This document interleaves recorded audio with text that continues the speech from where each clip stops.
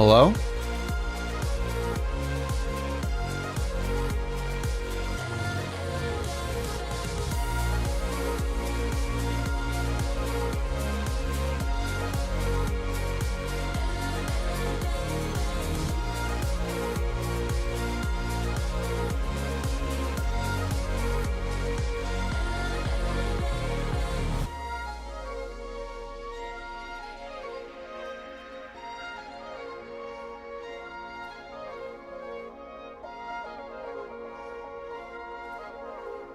What's up, guys? What's up, Johnny? What's up, Campbell? What's up, Deadly? What's up, Ken? What's up, Noah? What's up, Johnny? What's up, Futon Bot? What's up, E-Tech? Happy Sunday. It feels like it should be Monday, so it's like we got a free day. Feels good. Feels good. I'm loading into KADW. Lizard. Oh my God, no. Please. Lizard. No. Sawyer, stop it. Thank you for the biddies. Lizard. Oh my God. Why does it say one more lizard at the end?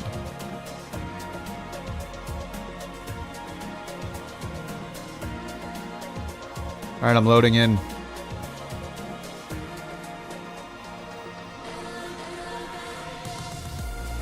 No, God! Oh, you bought the RJ? God, please, no! No! No! Today's Saturday for you? No, it's not. That's a lie. The RJ? Yeah, we don't have an RJ livery, I don't think. I don't know, whenever somebody says they can make one, I guess. Oh, I have an apple croissant here to eat. Very important. I just reloaded the iFly, GSX, and FSLTL. I'm going all, I'm going full airliner. I'm still on Sim Update 3 Beta.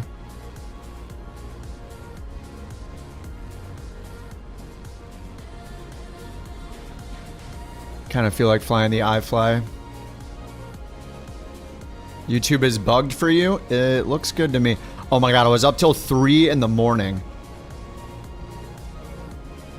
I was up till like 3 in the morning almost, doing this. Let me show you guys what I was doing. You're gonna be shaking your heads.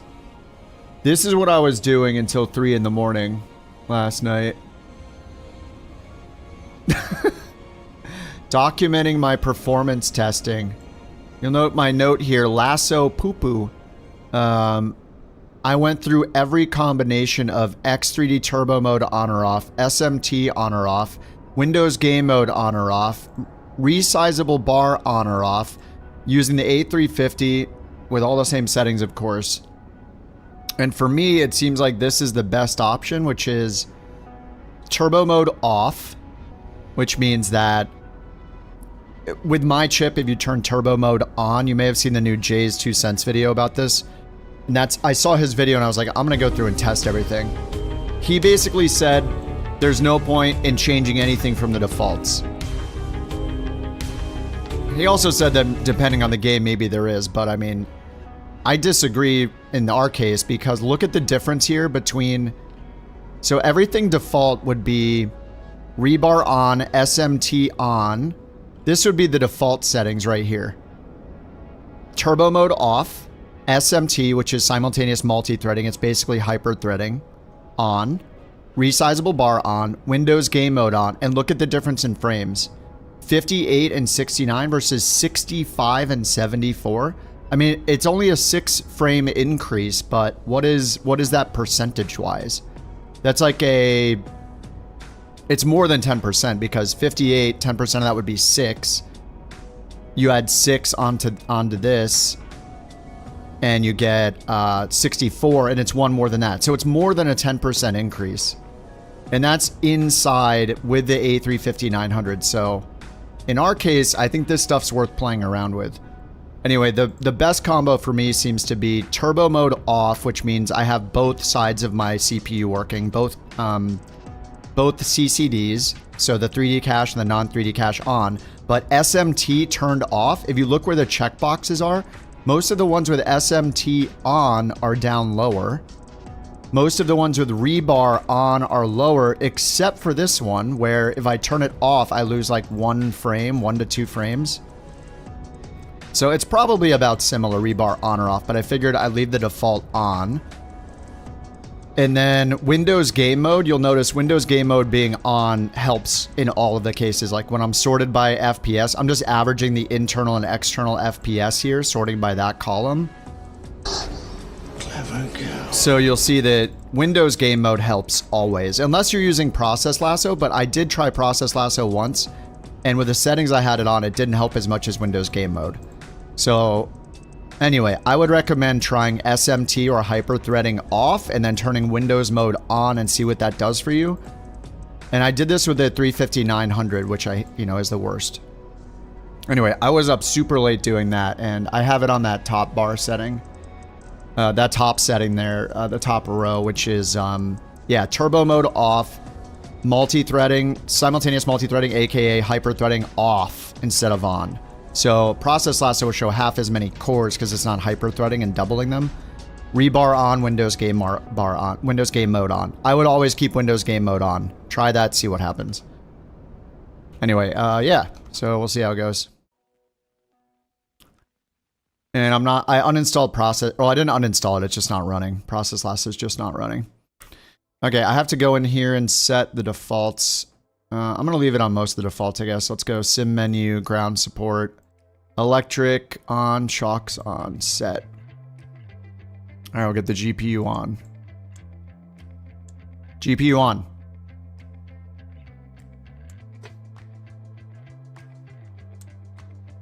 Guard. There we go. Oh yeah, I gotta turn the battery on first. All right, GPU on. Steady light on. Seat belts. All right, and GSX is loaded. Sim brief okay. Request refueling. Refueling truck is on its way. Request. Boarding Whoops. requested. Request boarding. I said deboarding. I meant boarding. Oh no! It thinks there's people on. Pilots for hire. Yeah, I'm gonna do a pilots for hire job to start until a few hours from now when we get the dailies up again. I gotta make the money, dude. Q is way beyond me. He's at like 900,000. I'm at 500. I can't let this happen. I can't let Q have more money than me. So I gotta work on it. Yeah, GSX is worth the price. Even if you don't use the loading fueling, it's, in my opinion, it's worth $30 just for the pushback. I would pay $30 if it was only pushback. If you're flying airliners all the time, I think, yes, it's worth it. Alright, block fuel. Deboarding requested. Boarding requested. Deboarding needs to happen first. And I don't think this even fills up the tanks, does it? Oh, it does. Oh, crap, it does fill up the tanks. Okay, so it does the fuel, but I don't think it does the payload. You might get it for Christmas. Yeah, if you fly the airliners all the time, it's a good pushback. And if you want to do all this fun stuff, you know, all of this immersion stuff where the passengers come and leave and, you know, you get different services coming up for catering and fuel and you see the cargo loading. All that stuff, if you like the idea of that, then yes, it would be worth the $30. Boarding started.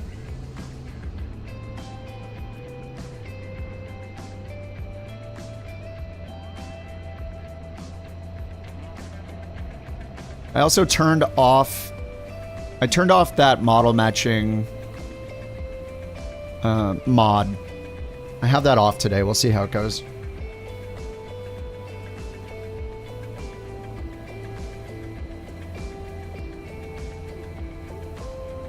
Most planes you fly support it. Yeah, it's going to have good support for any of the major airliners.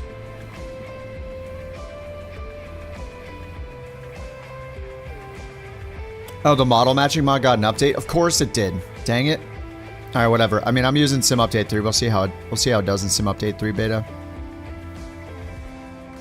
All right, I'm gonna get the fuel pumps on. We will get the need to get the alignment. Nav up here. Get the window heat on. We'll get the electric hydraulic pumps on. Ground power is on. Yaw damper can come on. Alrighty, and seatbelt signs are ready to go. Alright, let's go over here. Here's our route. Where is this? Where's ADW? KADW is Joint Base Andrews. Where are we? We like north... Where are we? We in Virginia or something? Not sure exactly where we are. Anyway, it's only an hour and 15-minute flight. And we're going up to Toronto to earn this money. I already accepted the mission over here. It's going to pay $8,000 to go 300 miles. And it's in the max 8, so I thought it'd be good to get the iFly going again. Alright, performance and payload. Let's go down to the FMC first. Get it loaded in here, positioning it. Copy this down to here. Route. There's no flight plan request, so I gotta get my SimBrief ID in. System back ACARS SimBrief ID 323402. I never remember my number. 363402. Oh my god, I was so close. 363. 402 and then click set. Now we can go back. Alright, now we can go down here and get it requested. It should open my web browser on the side. Yep, it did. Allow. Authorized. The model matching includes an updated includes a PDF with an aircraft lift, and they added additional aircraft. Did they say anything about Sim Update 3? Alright, flight plan load. Anyway, I'm trying it without it. Like, I remember when Sim Update 3 first came out. Look at all these people getting off that weren't even on the plane.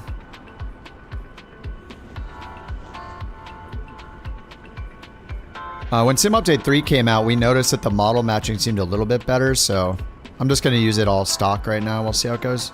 New Sky? New Sky's good. It's like a... It's more like a flight tracker with a resume functionality to it, that gives you really good scoring, like really detailed scoring. It's good if you fly airliners. It's kind of a coin toss if you fly GA because they're very slow, if not ever updating certain GA planes for being to be usable in it. The landing logic and everything is all based on airliner landings, so if you land too softly in a GA plane, which you normally do, it'll give you a penalty for it, so it's not really made for GA, which is why we've been using FSHub. But FSHub is just really good. It's achievements based more than like pilot performance based, you know, like scoring. Air Canada problem? No. I did not. What happened? Alright, payloads. Let's copy FMC data. Let's go to weight and balance. Packs. View. We got 150 packs. 150. I'm in kilograms still, so zero fuel weight's supposed to be 60,000. It's at 58,000. I'm just gonna go 160 and give 60.7. What do we get with 178? 60.8. Okay, we'll go one less person. 60.7, and I'm not gonna bother with fuel.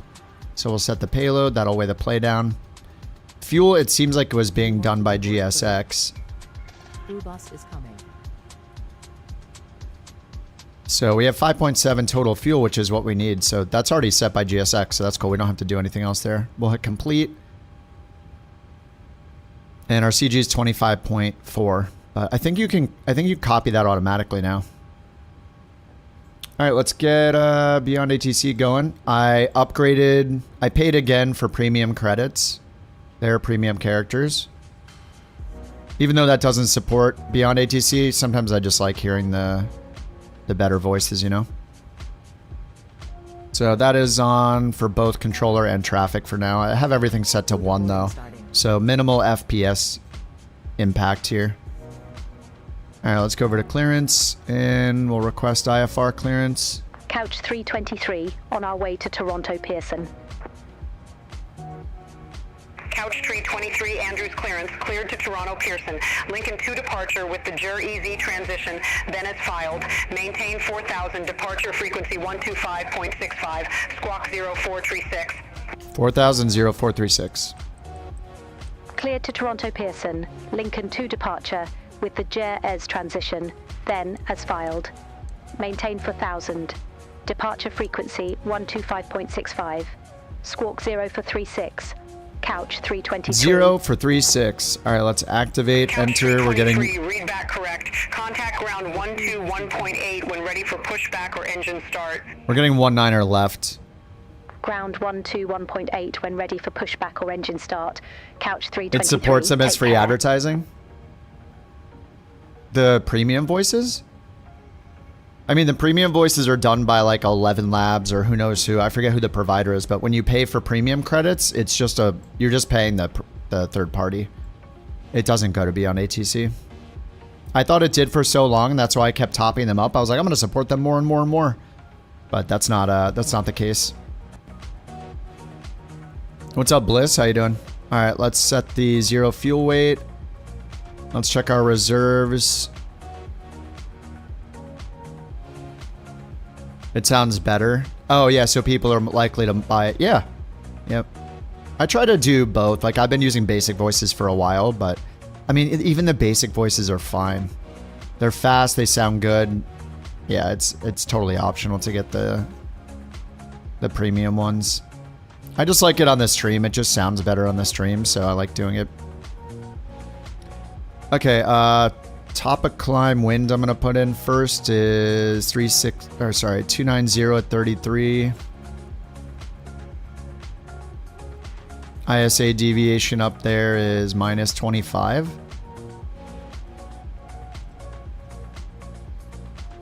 No, that's not it. It's TDV. Top of climb, positive 11. Cruise altitude 360, yep. Reserves, FinRes. Right here, plus extra. Alternate 1.9, I'll just put in 2. Cost index 53, yep. Alright, N1 limit. Let's see what they want us to do over here. We're taking off on runway 19er left. The Lincoln 2, we'll check what that is in a second. Dry, flaps 5 is usually there with packs on and anti-ice off. Do you want to board crew? And then calculate. Alright, select temp 49, derated, or just full takeoff and select temp 49. Trim 4.2. Alright, so go 49 and full takeoff power. Flaps 5. Double click the CG. 4.67, set automatically. V2 speed is 148.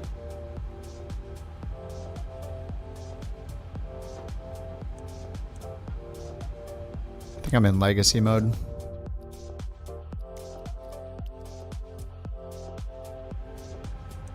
Now the right click works, which is a weird iFly thing. Alright, 148. I'll get the flight directors on. We'll start the APU. APU start. Everyone's showing us C750s for you. I turned my traffic to high, not ultra.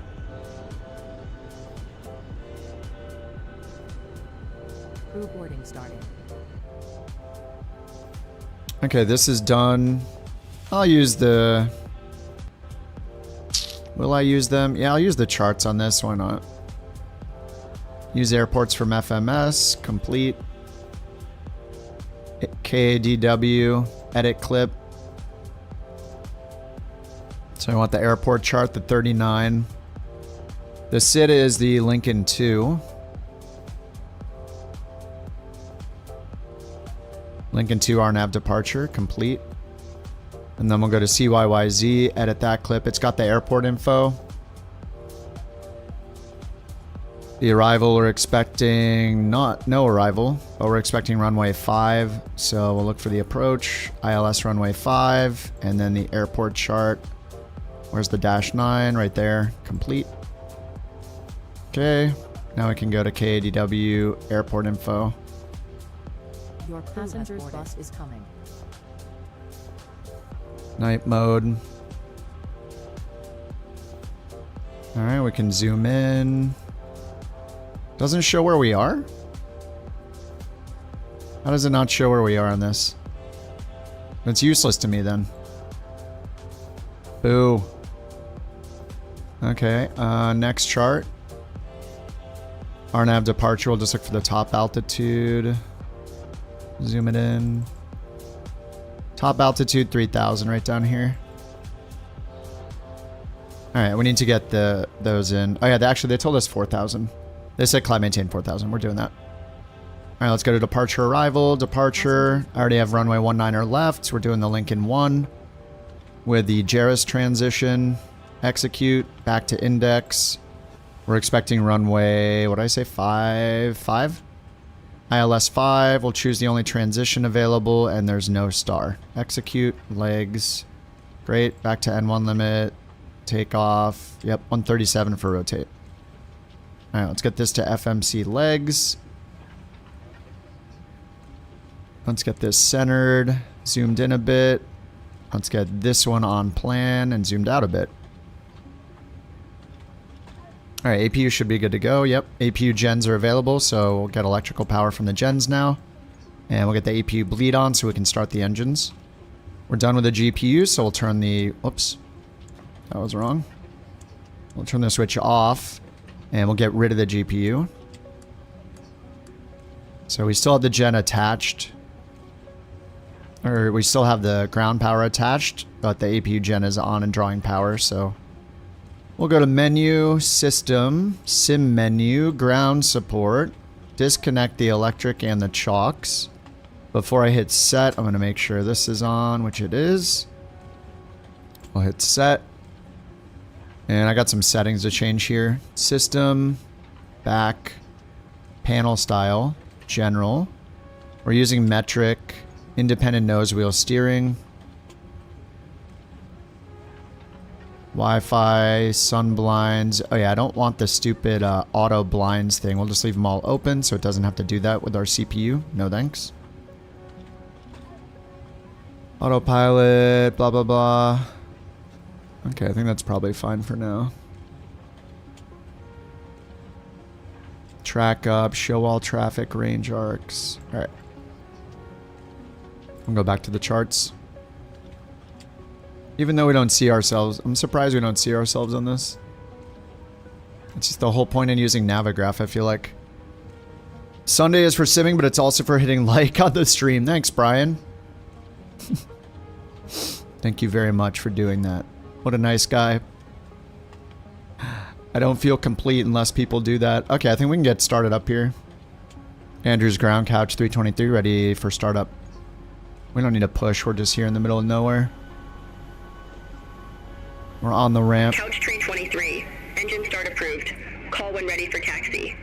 Alright, engine start approved while the passengers are boarding. This will be fun. Approved, couch 323.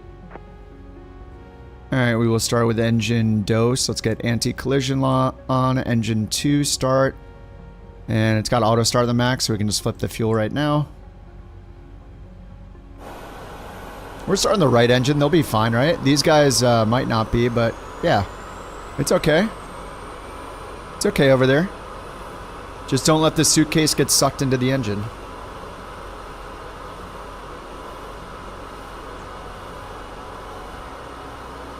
This is just a matter of efficiency, okay?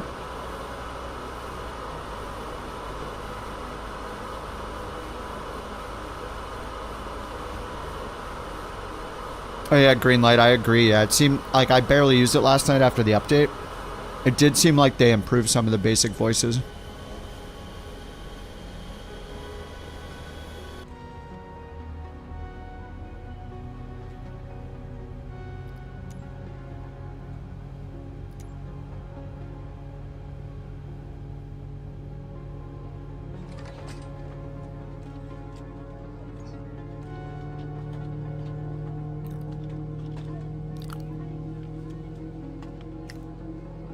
Huh.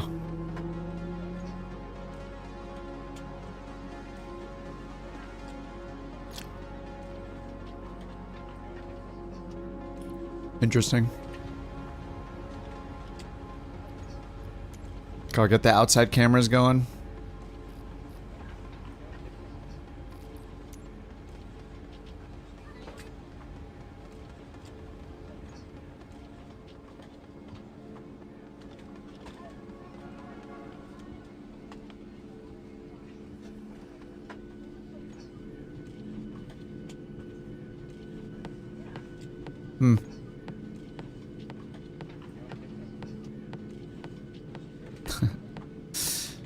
Some weird stuff happens in a sim.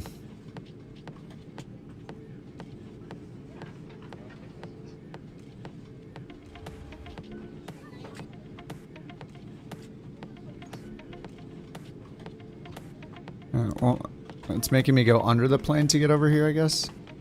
Now, how do I get to the other side? Dang. Won't let me through. How do I get to the left?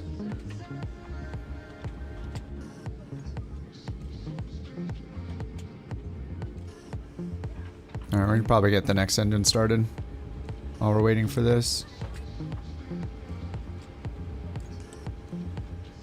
What's up, T-Bone? Alright, so that one works. This one works. I need to get to the other side of the plane. It doesn't want me to. How do we do this? Maybe they added some weird instrument cameras at the end. Nope, they didn't. Yeah, I can't get through the plane.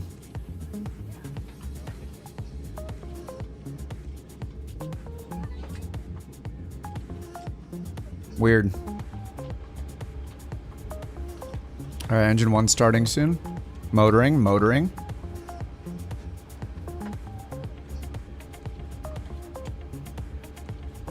Yeah, I haven't done the Hey raffle folks, yet. let me just say, Kajak, big move, very big. You just became the new Bork VIP. Congratulations. And I'm just here. No one knows more about streaming than I do. What? Believe me. Excuse me, folks. That was just the big taco I had earlier. Very, very bad timing, folks. And remember, if Kajak leaves, watch out, someone might swoop in. Keep those Bork coins coming. Wow. The president himself tied into the streaming community. Amazing. Sounds like he might need to change his pants, though. Again. Alright, both the engines are started. Flaps 5. RTO.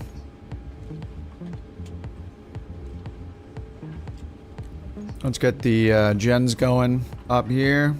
Engine gen 1 and 2. APU gens are off. Bleeds are on. Packs to auto. ISO valve to auto. Recirc fans are on auto. APU bleed off. APU off. Engines on continuous. We're ready to taxi. And we'll say request taxi. Couch 323, request taxi. Alright, looks like a couple people didn't make it. I don't know what this is, but there it is. Left taxi via Whiskey, November. Hold short runway 19er right. Alright, parking brake off. These are looking good. Runway 19er left taxi via So long, Whiskey, suckers. November. Hold short runway 19er right, couch 323. Gotta move faster, guys. We will see you in Toronto, boys. We'll see you in Toronto. See you guys in Toronto. All right. Good game.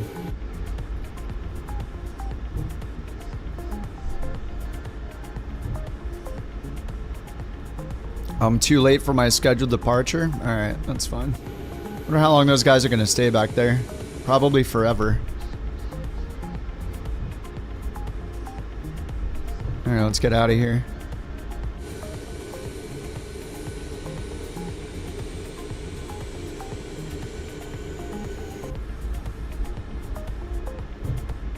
All right, we're gonna get auto throttle armed, VNav, LNav. We got the departure procedure in.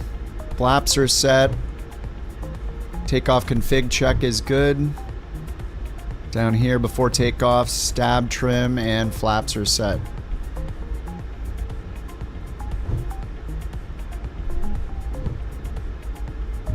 Certain route. I'm running the pilots for hire route. Gotta make that money. I'll do those until the daily is updated at 5 p.m. Look at that windsock. It's ready.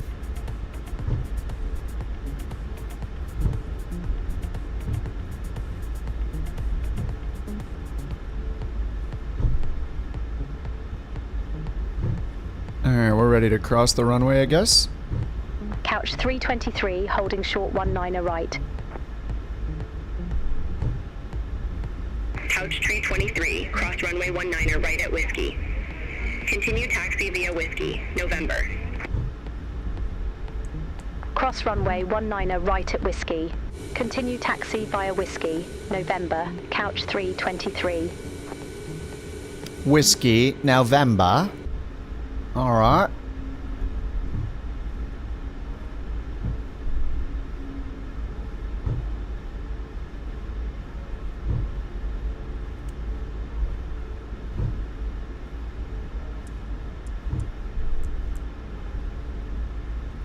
I don't know why I turn the taxi light off when we're taxiing.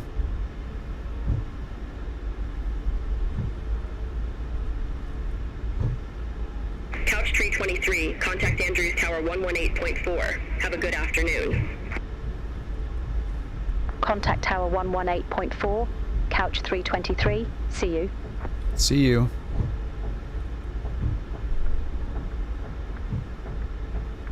Alright, Eric's on the takeoff roll.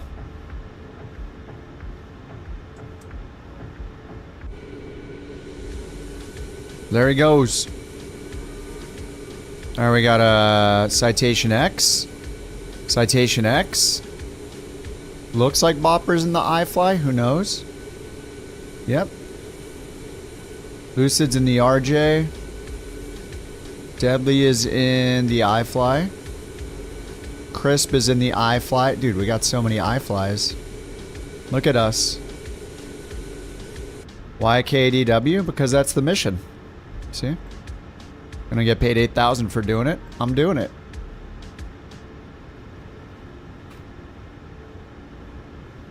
Alright, continue. And we're good to go. Tower couch 323 ready to go. Runway 18 right. Correction, 18 left.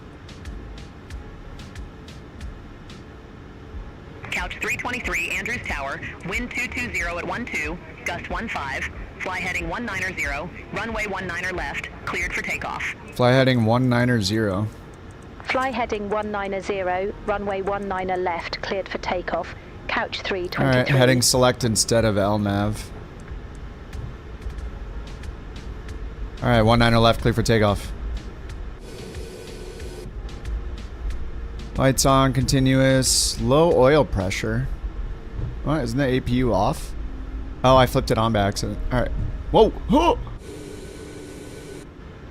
Everything's fine? God, the first officer should have been doing that, not me. We got things to do here.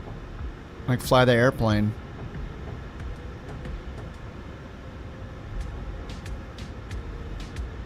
Alright, let's get a TCAS on.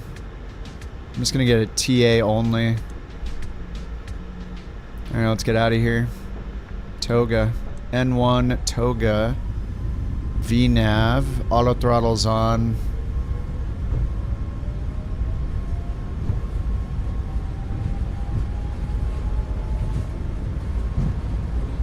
Toga VNAV and heading select. Alright, 100 knots.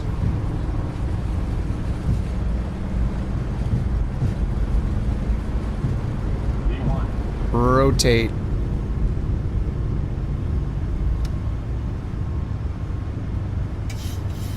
Positive rate. Gear up.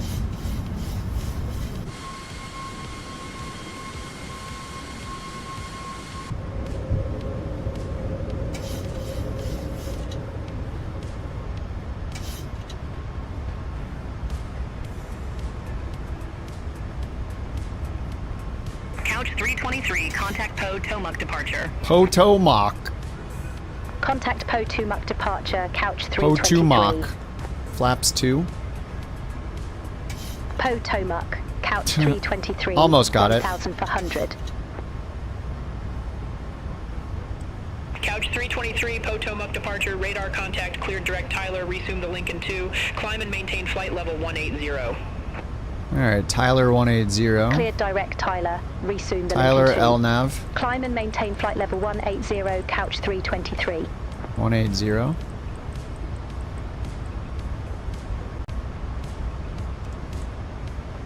Alright, flaps are up. 2,500 feet. Bye-bye, RA. It's gone. Slats retracting.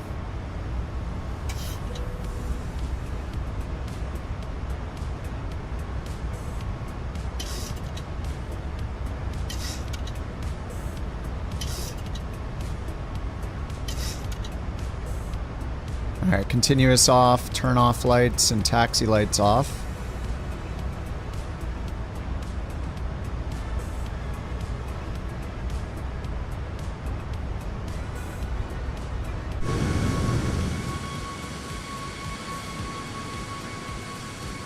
Happy Sunday. After grinding so much at the World event, you need a break? Yeah, Ren. Did you get to 1 million, Ren? I think Q might have got the most money out of it. He's at like 8 or 900k or something like that. I got to like 500 something.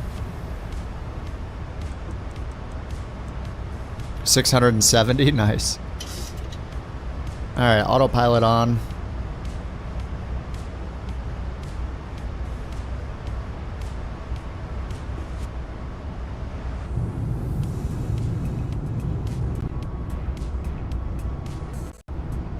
Uh-oh, audio glitches. Uh-oh, more audio glitches.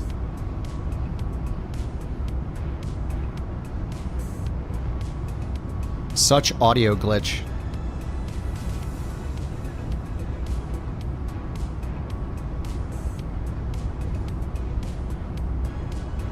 Oh man, I got half my cold brew still. It's so good.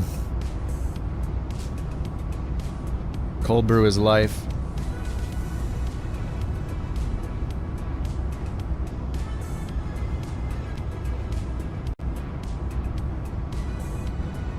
Back to school tomorrow?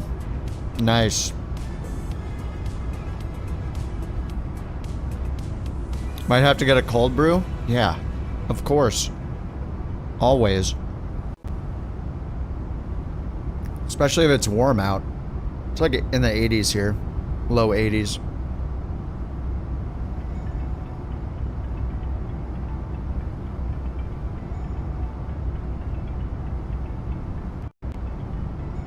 Use Starbucks code V1 Simulations for 0% off.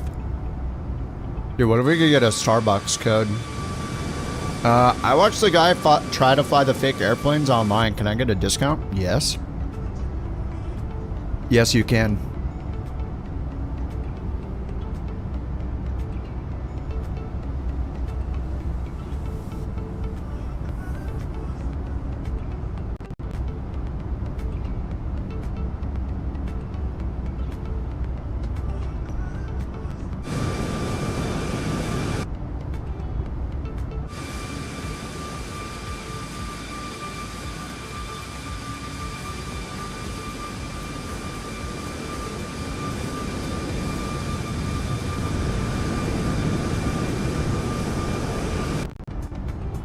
Ooh. So many audio glitches.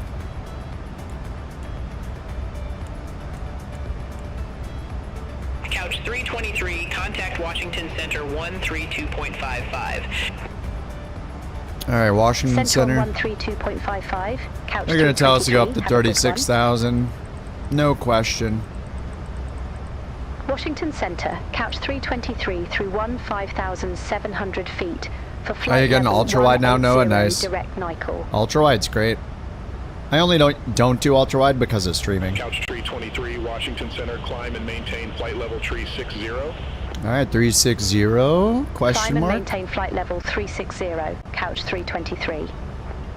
Oh man, so many audio crackles today.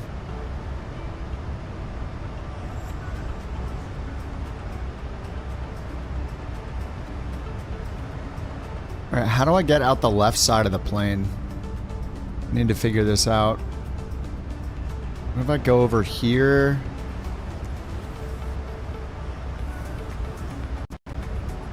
Dude, way too many audio glitches.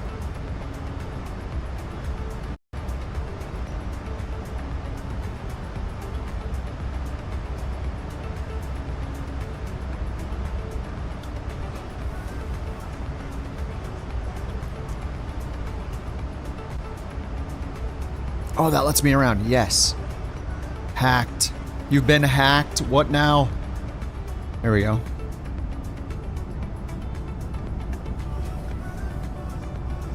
If iFly would just set some cameras, I would never have to do this.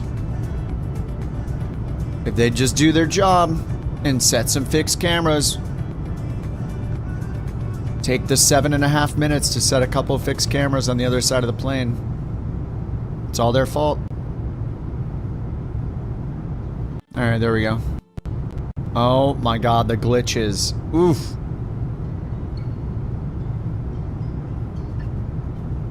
How many other games do you guys get audio glitches in? For me? 0. There's so many problems unique to Flight Simulator.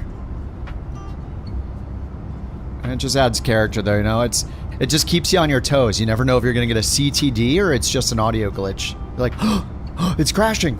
The sim's crashing. Oh, no, it's just an audio glitch. Just an audio glitch.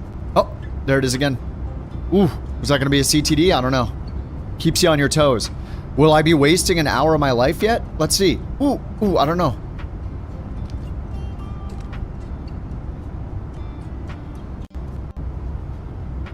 Yeah, the massive amount of audio glitches.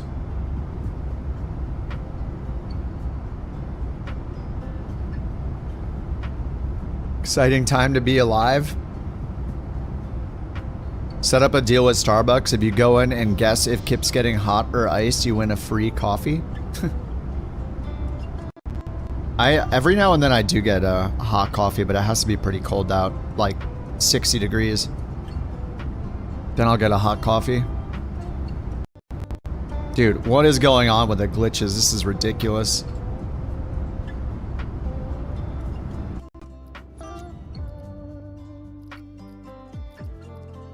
Let's try pre-cache on Ultra.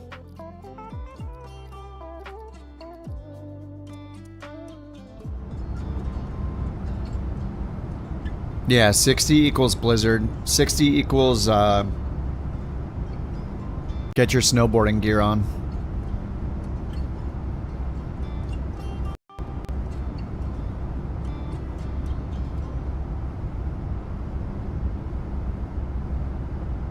I don't know, maybe it's just the iFly with the glitches. I don't know. Something's weird. Things are looking pretty good though. So whenever I switch the camera, I don't think it's the iFly. I think it's related to the terrain caching stuff in the distance, whatever Microsoft's doing.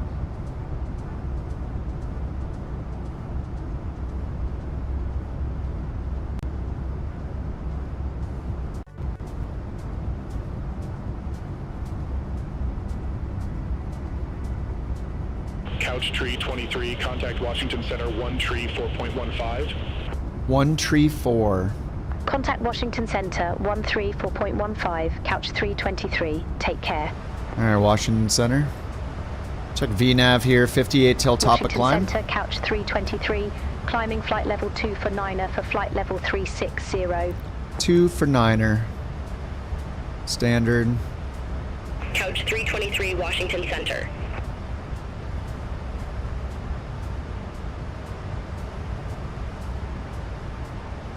Beyond ATC? Yeah, they did it last night. They put it out last night and it's supposed to have fixed the basic voice problem. Seems like they made some improvements to the basic voices too.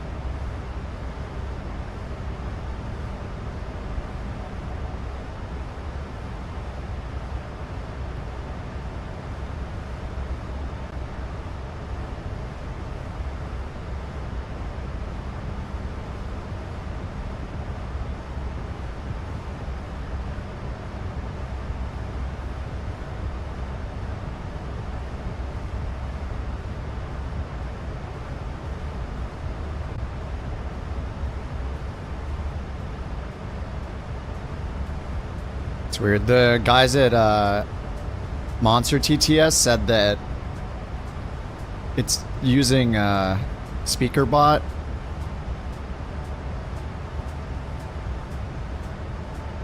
I don't know if they're saying speaker bot isn't supported or what. Interesting. I mean, I'm paying for access to the TTS service, so I don't think they should care how I use it. What's up, Rumpel? How you doing?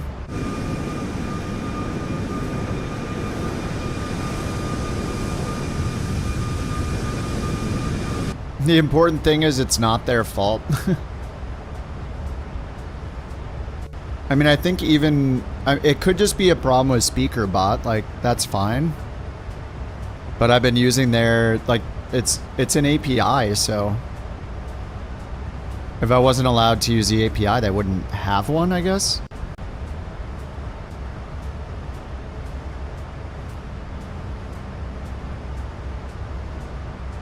Like everybody you can send TTS recipes to it and it generates it and plays it.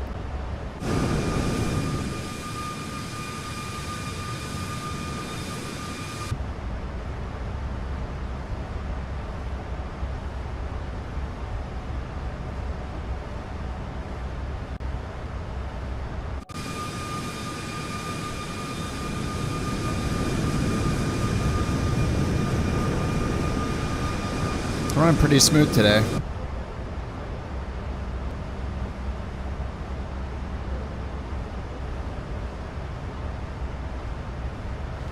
Like maybe they don't know that the speaker bot software lets you use theirs.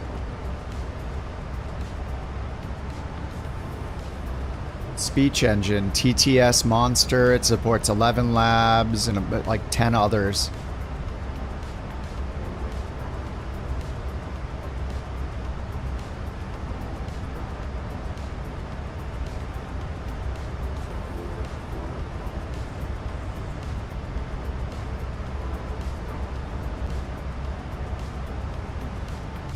Might just have to live with half the time the TTS ending short.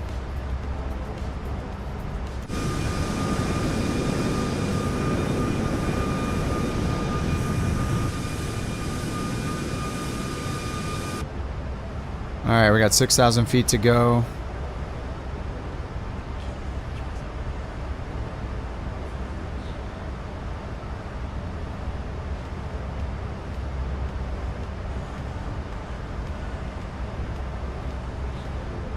Toronto. We're expecting runway 5 in Toronto. Where's that? 5's right here. Okay. 11,000 foot runway. Go all the way to the end. Exit on the right for the terminals.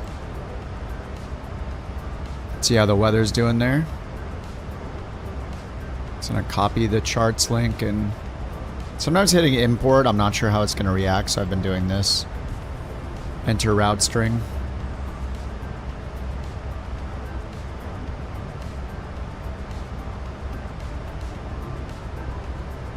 Toronto marginal VFR, gusting 20 from the north. 15 miles visibility though, broken at 2,000. Density altitude, 1,400 feet. The temp is 2-1, okay. 350 at 12, gusting 20.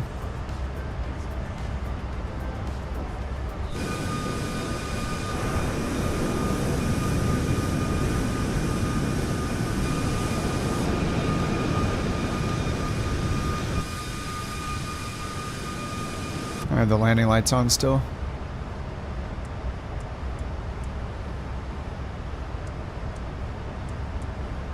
I love how the 777, you can just click the label and it turns them on or off. Very nice. Very unrealistic.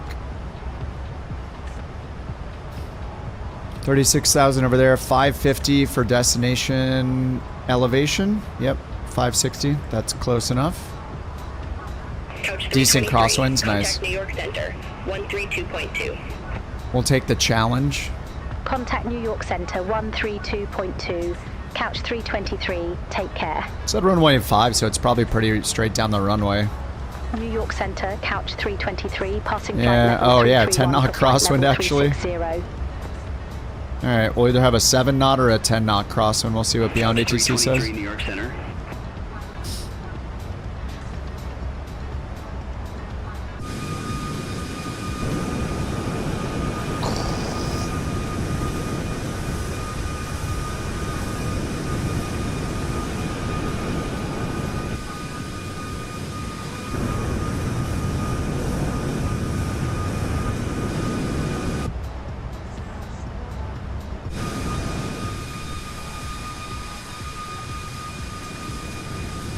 Whoa, what the heck?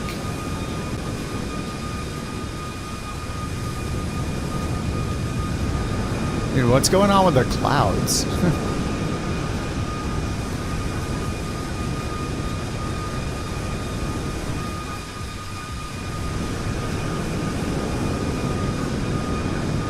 Did I just happen to look when they were updating? Or is that just for moving the camera? That would be weird. Why is this shaking? What the heck? Interesting. I'm sure it's fine.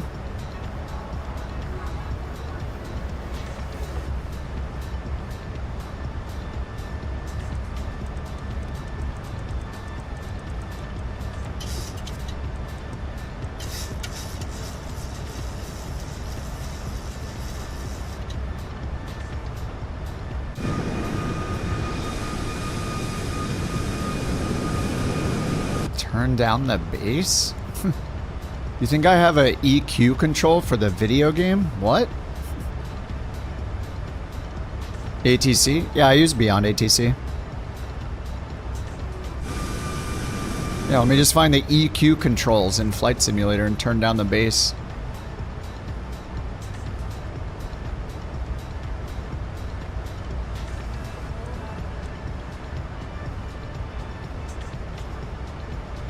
Oh, the Windows thumb. Oh my god, I'm so stupid. Sorry. I always think people are serious. There's too many people that say weird things on the internet. I'm like, what? Sounds like somebody's subwoofer is too loud. They're complaining because I don't have control over that. I always think somebody's serious. There's so many weird comments on the internet. What am I supposed to do? My bad, Sean, my bad.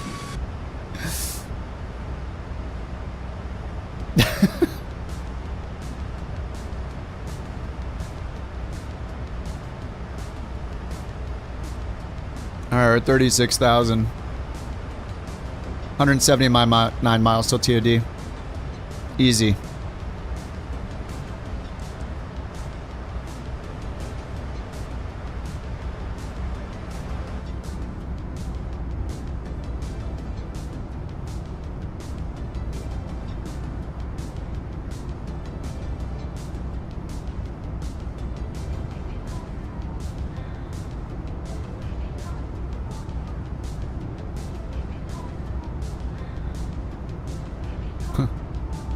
It was a joke.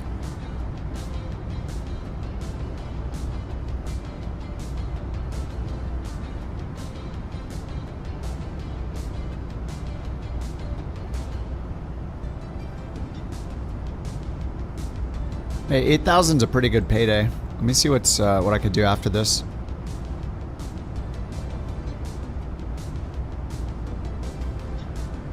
PC 12.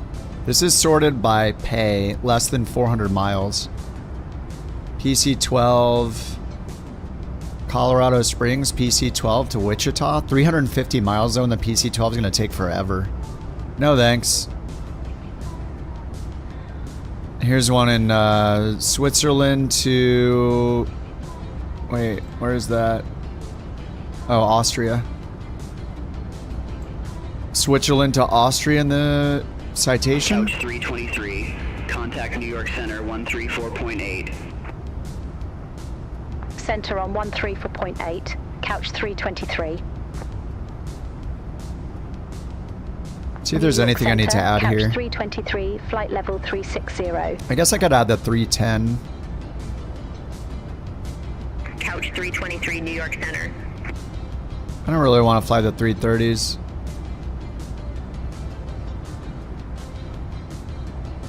I'll add the any builds. A359. I don't really want to fly the 1000, but I don't know, maybe if the price is right. Dreamliner.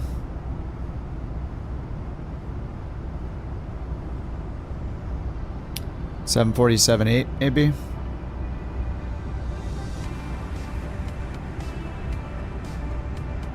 Did I install the turbine Duke? I forget. I wonder if this counts as the B60T or not. CJ4 if I have to. Longitude if I have to. We're putting a massive 200% tariff on products for the aero economy, and it's going to be great, maybe the best ever, for American jobs. We're getting rid of the bad deals and bringing the factories and manufacturing back home where they belong to the United States.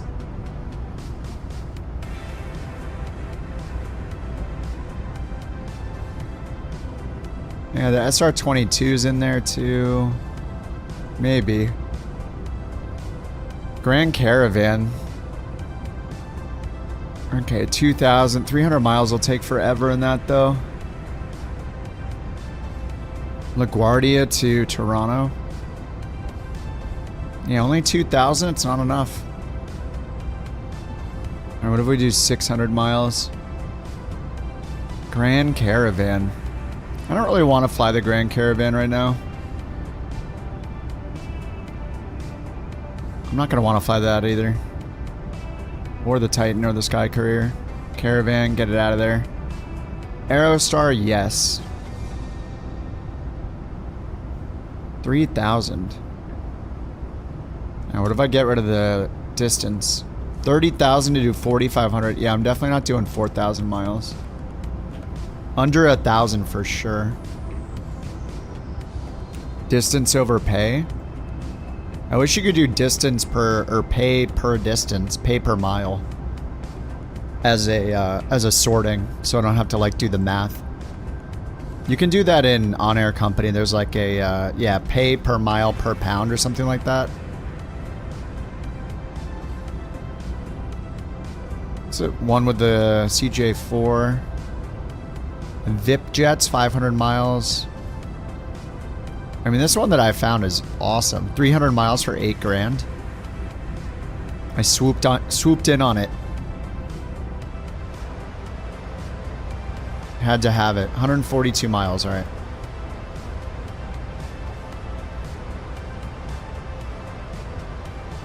Let's do our landing performance.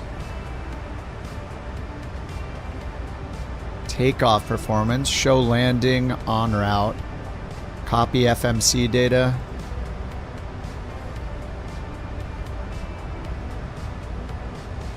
No non-normal. Anti-ice off, AC on, flaps 30.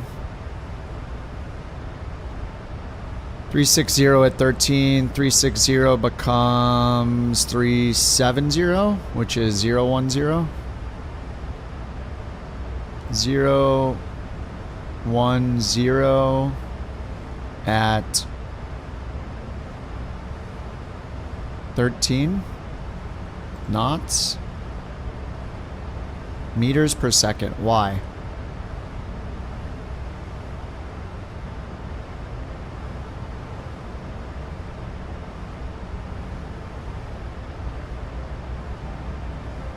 Oh, what would that be in meters per second? Like 4 or 5? Outside air temp 23, QNH 3003. Why does it say meters per second? Unless it's magnetic and speed, but I doubt it. Maybe it is. It looks like meters per second though.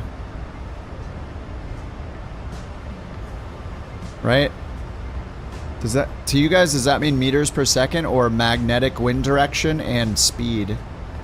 Like a reference for magnetic direction versus speed with a slash in between. I'm not sure.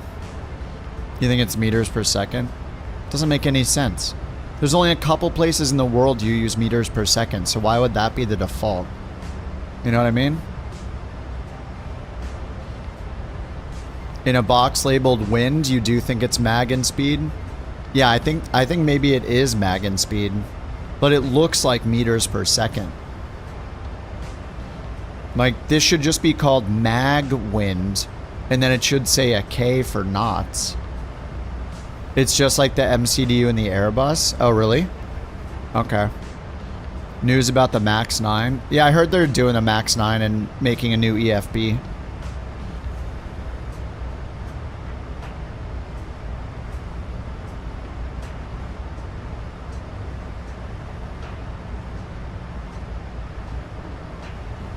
Couch 323, contact Cleveland Center 126.725.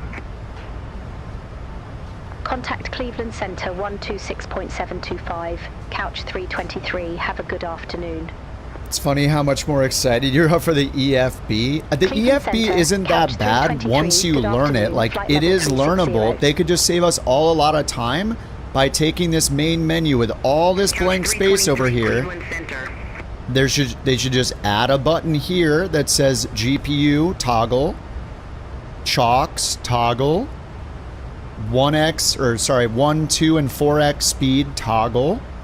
That would save us so much time. Like, we can get used to the weird import stuff. We just do it once. But like the time acceleration when you need it, or like when you hop in the plane the first time, actually they don't even need to do the chalks and the GPU if they just let us load in with no chalks, with parking brake on, and with GPU attached. And then make it so, you know, like other ones do, if they really want to, make it so there's an option where if you turn the anti-collision light on, then it detaches the GPU. But yeah, it should just be easily accessible right here. You think it's meters per second? Why? Why is it meters per second? How many places in the world use meters per second? Russia, China, and like that's it? So they put it as meters per second? By default? There's no way, right? How do you change it to knots? If it is meters per second, how do you turn it to knots? Freedom units? Well, knots and nautical miles are used pretty globally in aviation, so get used to it, I guess. It should be freedom units because that's what is used almost everywhere for... We use nautical miles and feet. So, and knots. So, which is based on a knot is a nautical mile per minute. So, it's all based on miles, except for China and Russia, right? So, why would this be meters per second? So, where do I change that then? That's crazy. I mean, I know here under general we have this. Metric system, US system, but I still want to use Celsius, so do I put it on US system and then I can't use kilograms anymore? Like, hit the arrow key. Navigation display. You just tell me where to go because by the time I see your message, I'm gonna be in a different spot. It's easier just to say what menu it's in. And then I can just find it. Oh, system page application settings, you said. Okay, my bad. System application. There's no way it's meters per second. System page application preferences. Precision approach. Turn off the sync. Oh yeah, right. It is, wait, no. Oh, it is meters per second. Oh my god, you're right, Geek. What the hell? Meters per second? That is insane. Oh my god, meters per second is the default for wind speed on a METAR. Height units, meters. Distance units, meters. Where do you even get it? Only on an ATIS if you're flying in Russia or China. I think that's it. That is wild. That is so stupid. That is so dumb. Yeah, it is hard to navigate, yeah. Yeah, the EFB is trash. I mean, they could make it so much better just by fixing stupid things like that, not having like 3 different sections for settings. Because there's panel style that has settings. There's that part you just guided to me to that has settings. And there's also there's also the all the other non-panel settings, right? On the page before the panel. All of these, like panel style is just one of them. Then you have A cars, which these are settings, right? I mean, all this is, how is this a whole separate section? Maybe there's stuff there we're not seeing that they're going to support later? I don't know. Anyway, yeah, this thing is the worst. Okay, so now I can go to menu, performance. Okay, yeah, 010 at was it 15 knots or 12 knots? That is so stupid. Mooses per second. Moose per second. 3003. It was 13 knots. 13 knot winds. That is so crazy that it's meters per second by default. Crazy. All right, so we can calc now. Landing distance. Required is 69. I could do auto brakes 1 then. We want to go to the very end, so we'll just do auto brakes 1. All right, how's our TOD looking? 77 nautical miles. We already have the landing altitude in. For pressurization, auto brake's going to be 1. That's us. Maple per syrup. 124.325, couch 323. You know, waffles or something sounds really good right now, actually. Cleveland Center. We went out for brunch yesterday, and I had I just had scrambled eggs with avocado and bacon, and it was amazing. The bacon was cooked so perfectly. We were talking about how good, like good or bad bacon cooking. It was literally perfect. It had like, you could hold it up and it wasn't limp, but it wasn't burnt. That's perfect bacon to me. Like if you grab the stick of bacon, the slice of bacon, you hold it up, it should hold fully horizontally by holding the tip of it, right? So it doesn't go limp and sag, right? So it needs to be cooked enough where when you hold it, it's straight. It holds itself straight up, or you know, straight sideways. So when you bite into it, it's like a little chewy, not in like a slimy way, like in a beef jerky style way. You know, it's got to have a chew to it. It can't be burned. It's like not crispy and not fatty either. Like there's a little bit of fat in it, but it's not like chewing into chewy fat. I don't know. It was perfect bacon. I loved it. It was delicious. What's up, Dorian?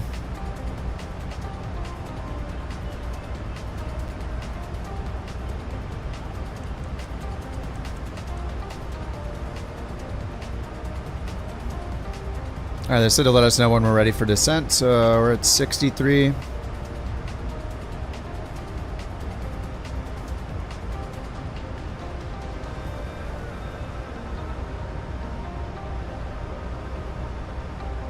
Couch 323, contact Cleveland Center 125.875. Have a good afternoon.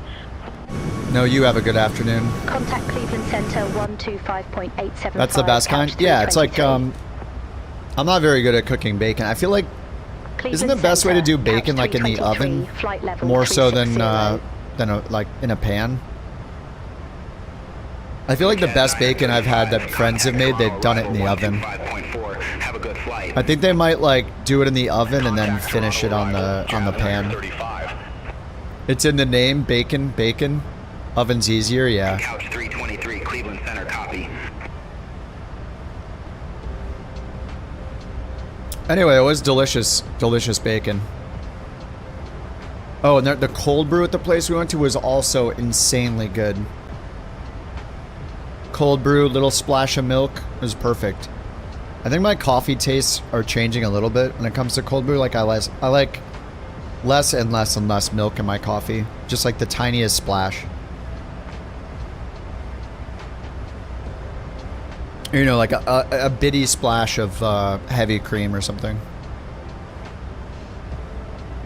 Stovetop is the secret tip is to put a tablespoon of water into the pan so the fat renders without burning.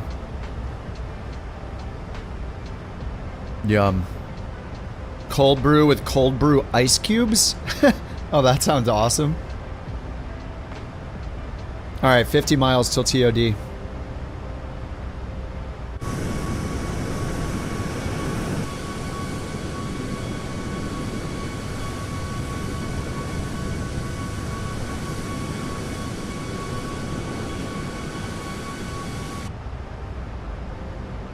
Yeah, so it doesn't water the coffee down. It just turns into more cold brew. I hear you like cold brew in your cold brew. Yes, please.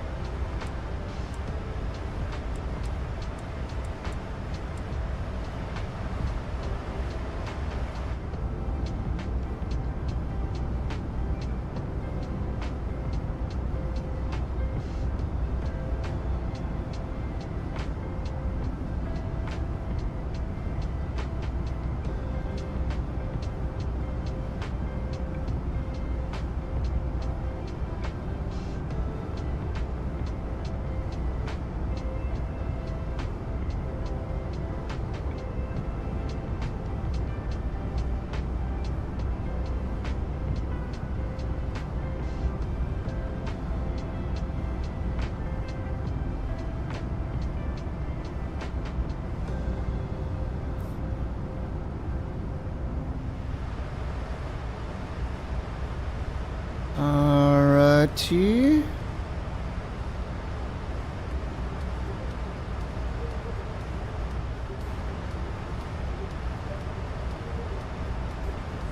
Alright, TOD. 36 miles. See someone in a C750, the sim substituted is 737, even though you're in the C750. Come on, it makes sense, don't question it. Don't question it, it's totally fine. Alright, we'll expect radar vectors, ILS 6 right, couch 323. ILS 6 right, so we got changed. We had 5 before. Arrival 6 right. Alright, 6 right, and they just said vectors, so get rid of the discontinuity for now.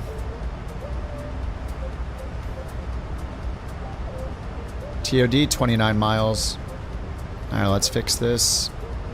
6 right, calculate. Dry. Okay, we should probably use auto brakes too now, just to be safe.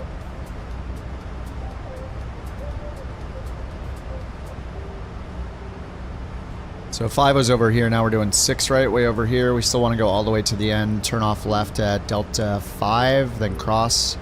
2-4 right, Charlie 3, Delta 5, Delta Tango, Delta Romeo. Those are the intersections, so this is Alpha probably? No, that's Alpha. Anyway, parking over there. And let's grab the ILS then. So edit clip. Approaches 6 right. Okay, complete. ILS 6 right. Let's get all this info in. Okay, so the ILS does not have DME. Oh, well, maybe it does. It's on the same frequency, but it's not part of the localizer. 111, 9 or 5. 111, 9 or 5. So I'll put that in ILS, and then maybe VOR we put 111, 9 or 5. Does that work? Error. No, it doesn't. Couch 323, Toronto Pearson landing runway 11215. 06 right. All right, Toronto Pearson landing runway 06 right, couch 323. 11215 for YYZ. Alright, up here, VOR2 is on, VOR1 is on. YYZ, 71 miles out. So they meant to tell us that we can descend, but they didn't. They just said landing runway 6 right, and now the ready for descent option has gone away. This is, whenever I'm not looking at this, this happens all the time when they say that, and I'm like, okay, well, whatever. And then I tell them I'm ready for descent, and they think it's an altitude change instead. So there's just something, it doesn't understand that I need to descend when I don't have a star that I still need to descend. So anyway, it thinks I'm descending right now. We'll just pull this down and let it descend with VNav down to 3,000.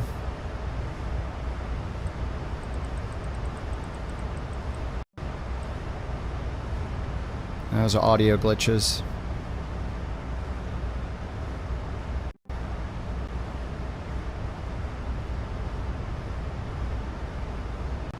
Dude, I'm not even doing anything. Why is the audio glitching?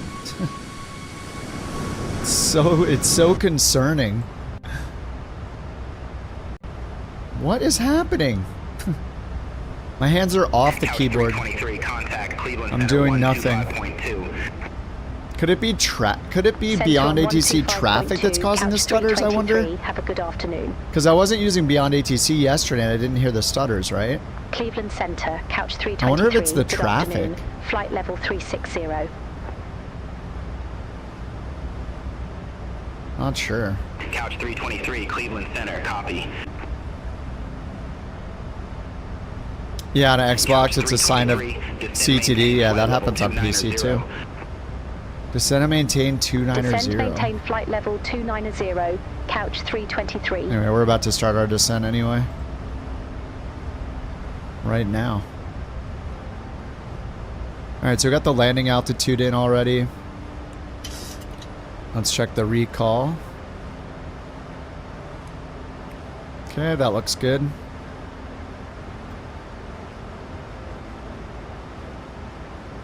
Auto brake is going to be 2. Auto brake 2 is set.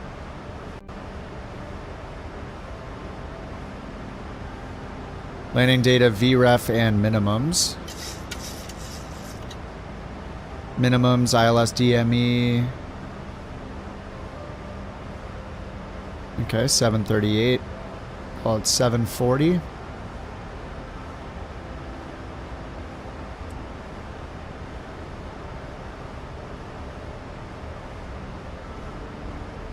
And we can put in 748. Or 738 exactly. Alright, 738 is set right here. And then our VREF speed is going to be down here. Maybe flaps 30, 141.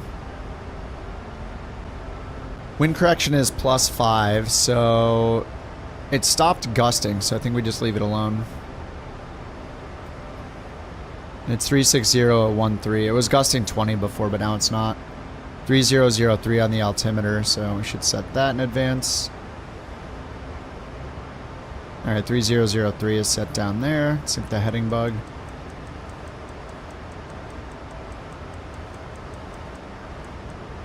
Yeah, I wonder if the audio stutters are being caused by Beyond ATC. Like I didn't do them yet. I didn't have them yesterday. I don't think I was using Beyond ATC most of the day. Just at the end. Alright, approach altimeters. Those are already set, but...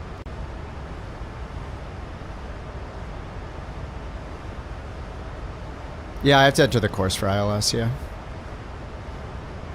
It's looking very dark. It says marginal VFR. Couch 323, contact Toronto arrival 125.4. 125.4. Contact Toronto arrival, couch 323. Toronto and, arrival, couch 057 on the 323. course. Good afternoon, flight level 299er. We have Charlie on board. We have Charlie. Couch 323, Toronto arrival, altimeter 3003. Yep. Expect radar vectors for ILS runway 06 right. This is the out of breath guy.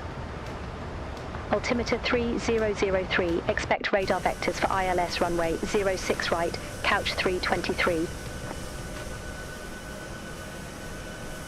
Couch 323, descend to flight level 220. Descend to flight level 220, couch 323. 220. Let's check the waypoints here. Legs, step it through.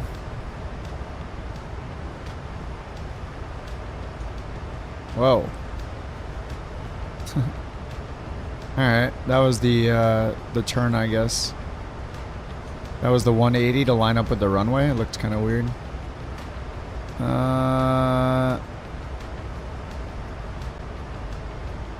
That is weird. What is that? Do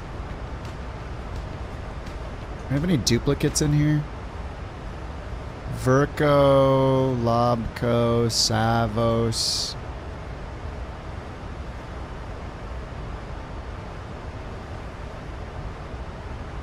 We got Bimpo and then Verco, and that turns us to the right. There's Verco, Merod, Dekni, and then Davno. It's because I connected Davno to Lesad.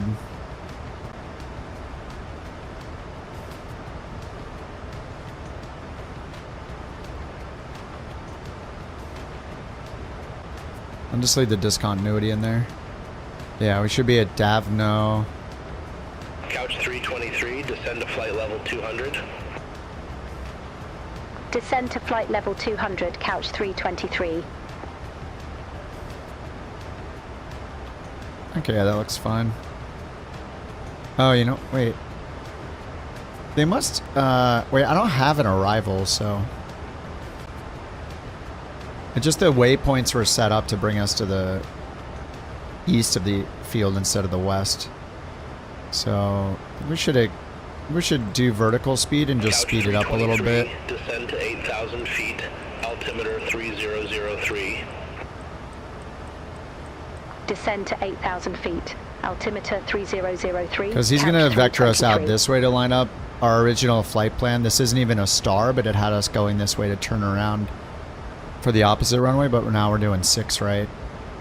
Let's set up the fix rings, though, while we're here. Runway 6 right. Probably runway 06 right. And then runway 06 right. Heading is 056 magnetic, so that'll be 236.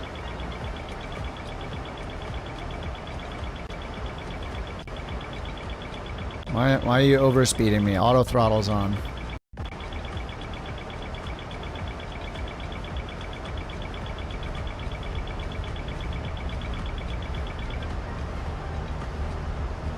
Bring it back to idle or something, dude.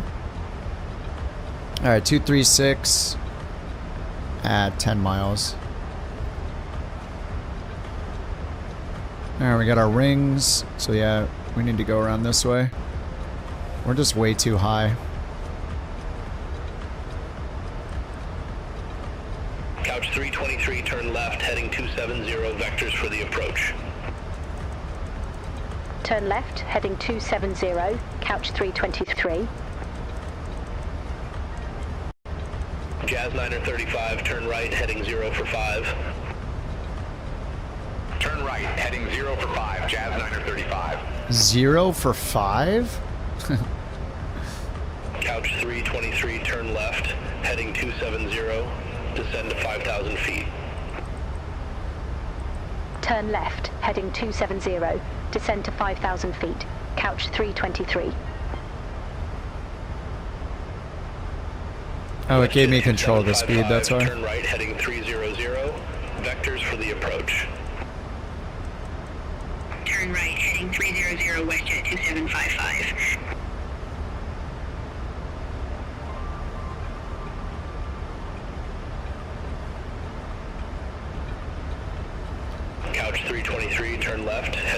215. Okay. Turn left, heading 215, couch 323. Got all those stutters. Crazy. Well, let me test something. If I go into Beyond ATC and just turn traffic off, what happens? Traffic off. Let's see if it keeps stuttering.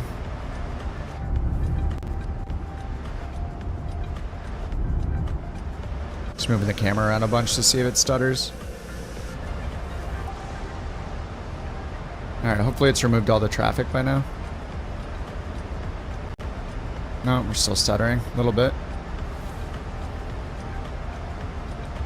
Couch 323, turn right, heading 240.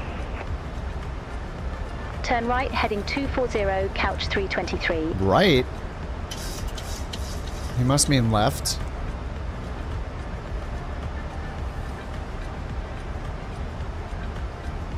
Couch 323, turn right, heading 300. Turn right, heading 300, couch 323. Oh, whoops. Wait, 240 was... Oh, no, no. Sorry. Oh my god, I was looking at the IAS. I'm stupid. Descend to 4,000 feet. I'm messing everything up. Okay, I'm not gonna do that. I gotta extend the downwind. Descend to 4,000 feet, couch 323. We gotta extend this. You did the same thing. Yeah, I'm used to this being in managed speed mode until I'm on final, so it was weirding me out. Alright, I'm gonna use level change for once because we need to descend as fast as possible while maintaining under 250 knots. And we're getting pushed by the wind, so I'm just going to turn until our track matches up with the green. Couch 323, turn right, heading 010. Negative. Turn right, heading 010, couch 323. We're like 10 miles left, of course, it says. Couch 323, turn right, heading 325. Turn right, heading 325, couch 323.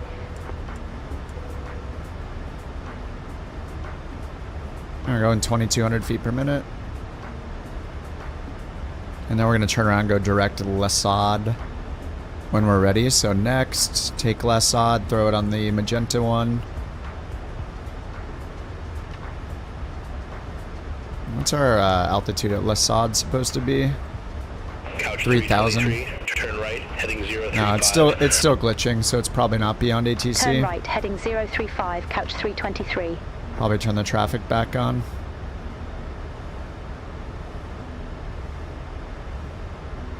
Turn right, heading 035. Jazz 708. Contact Toronto Tower 118. Decimal 7. Bye-bye.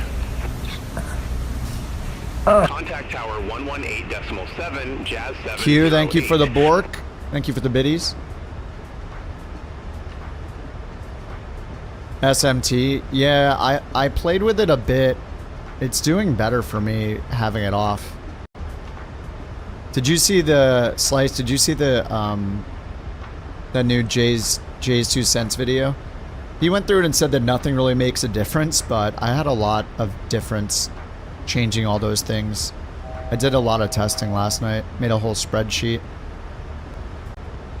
He made a video. His conclusion was basically like, with a chip like the 9950 X3D, he's like, just leave everything on default. Couch 323, turn right, heading 0 for 5. But for me, it's Turn way right, better heading not leaving it 0 on for 5, default. couch 323.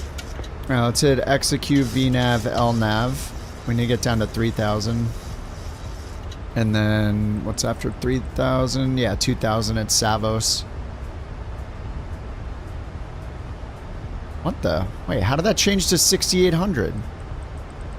Didn't I just change that to 3,000? What? Am I seeing things? I just changed it to 2,000, didn't I? Alright, VNav path. It can carry a risk? I don't know, seems to be good.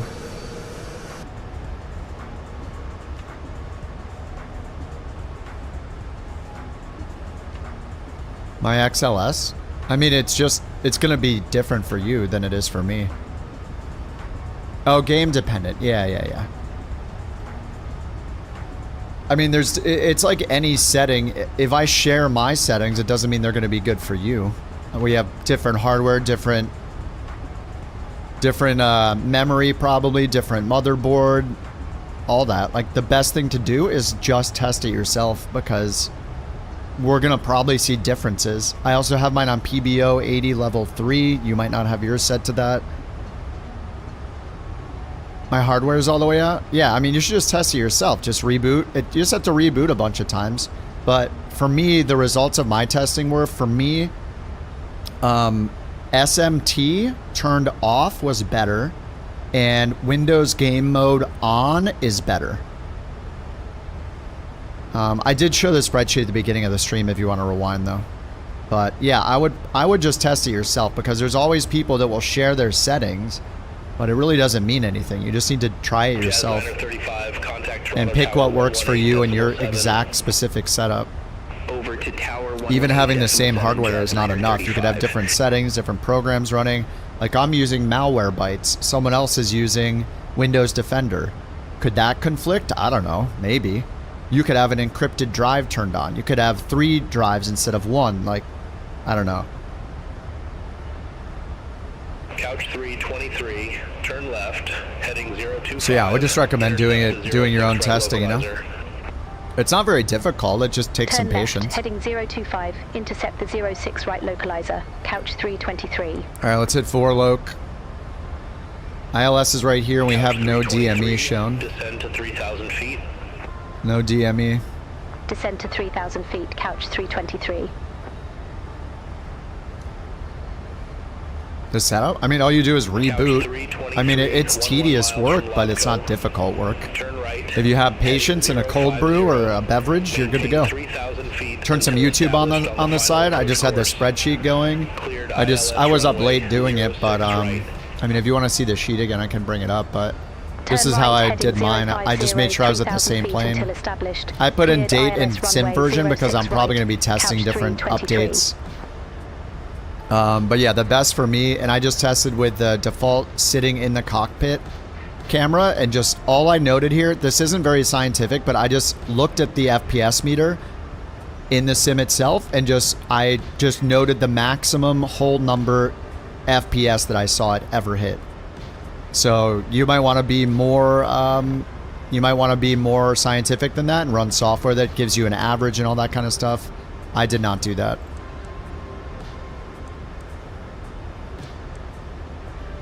But yeah, I got my best results were with, and I averaged the internal and external camera in the same position every time, and I did it with a 350-900 because it's the worst plane in the sim.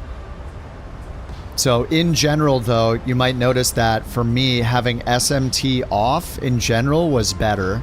Having rebar off in general was better, even though I picked the one with it on, because it was like a 1 to 2 FPS difference.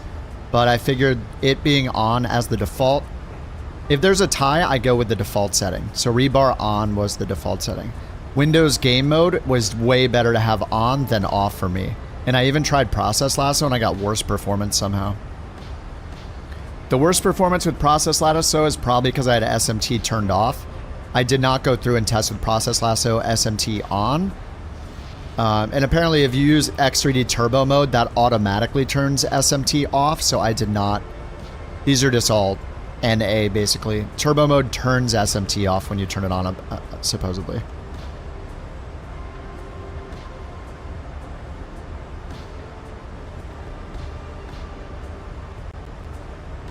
Yeah, I mean, if you want to take the results I had and just try it and see what happens, like, make sure you're using the same plane, the same airport, the same parking, the same settings. My testing could have been better. I used the Ultra preset, but there is a problem with doing that because the Ultra preset does have some randomness to it, right? The planes that are loaded on the ground, the parked aircraft traffic is randomized.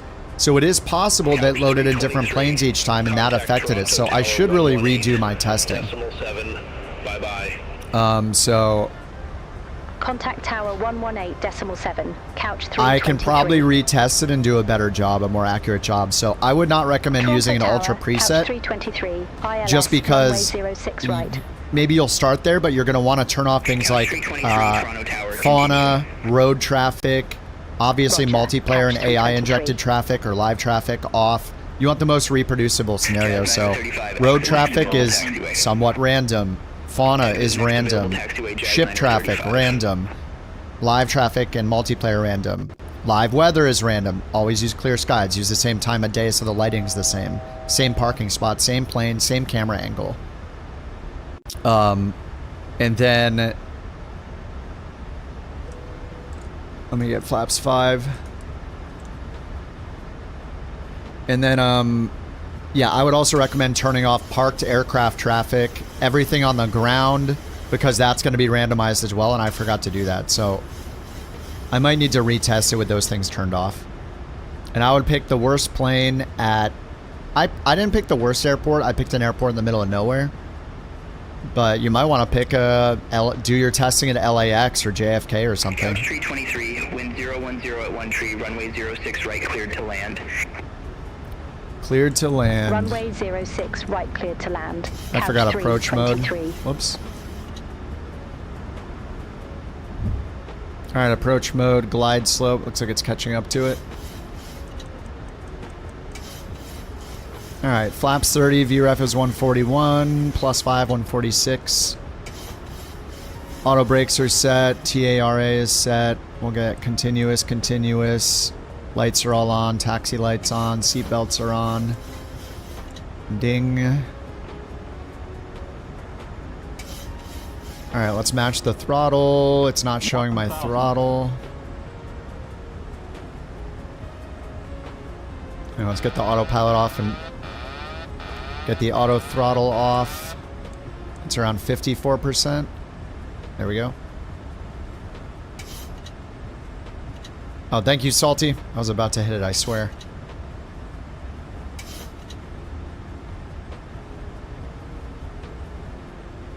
Alright, we got 19 knot wind from the front left. And the go around is what? Climbing right turn, 3,100 feet.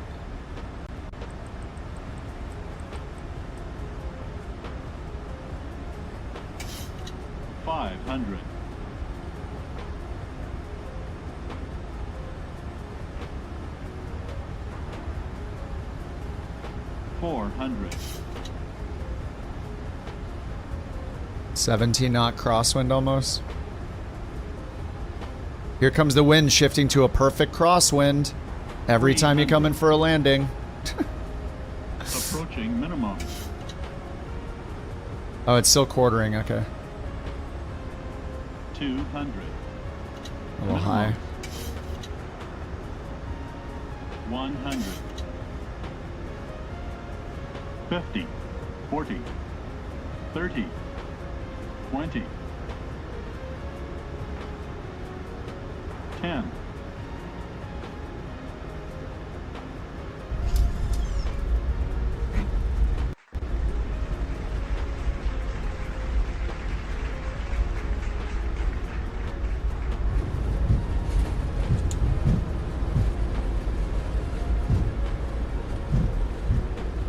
That was super long, but that's all we care about is the landing rate. Congratulations to Philippe Bach for predicting that landing rate of minus 180 feet per minute. That takes skill and insight, my friend. As a reward for your astute estimation, here are 2 Bork coins. Remember, whether you're flying high or navigating life's challenges, you've got what it takes to land safely. It was now, long, let's get but it back to looked pretty soaring soft. through the skies with Kit. Thanks, Obama. Couch tree 23, contact ground 119er decimal 1. Ground 119er decimal 1, couch 323. Alright, parking brake on.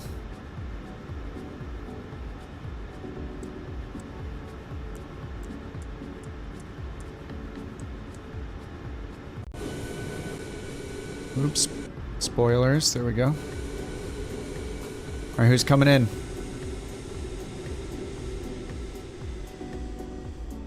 Yeah, the sounds are great. Nobody can beat Boris. It's just how it is. No grass parking job.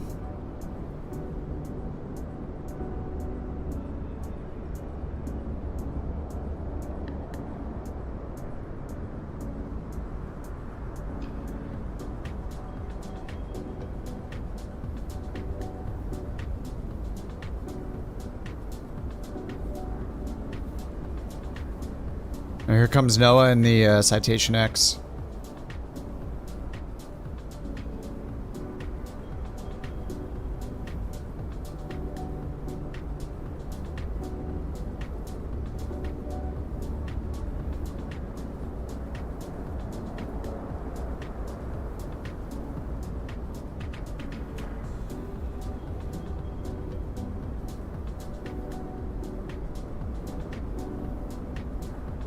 Boing, boing.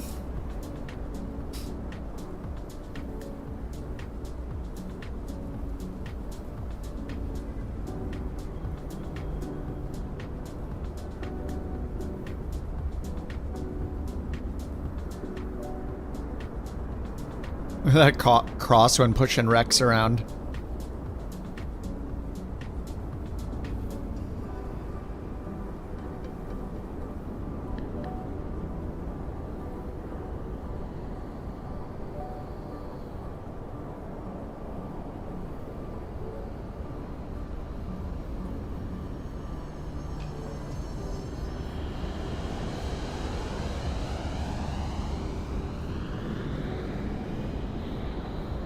It's the ES-30 Super Hornet.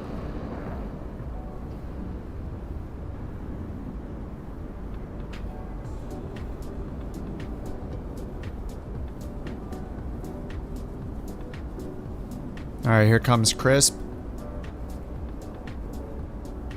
Your favorite plane, the ES-30 Super Hornet? Yep. I'm learning so much about planes, as usual. Ah, ES-30 equals Super Hornet.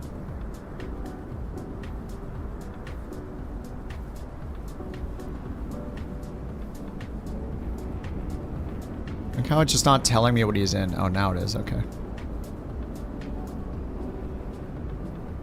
I mean, I knew it was the iFly. I can see the livery, but, you know, just complaining. Crab claw hands.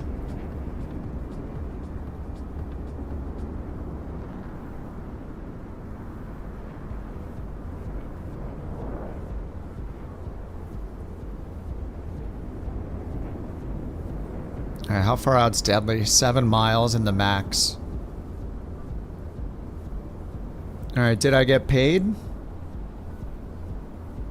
That doesn't show the notification anymore. Let me click here to open Aeroconomy. Yep, there's the payment. 9,600. Oh yeah, I got a 10% bonus. Wait, what?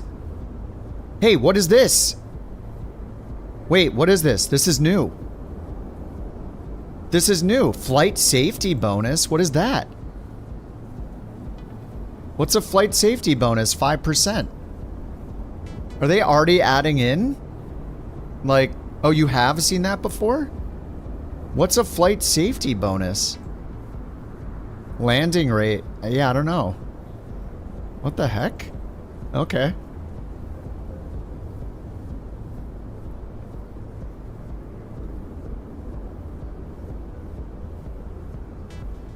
Alright, what jobs are there? 9,000 to fly a PC-12 257 miles? That's gonna take so long though, isn't it? Oh, wait, did they... Is this sim brief button new? Wait, if I just click that, then I can see how long it's gonna take? What, did they add that sim brief button before? So I can just click here and generate it and see how long the flight's gonna... It's gonna take like 3 hours, isn't it? Oh, only an hour and 11 minutes? For 9,000, is that worth it? Yeah, I mean, this flight took an hour, right? And I got 8,000? This one's 9,000, the PC-12? Yoink. That was your next flight? Oh, okay, here, you can take it. Alright. Honestly, I actually kind of want to fly a faster plane anyway. Go ahead, Q, it's yours, it's yours. No, I actually don't really want to fly the PC-12, it's fine. To know that you're gonna take it, that's good. That's good enough.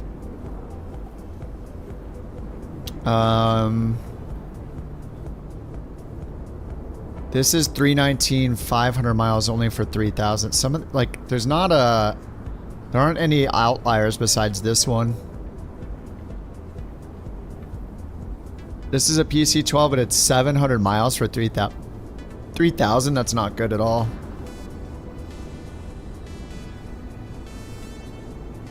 $800 miles in the 321, 400 miles in the CJ4. I think I want to do this one.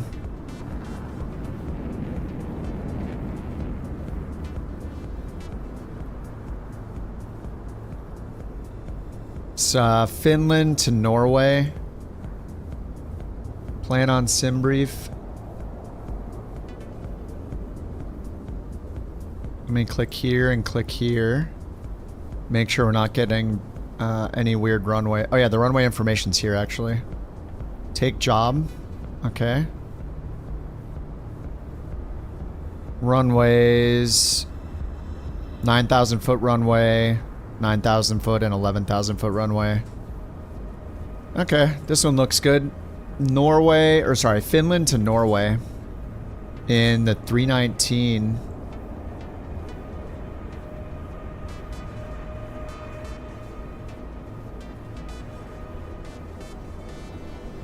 Oh, that's beyond ATC traffic, you can tell. Oof.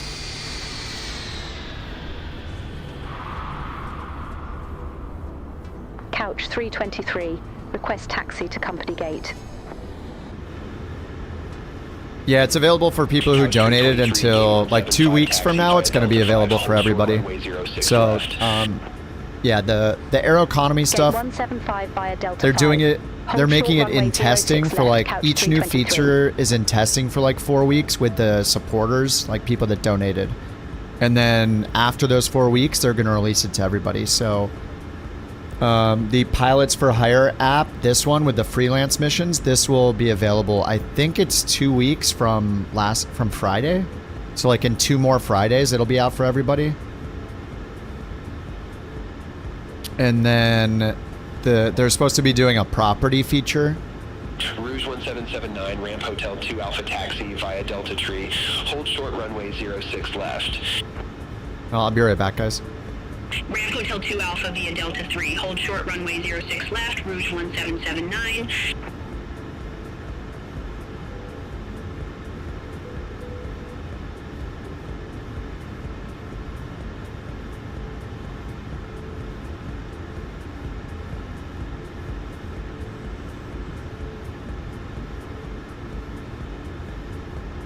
Rouge 1779, cross runway 06 right at Delta Tree, continue taxi via Delta Tree, hold short runway 06 left.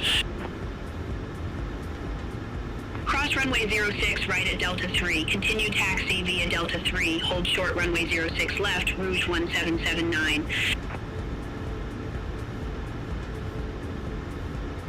Rouge 1779, cross runway 06 left at Alpha Foxtrot. Continue taxi via Delta Tree, Delta Victor. Lizard. Cross runway 06 left at Alpha Foxtrot. Continue taxi via Delta Lizard? Tree, Delta Stop with the lizard, thank you. Rouge Oh my god, not again. Did it work with Beyond ATC? Let me see. Beyond ATC, change facility, show me the spot. Okay, I guess it worked. Nice. Alright, there's the spot over there.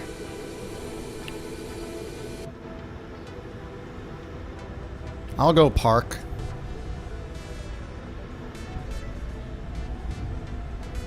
House 323, cross runway 06 left at Delta 5. Continue taxi via Delta 5, Delta Papa. Thank you for the Bork, Ren. Thank you for the 06 biddies. left at Delta 5. Continue Exclamation taxi via Bork. Delta 5, Delta Papa. Couch 323. Alright, we're gonna go park over here. Just want to see how GSX does real quick. Get out of the way of that plane.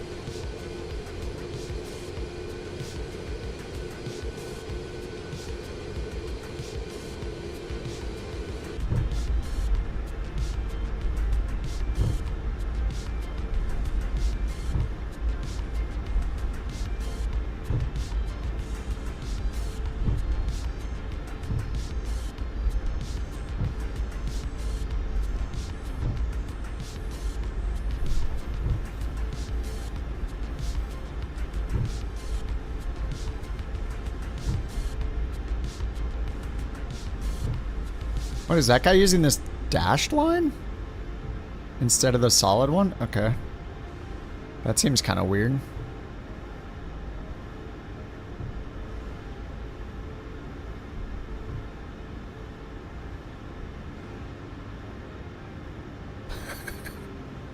Chill out, dude. We're fine. Everything's good. It's okay.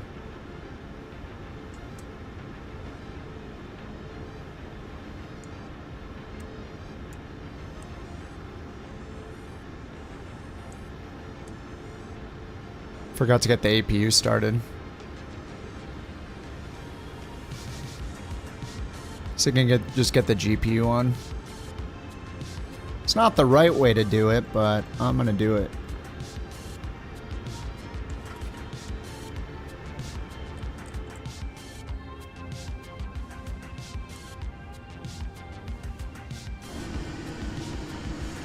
Ooh.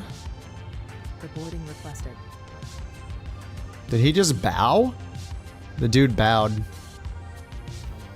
Looks like he used a lot of moisturizer. Got eye makeup on too. It's kind of cool. Whoa. It's a funny looking jetway. Alright, pack it up. Looks like I'm switching to the 319 next.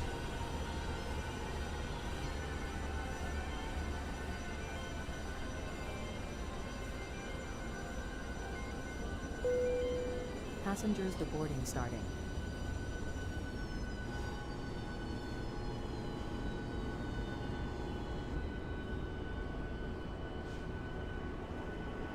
Route 1679, gate 15, tree Alpha taxi via Delta tree. Hold short runway 06 left. Gate 15, tree Alpha via Delta tree. Hold short runway 06 left, Rouge 1679. Rouge 1679. 319 is your most flown. Yeah, I love the 319. We have a bunch of couch liveries, but actually maybe I should take a 320 so we can. This is a this is a 319. Let me see if I can find a 320 because I want to use one of our liveries. The big Phoenix update broke pretty much all the liveries. Ooh, that's kind of far. 259 miles for 2,000. Oh, where is this?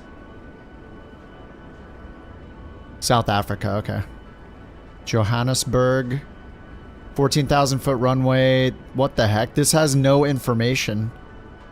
What is this airport? Hold on, let's see this. No runway information. This could be interesting. From fail to FAOR. Fail, great. It's called fail. That's perfect. This one's in a 320. But the big Phoenix update broke all the liveries in the sim. Pretty much all the liveries for the Phoenix. So literally everyone has to update their liveries now. But Dan, who made our liveries for the A320, updated those. But the 319 and the 321 aren't updated yet. But that's fine. We got the 320 Sharklet liveries in a bunch of colors. Let's go red. Paint kit? I'm not sure. I didn't make them. Dan made them. I'm not sure what paint kit he used. But they're on his profile in flightsim.to. They're just exclamation Dan.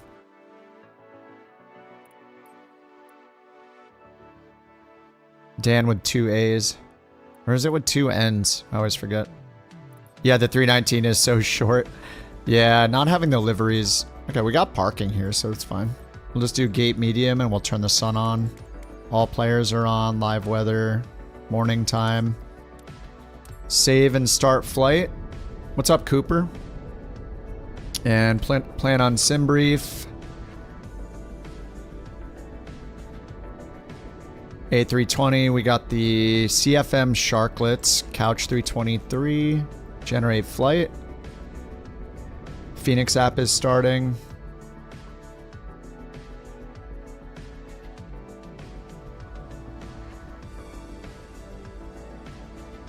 And I accepted the job.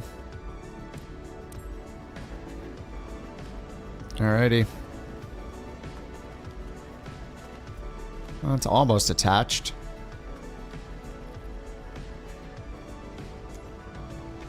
GSX says sim brief is okay.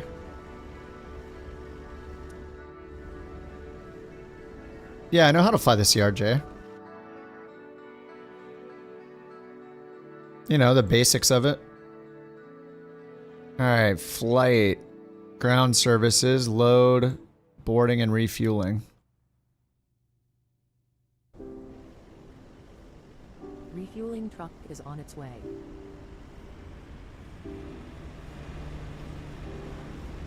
Please don't load aircraft. I'm using the FSHub.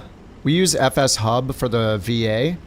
Think of FSHub like an automatic Volanta flight tracker. And it also has achievements and daily missions available. It has a second thing they're building called the Aeroconomy, so it's like an economy add-on. You know, kind of like On Air Company or FS Economy. And right now, if you sign up for, it's free to sign up for FSHub, and it works on, it just, you run software in the background, it works on like everything, look. X-Plane, both Microsoft Flight Sims, FSX, Prepared. So you just download the client and it'll, think of it like an automatic Volanta. You don't even have to tell it where you're going or in what plane. It'll just automatically track every one of your flights. So it's awesome. And then they have daily flight challenges. We usually do these. They reset at 5 p.m. Pacific time, so that's in about an hour. So after this flight, I'll probably do whatever the new dailies are. If you sign up and then you go into your account settings under Aeroconomy, you can opt in for the Aeroconomy. And then that adds a new button up here called Aeroconomy, and that gives you a bank balance. And whenever you do those dailies, then it gives you money. And this, they're building this out right now. So like every Passengers boarding started. it's in progress right now. So like the first thing they did was release this Pilots for Hire app. This is going to be available on the website, but for now it's just this app. It's only for premium users, which means you've donated like $50 to them to become premium. Disco, I think it's just exclamation D-A-N or D-A-A-N. But it's just Dan Razor is his username on flightsim.to. This they released about 2 weeks ago to supporters. And it's just like a freelance route finder. So you find the route, you take the route, you fly it in the correct plane, and you make the money for Aeroconomy. The last 2 days, they did their first Worlds event, which was like a rescue mission kind of thing in Greece. So there were like 6 different legs you flew. And depending on how many people you flew or how much cargo you flew, you get paid per leg. So we were grinding those legs the last 48 hours or so. So that's like a Worlds event thing where everybody can fly those legs. And so right now, the way it's working is the Pilots for Hire app, this one that I'm using, this will be available to everybody for free in about 2 weeks. So they're doing like a 4-week thing. So they do a 4-week test and then they release it. That's the plan. And then with the World events, they just did a test one for premium people like supporters. And then I think it's 2 Fridays from now when Pilots for Hire releases. I think it's still 2 weeks. Maybe it's 1 week. I think it's 2 though. Anyway, when this releases, they're then going to introduce a new feature for the premium customers early, which is properties. So you'll be able to buy properties anywhere in the world and be like, okay, I want a mansion in the Florida Keys. And you basically stake your claim on certain parts of the world. And when you have properties there, it will like waive fees at the local airports, I guess, because you're like a local resident. But anyway, earn money on the flight with me? No, only if you have the supporter edition. And only if there's another route that goes between these 2 airports. So this is the downside to these freelance missions. I mean, this is just their first feature for it. So I'm guessing later we'll be able to, as a VA, fly regular routes together and earn money for the VA and ourselves. But right now it's just this freelancer mode that they made as a test. So I've just been flying these. Yeah, you would only be able to, Brian, if there's another mission that goes from this airport. Unfortunately, when I do these, we're pretty much flying separately. Like, you're not getting a benefit flying with me. But right after this flight, I'll do the dailies, and we all get money for doing the dailies. So as soon as the dailies refresh here, You get paid for all 3 of these dailies each day if you do them in Aeroconomy. Multiple people cannot take the same flight at the same time in this Pilots for Hire thing. These are unique missions that get accepted by one person and then they go off the list. The dailies can be flown by everybody. So we can all do this together, and this together, and all get paid for it at the same time. The World event that they just did was also a shared route thing where everybody can swarm on the same routes. And I'm guessing once they add in like regular routes for your airline and stuff like that, and you can schedule routes and all that as an airline, I'm guessing we get paid for doing the same routes at the same time. I think eventually that like freelance thing is the exception to the rule, because it doesn't make sense if you have an airline that multiple people can't fly the routes to make money. Because, you know, there's not just one flight going between 2 cities for an airline. They'll have many flights, so hopefully that's the case.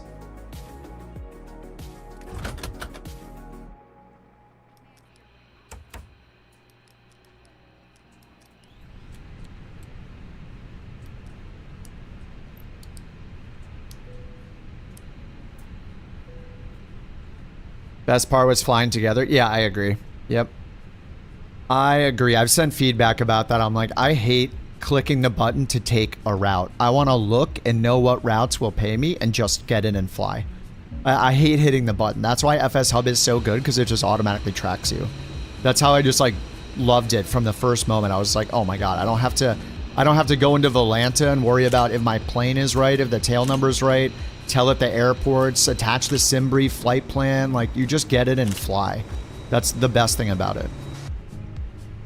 Yeah, the banking system, yeah. I chose JP Mormon for mine, but I don't think it matters which bank you choose, but I have no idea. Maybe there'll be a difference later.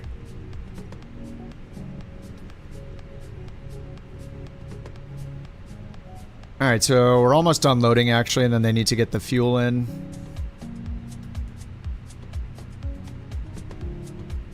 Alright, I'm gonna go down here and get the integral lighting off. Integral, get this thing off. Don't need it. Okay, alignment is happening. Let's go down here. And I'm using Beyond ATC, so let's do CPDLC. So I'm gonna go ATSU. This is a new Beyond ATC feature that's in their experimental branch right now. We're gonna go to the AOC menu and flight init data request.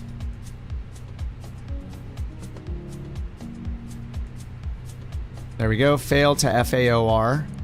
Back to the AOC menu. I'm going to go to init, and we're going to get init page 1 done. Beyond ATC. Okay, and we need a little more information here from SimBrief. Refresh this. There's FAOR to FALE, or FALE to FAOR. 32,000 feet. 320, cost index is 5, and flight number, this is the most important part, is the flight number matches what's in Beyond ATC. So I'm couch 323, and it says couch 323 down here, which is CCX for the virtual airline. I'll do wind request and then just go back to the AOC menu. Okay, so AOC data link, ATC menu. Oh wait, sorry, it's AOC menu. ATC request. Pre-departure clearance, PDC. Gate number, it doesn't really matter. I can look if I want to. We're at gate 13. I don't know what the ATIS is, so I'm just going to put alpha. And then the station is the airport, FALE. F-A-L-E in there. Send the request for our clearance. And then in a little bit, we should get the clearance right here.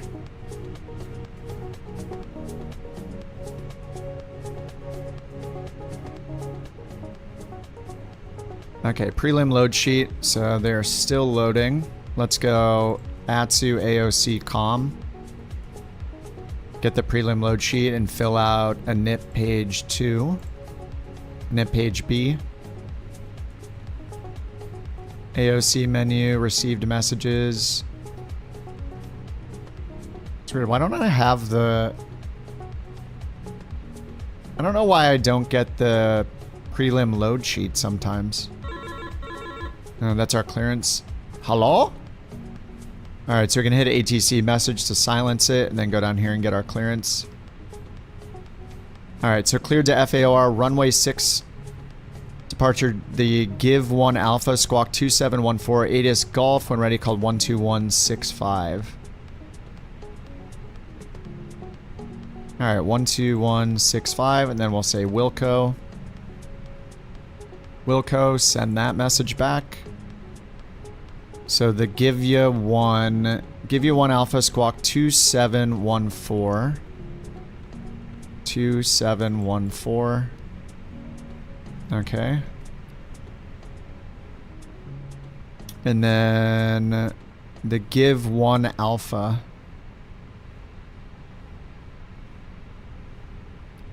Give 1 Alpha, runway 6.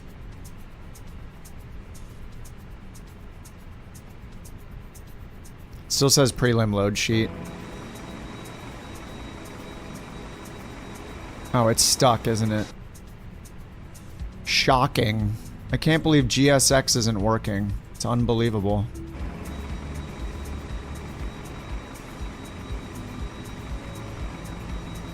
No wonder we've just been sitting here. Alright, I'll fill this out in a little bit. Let's go. Flight plan. Fail. Departure. Alright, runway 6. Give you 1 Alpha, whatever. Give 1 Alpha, insert.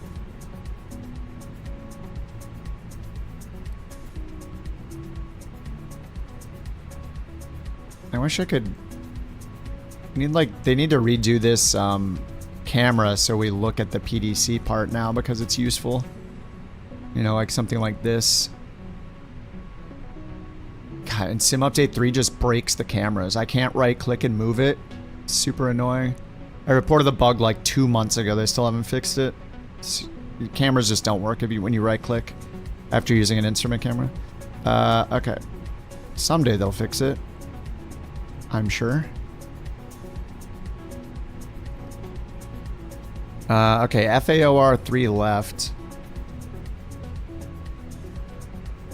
ILS 3 left. I'll just pick the Yankee, I guess.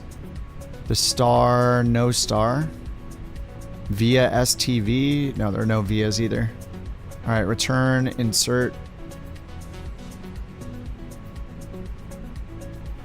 Okay, we got that. 2714. I'm going to close that message. And it said the clearance was confirmed. Close that message. Alright.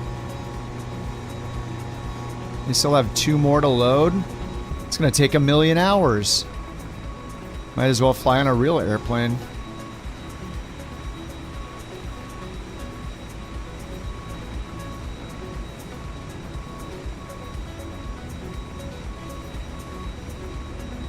Alright, anytime now, dude. Anytime. There aren't 115 people here waiting to go. Wait, why is this still not available? Did I... Nav. Okay. It's a long alignment. 1 minute. Okay. Let's turn these lights off. These lights off. And might as well get the APU started. Start.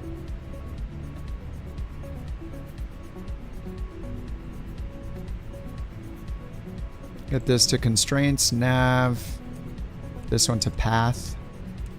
Or to plan, I mean. Flight plan. Okay. Just waiting for the loading. Usually I'll just hit a button and skip it because I get bored.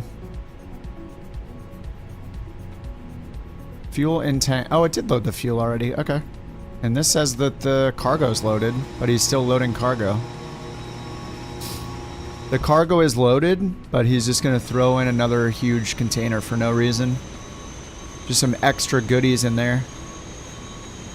Yeah, the main reason you're not using Sim Update 3 is because of the camera. Yeah, I don't know why they still haven't fixed it. They just don't care. It's kind of crazy. Like, you use the cameras literally like every 2 seconds in the sim. If there's a camera bug, that should be a huge issue.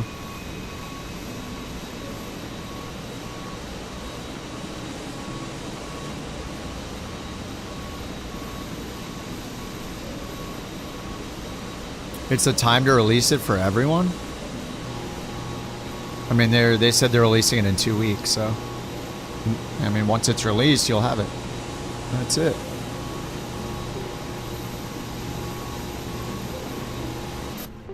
Elaborate on what, the camera bug? If you use an instrument camera preset like this, shift 1, 2, 3, 4, 5, 6, all these instrument camera presets. If you use one of them, and then you do the normal free look, which is right click and hold the right mouse button and move it, look, it just stops moving. I'm still holding my right mouse button, it just stops. This is me clicking and dragging the right mouse button. Look at it, just randomly stops. I just can't use it. The only way to get back and actually be able to use it is to reset my view. So it's just very stupid. They introduced this bug like 2 months ago and they still haven't fixed it. I keep updating the thread telling them it's still a bug, it's still a bug, it's still a bug. But no response, and it's killing the entire camera system every time you use it. Middle mouse click? I disabled it. But maybe?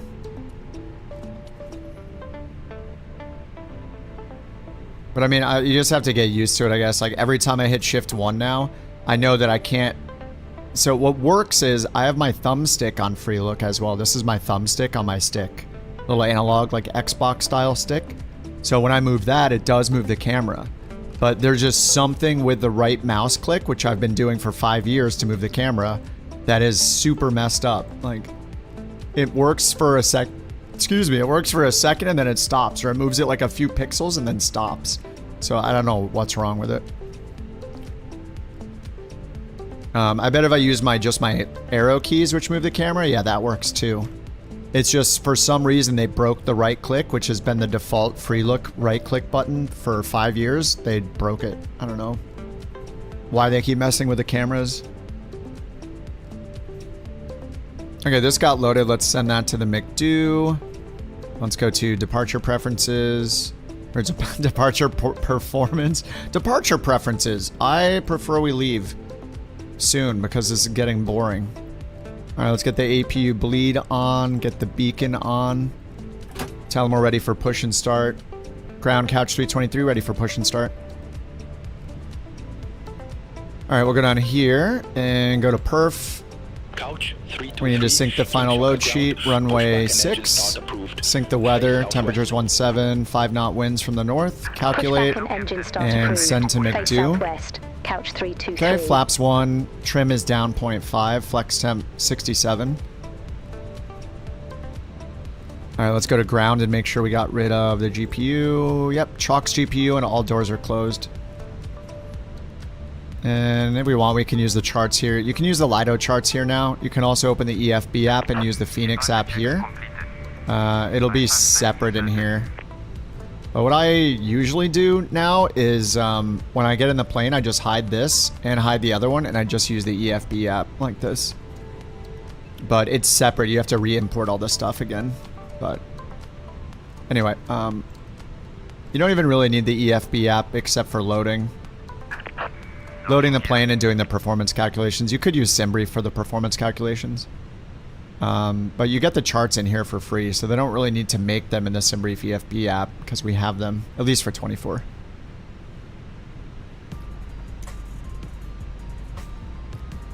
Phoenix still didn't make any new fixed cameras either. I've been begging.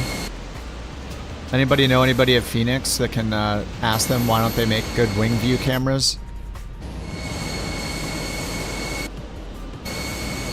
Give me some wing view cameras. Alright, they said push back southwest. Southwest. This is west. This is south, so nose left. Release parking brakes. Alright, parking brake released. Commencing push. All engines clear. Start at will. Start engines at will. Alright. Ignition start. Engine 1. They still didn't fix this weird thing, whatever that is. I don't know if that's a GSX problem or a Phoenix problem. Is that part of the, like, wheel? Okay, I don't, like, you can't see it in any other camera, whatever that is. I'm the only one that uses the fixed cameras.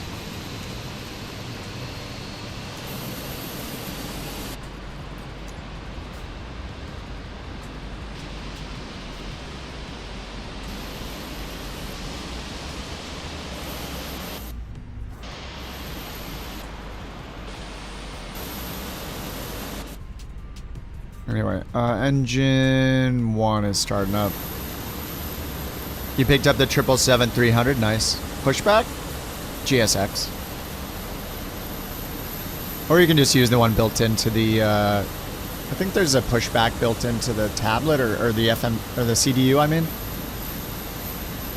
Sometimes I just use Alt-P and let it push me back where it will, and then just drive from wherever, you know, taxi from wherever it happens to put me. If I'm feeling lazy. Engine 2.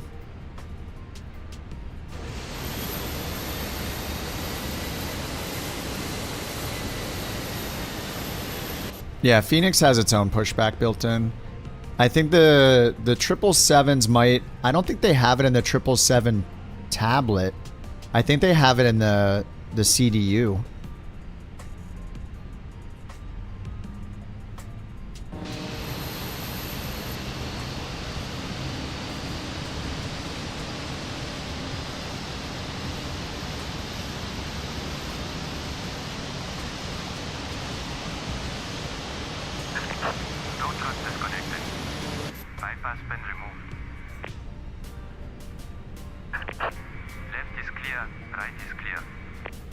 Alright, engine 2 available, ignition off.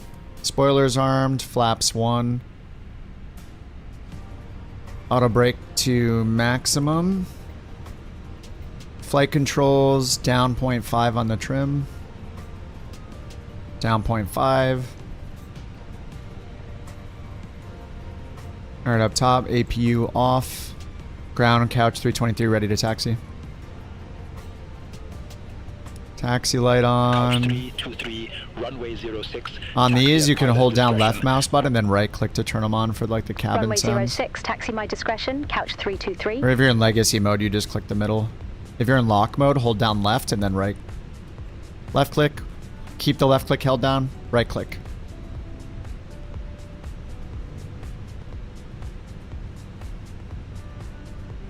Alright, we need PWS on. This is on standby, auto. Alright, they said just taxi to runway 6. Parking brake off. Taxi light is on. APU cooldown. Ground spoilers arm, no smoking. Alright, takeoff config check. Cabin check. We're just waiting on the cabin to ring us. Making you homesick?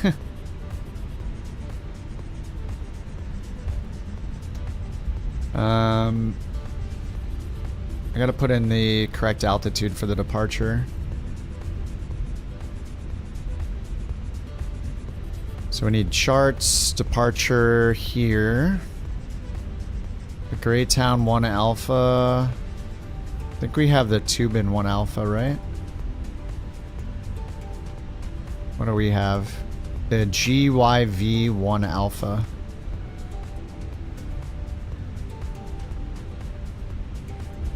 Is that the Great? Oh, it's the Greytown, okay. Yeah, initial climb 7,000 feet. Alright, 7,000. Constraints are on. We got all dashes and dots up there. Cabin check. Are they ready to go?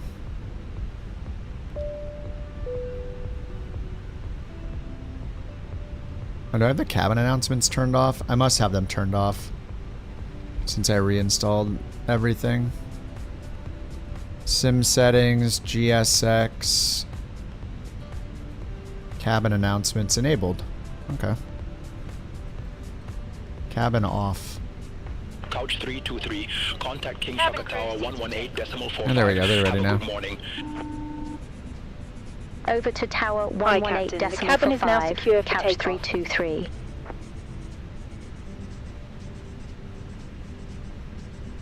Cabin secure for takeoff. Tower couch 323 ready to go, runway 6. I need to say 323, I don't know what. Couch 323, King Shaka Tower, wind 045 at 5, runway 06, cleared for takeoff. 06 cleared for takeoff. Couch 323. 9th is back for some escort action. What's up, sausages?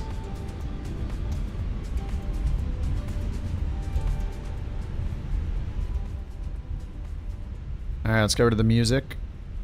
We're cleared for takeoff.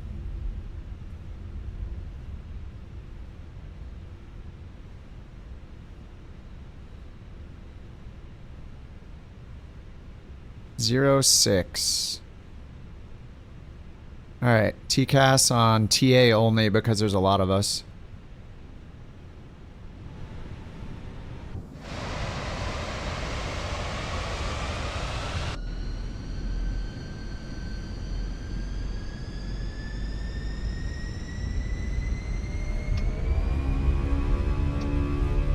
Alright, SRS, runway, auto thrust, man thrust. There we go, flex. A little more on the, there we go, 67. Flex 67. 100 knots. And clear for takeoff.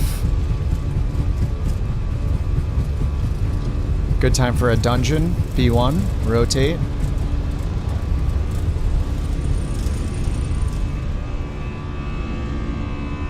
Positive rate.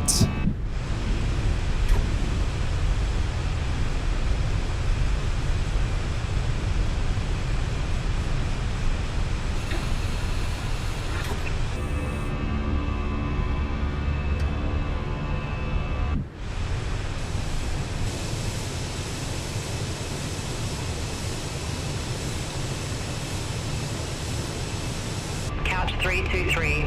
Contact Durban, departure 125.75. Alright, there's 1500. Lever to Contact climb. Durban, departure 125.75. Thrust climb. Couch 323.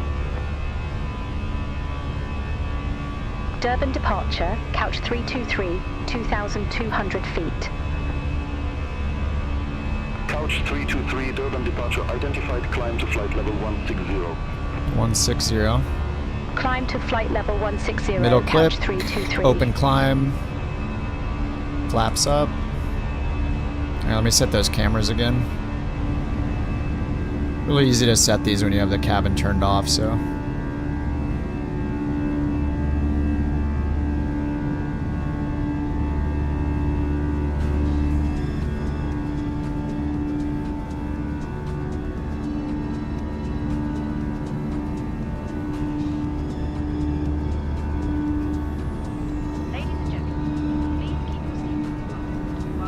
Open climb, when they open climb will ignore any VNAV restrictions on the SID.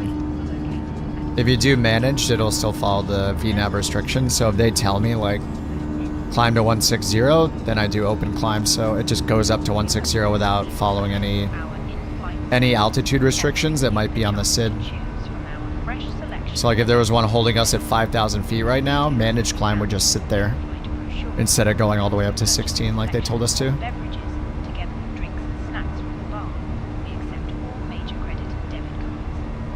But I don't know the right way to do descents though, honestly. Like I know to use managed if we're doing a VNAV descent, like a descend via. But if I get like a just descend to 10,000, I don't know if it's better to do managed or open. I usually do open, but I feel like it doesn't go fast enough sometimes, so maybe managed is the right way. I don't really know on the descent.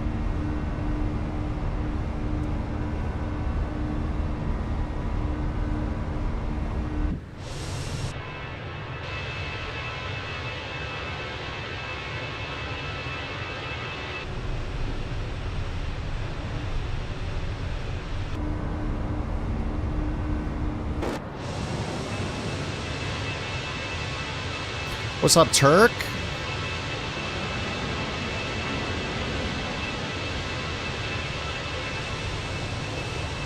Yeah, underneath the video it says what game it is, by the way. Yes, it's Flight Sim 24. Alright, 9,000 feet. Let's see, that is off. Let's get seatbelts and all the lights off. Off, off, off. Strobe to auto. Everything off. Yeah, it's Microsoft Flight Sim 24. 2020 is dead. There's some people that are just holding on for dear life. Doesn't model match rotorcraft. Their model matching is horrible. It's been 5 years and they still don't get model matching right. I don't know, maybe someday. I'm not holding my breath on model matching ever working, but we'll see. I mean, you could have an intern figure it out, I bet, because it's literally just look at the list of plane type designator codes. Take the plane type designator code, and then there's a list of ideal matches and fallbacks for every possible known flight sim or what's it called, aircraft designator code, type code. So that's it. If somebody invents a brand new airplane with a brand new type code, you're going to need to go in and update it. But until then, it's just going to work. It's like a one-time thing. But yeah, I mean, the model matching is really bad. Yeah, there is a cabin. I turned it off like 10 minutes ago. Contact Johannesburg Control East 119er. I also have it turned off because I want to just go through, like, Phoenix did not set its own custom cameras like they should, like PMDG does. Good morning. They didn't set the fixed cameras up properly, so these fixed cameras should just give me wing views, so I don't have to do it myself. But they don't. They all just look at the airplane. This one's pretty good. Really my only complaint about the Phoenix, they just don't seem to care about cameras. Climb to flight level or at least fixed cameras. Couch 323. Climb to 320. Alright, 320. Do open climb again. Still in open climb? Yeah, we're still in open climb, and then 320 shown there, so we're good. 15,000. We got it on standard because I guess 10,000 might have been the transition altitude. That was 5,500. Way lower. Alright, we're on our way to Greytown VOR.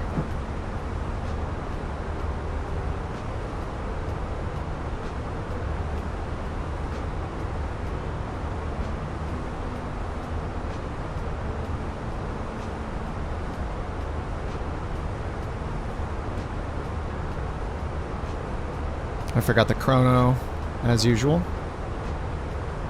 Whatever, it's fine. Turk, are you joining us, dude? Haven't seen Turk in the skies in like, I think it's been about 4.5 years. It's been a while.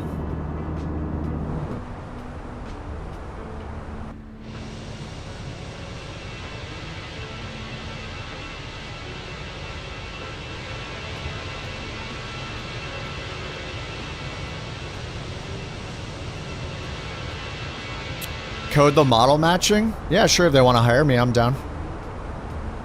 My rate's $200 an hour. I don't know, I think if a problem's existed for 5 years, maybe they don't care about it. Join FS. No, Join FS, we did try Join FS. We tried Join FS for the last like 2 days for the FSHub event. We tried it one full day and it worked okay. But then the second day, it kept crashing us over and over again. Like, all of us were getting CTDs. And we're pretty sure it's because of Join FS.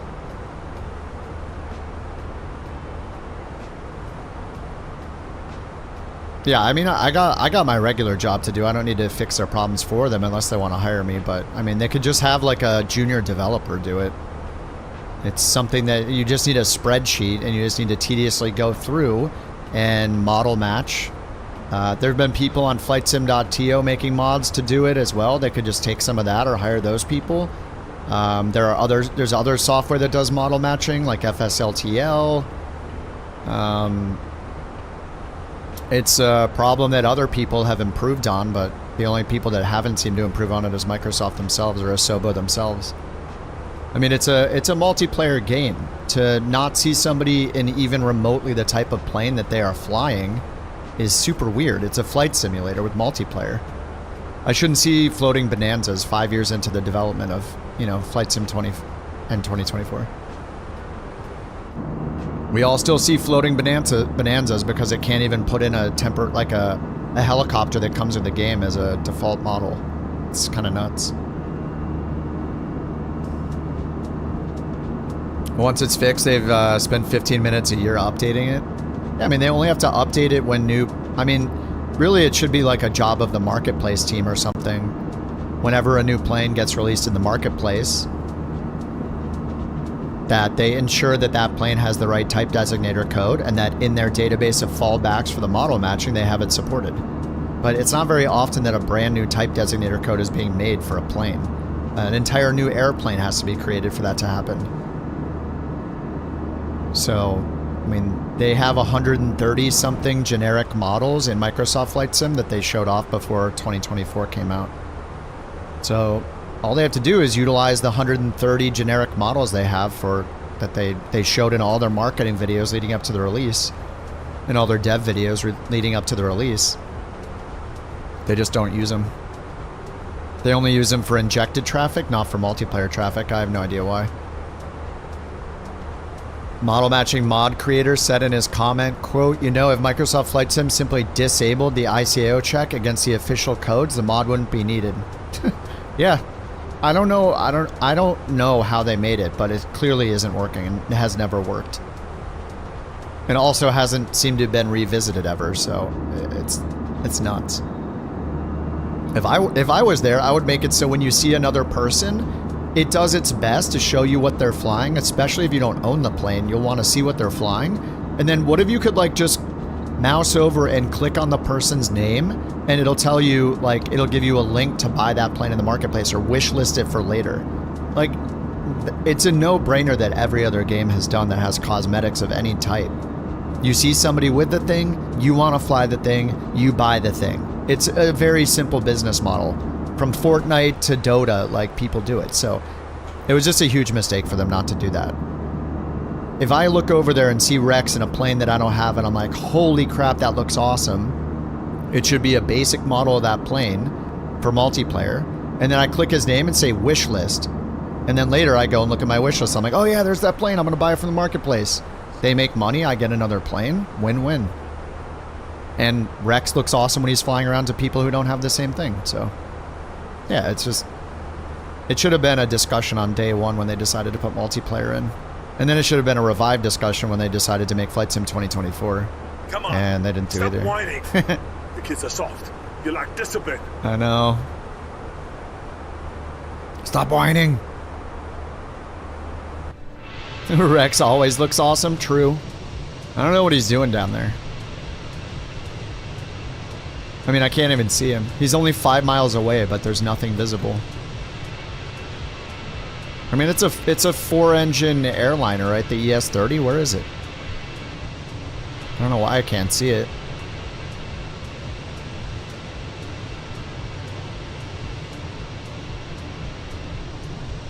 Why, Microsoft? Why? Oh, why is that so quiet?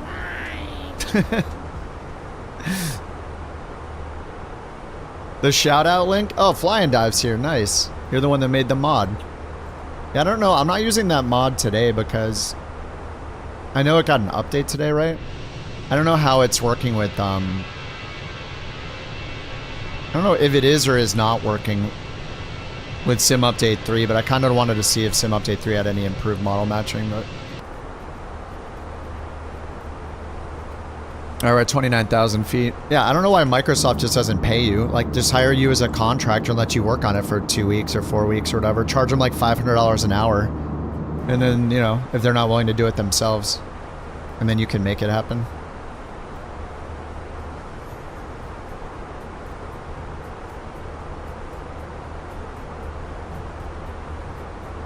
All right, 15 miles till top of climb. We'll see. Do it.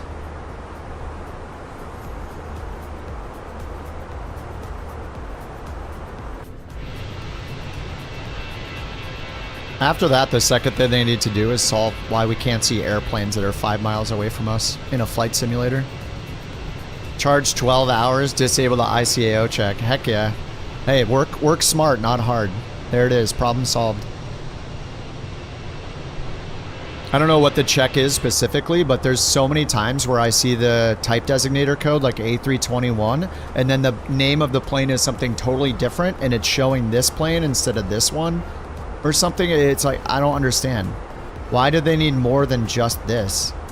And like optionally what livery they're in, just in case I have to happen. Is this the livery name maybe? Or is it a variant name? I don't know. They can just literally start with a fallback. A321 equals A321. Use the generic. If it's not an A321, okay, show an A320. If they don't have the A320, show the generic 2-engine airliner. And you just do that for every plane. Problem solved. That is a livery.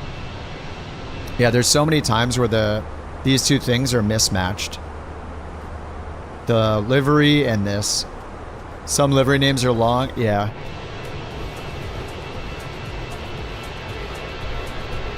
I don't even know why it shows the livery name. I don't know. I guess that's like, I want to buy that livery kind of thing. I don't know. I feel like the type code's enough.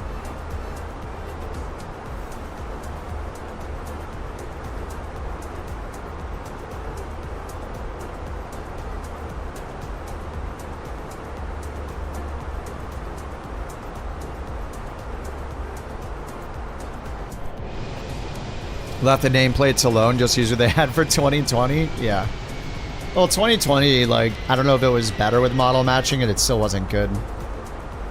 I mean, they've had the problem since launch of it showing the wrong things.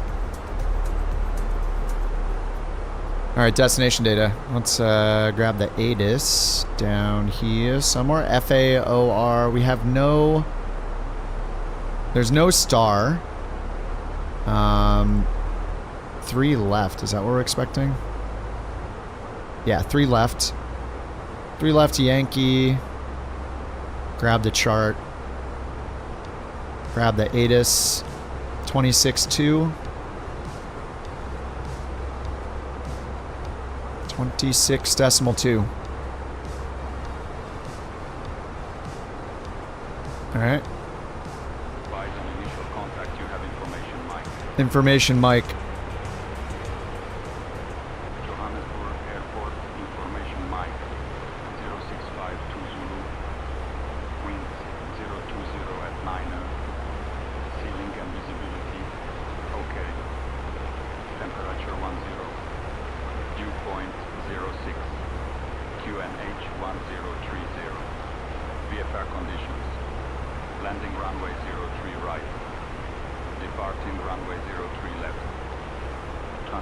Oh, we're gonna get 03 light. Alright, we're gonna get 03 right, it sounds like. It said landing 03 right, so let's change that up here. Flight plan. Instead of 03 left. Arrival. Oh my god, the menu. ILS 03 right. We're picking the whiskey, of course. When whiskey is available, we always choose the whiskey. That's the rule. No via, return, and insert. Discontinuity. I mean, they're going to end up vectoring us. Alright, so let's go back to perf, and then we'll put in the minimums now. So over here, let's change from 03 left to 03 right. Over here, arrival, approach, 03 left, 03 right instead. We chose the whiskey, change procedure. That will automatically pin the chart here in our little pin board, knee board, clipped charts, whatever. Alright, 30 right. We'll scroll down and get the minimums. Cat 1, DME. I don't know, probably this one. Anyway, we'll do 5720 Barrow minimums. 5720 Barrow. Alright, that's done, and then 66 miles till TOD. So it leaves us off on a vector here. I guess we could attach these because it's going to go from here to there. So we'll just get rid of the discontinuity so it connects. Flight plan, page down with the up arrow. Clear the discontinuity, this line. And then you can see it connect it. Insert. Okay, there it is. Alright, all connected. Alright, and then if we want, we can check. We don't know if we're getting the whiskey yet, but if we go to RadNav, 036 is the final course. It's off a little bit because these charts are old. We just trust what the sim detected. 1009, the identifier is Juliet November India, JNI. And it has DME on the localizer. The go around JNI HGV, right-hand turn crossing. Okay, so HGV we might use. Where is that? Where is it? What's HGV and where is it on the map? Probably need to look it up on the facility chart, I guess. HGV is down here. Heddelsburg. Alright, but we can just type in HGV. Put it on VOR1.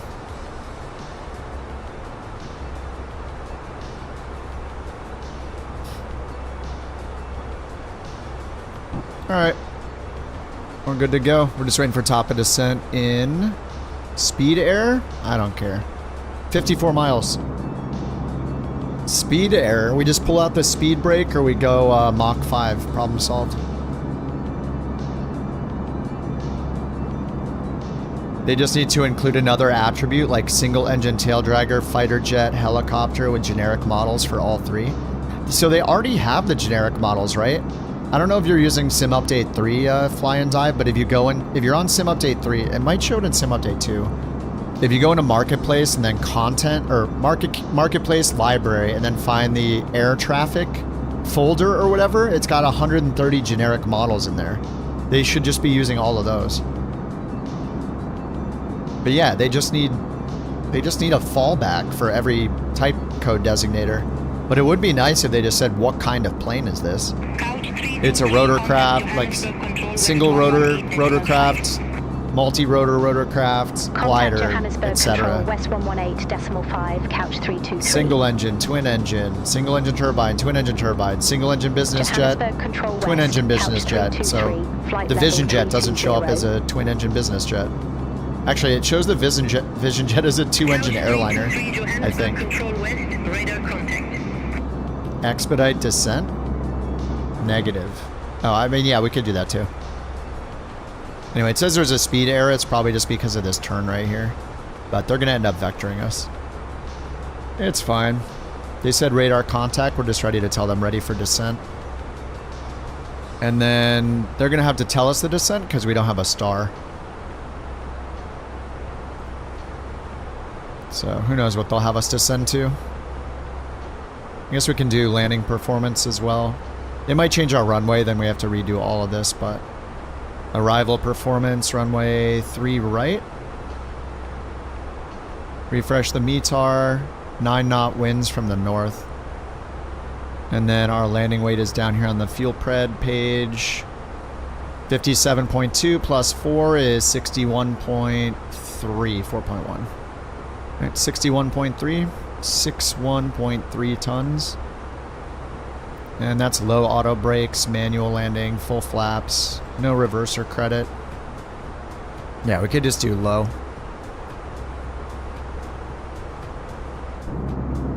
Mid-range pre-built BC, I have no idea. Reddit and YouTube.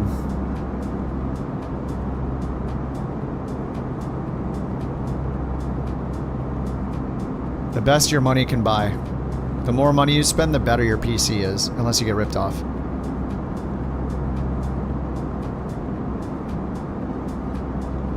I don't know who the best pre-built PC maker is. I'm guessing a lot of them have had some sort of issues over the years, but I don't know. I haven't bought a pre-built. I grew up building PCs kinda, so I've always just built mine. But there's no problem getting a pre-built. I think people should get a pre-built for their first one. Oh, Alienware? I do have an Alienware monitor. I never thought I'd own an Alienware product in my life. Alienware monitor is great. I mean, it's Dell, basically, right? So, but the Alienware stuff's awesome. Couch 323, Johannesburg Control West. Expect radar vectors. Oh, Linus does the pre-built video every year? Yeah, I mean, I would check YouTube, compare it with Reddit threads, you know. Poke around, see what people are saying, and as long as it's got a good return policy and a decent reputation, you're probably fine, right? If it comes in and it's messed up, and it's got a return policy that's flexible, where if there's a problem, you just send it back, no questions asked. Couch 323, Johannesburg Control West. Expect Yes, we got the whiskey. Expect radar vectors, ILS, whiskey, runway 03 right, couch 323. Use the Linus one to build your PC.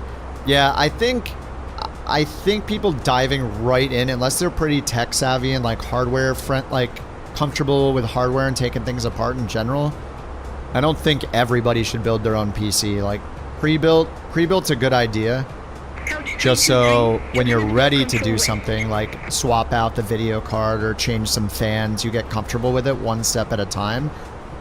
Because even just like seating your RAM, putting the memory in, putting the CPU in, putting a cooler on it, spreading thermal paste or using a thermal sheet, like all that stuff is so... I think a lot of us take for granted how intimidating that stuff probably is to somebody the first time they do it. I mean, I'm worried about it, and I've done it probably dozens of times. All right, I guess we're ready for descent. Couch 3, the cooler, yeah. Approaching our top of descent, ready for lower. And just like snapping the memory in, you know, you have to put a decent amount of pressure on it. It feels like you're going to break it sometimes. Landing runway 03 right. Landing runway 03 right, couch 323. All right, 15 till TOD and... what was it at the destination? 1030. All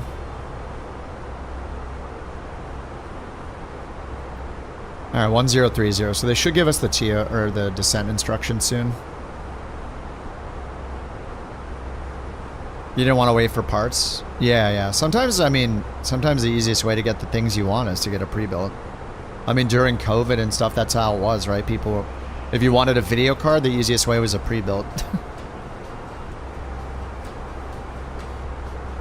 Oh, Dorian said I picked up a CyberPower and I have no issues at all. It has all good hardware in it.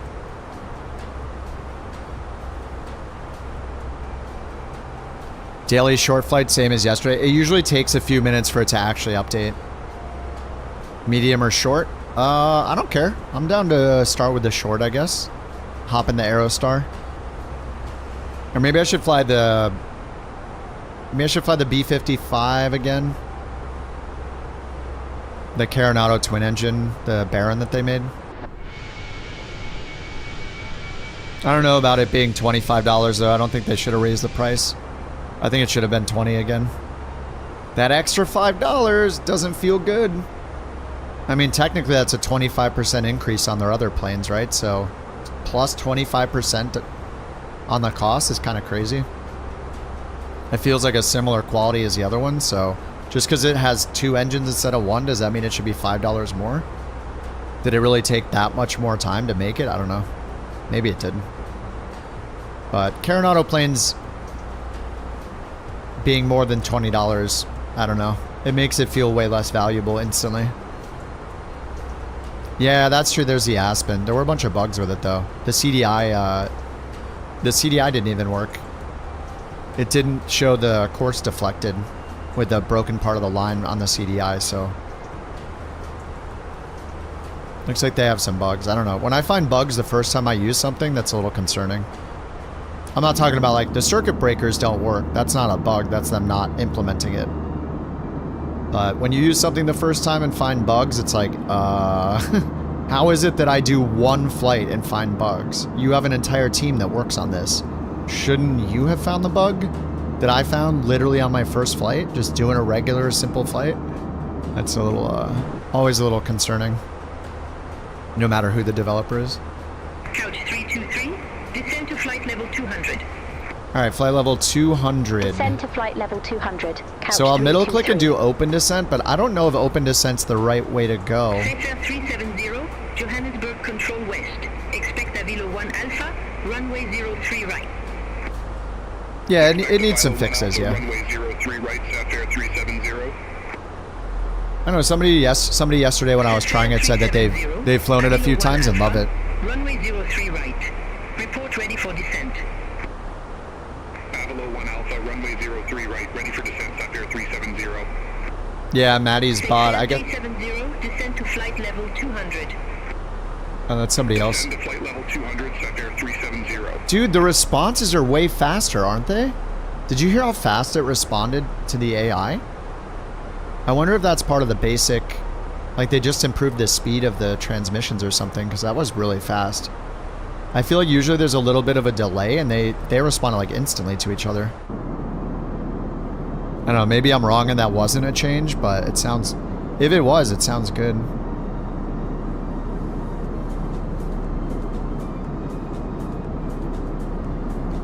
Ooh, FSHub released a platform update.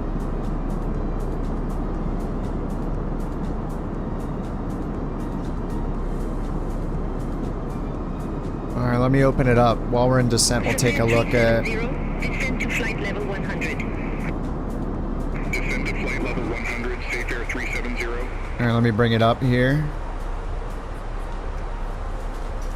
FSHub blog. I will throw the link in the chat if anybody wants to look at it themselves. Find my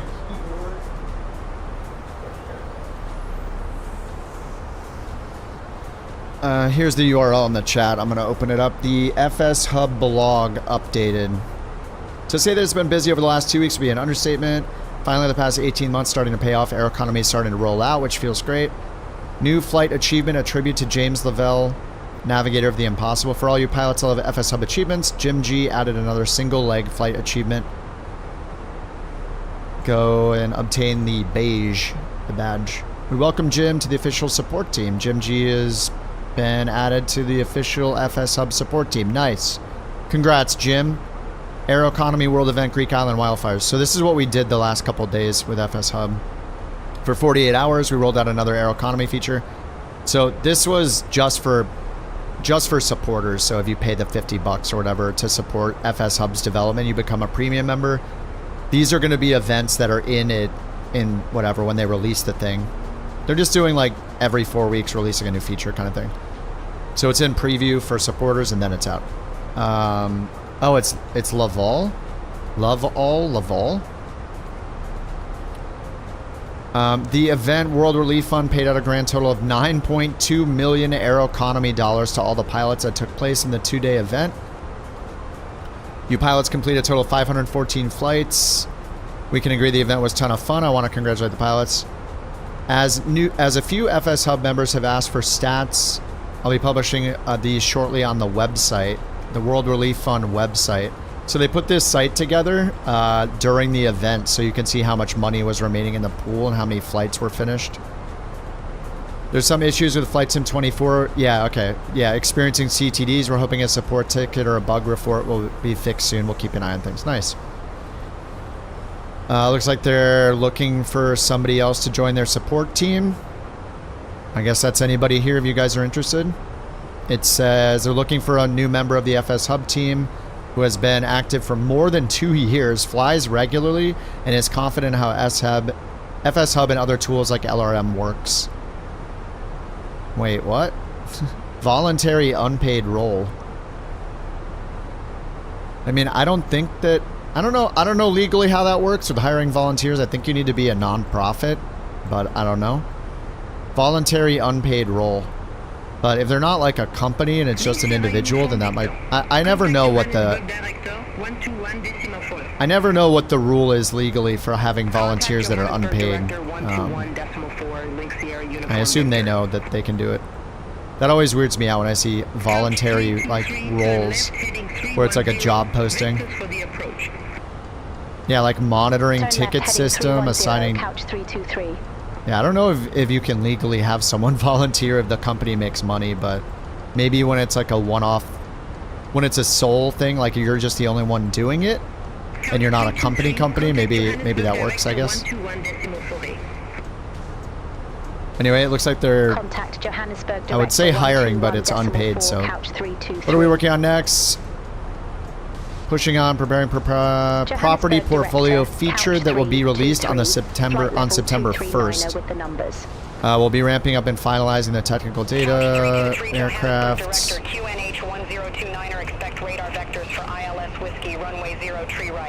Replacing the forums, updates to the website. For now, I'm gonna head to bed and feel sorry for myself that I'm starting the first of 7 night shifts tomorrow. Holy crap. But you're a voluntary unpaid QA tester? Yeah, but they didn't tell me that I am a unpaid QA tester for them, though. That's the difference. They didn't say seeking unpaid QA testers.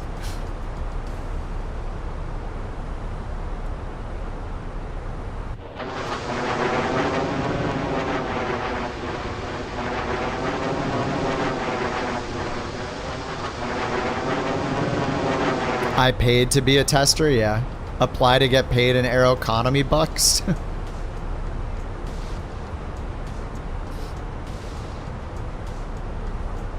They said descend to 140. Alright, 140 open descent. So see, we're descending at 1,700 feet per minute. Our ground speed is 338. So yeah, that seems about right, 1,700 feet per minute. But we're way above the profile. Like, I don't know how far above, but we have the profile right there. Can I see vertical deviation? Is it on one of the prog pages or something? Yeah, we're 3,000 feet high. So I'm gonna give it all the speed brake. Couch 323, turn left, heading 255. 255. Turn left, heading 255. Like this couch way? 323. Okay, that might be okay. I'll do what they say. We'll see how it goes. 255. I'm gonna just go in this way. And then I guess I'll turn us to the right.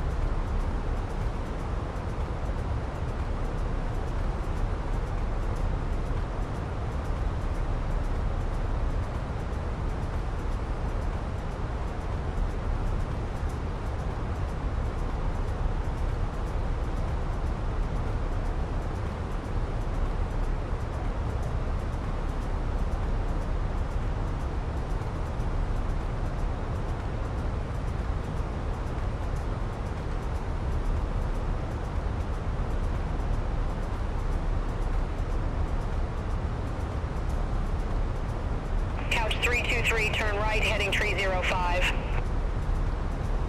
Turn right, heading 305, couch 323.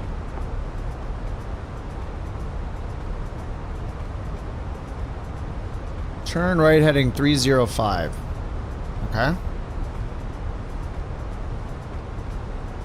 305. Alright, that's putting us right on a perpendicular course for the runway.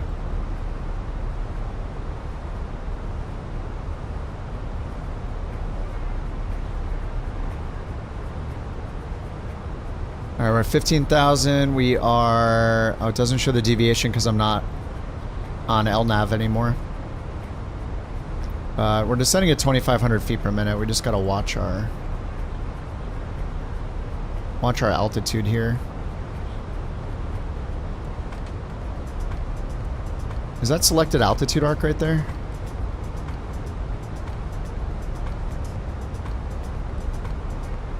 I don't think it is.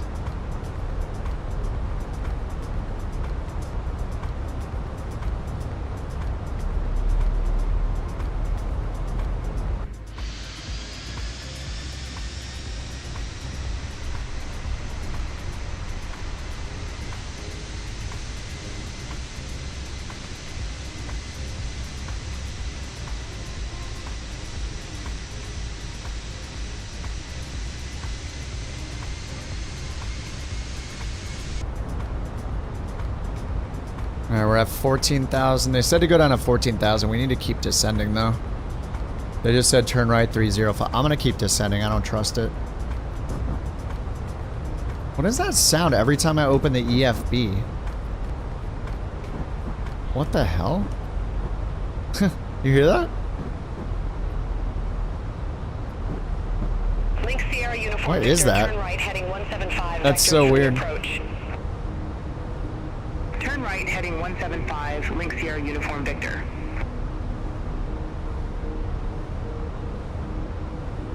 Alright, let's get landing system turned on.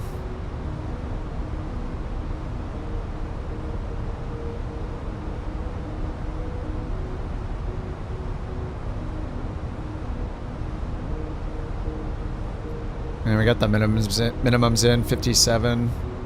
And we're supposed to go down to 9,000 feet, so let's do 9,000 open descent. Brake is still on.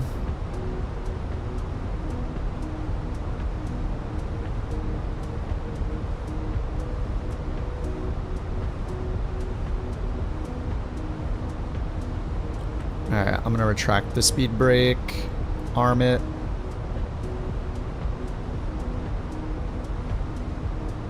Alright, spoilers are armed.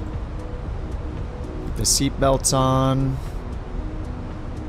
We're at 11,000 feet, but our minimums are 5,700. And what is the airport elevation? 5,000? 5,510 for the threshold.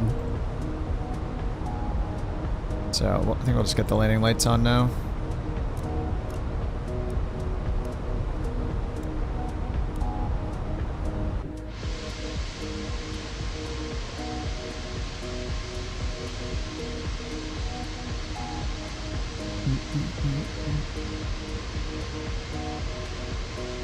Oh yeah, the flare. I feel like I probably over flare it most of the time. Alright, here comes 10,000 feet. Ladies and gentlemen, we will shortly be landing. Alright, Your cabin bag is safely stowed with your laptop inside. wait, this is 3 right. Must be stowed. Arm rest. Couch 32315 miles from C0 Tree Route. Turn right, heading tree 60. Maintain flight level 090 until established on the final approach course. Cleared ILS Whiskey runway 0 Tree Right. Alright, that was a bit late. Turn right, heading 360, flight level 090 until established. Cleared ILS Whiskey, runway 03 right. Oh wait, no it wasn't. Sorry, it's right here. I thought it was there. That's the missed approach.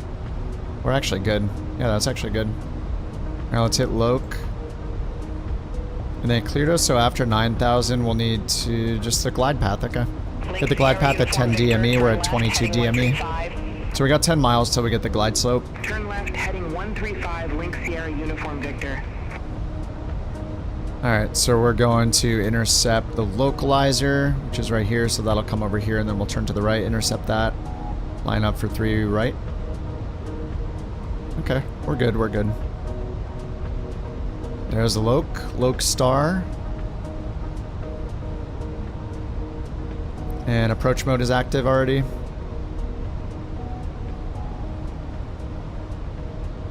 Okay, glide slope's alive. It's more than 2 dots above, and we're expecting to get it at 10 miles out. 10.9 miles DME. Heading 045, intercept the 0 Tree Right localizer. So there's somebody like right behind us on beyond ATC traffic. Oh yeah, is that them right there? Or is that one of you guys? That's one of you guys. So there's a beyond ATC plane that just got told to intercept. 4 miles from C0 Tree Route, turn left, heading 040. Maintain flight level 090. Oh, is that them right in front of me? 400 feet below us. Turn left, heading 040, flight level 090 until established. Cleared ILS Whiskey runway 03 right, Link Sierra Uniform Victor.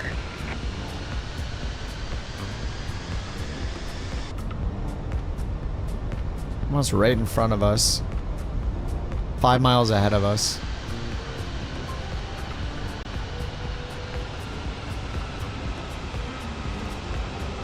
I don't see him.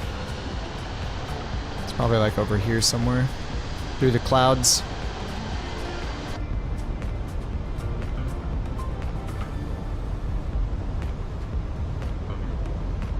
There's 600 feet below us, 5 miles ahead.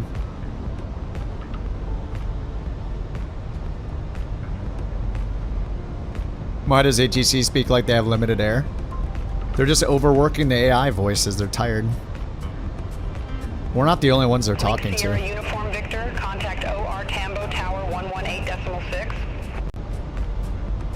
Contact Tower 118.6, Link Sierra Uniform Victor.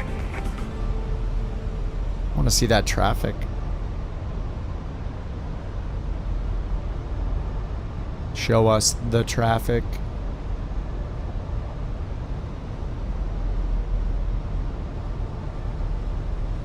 They're 2,000 feet below us. Now let's hit approach. There's the glide slope right there. Alright, we're still 12 miles out.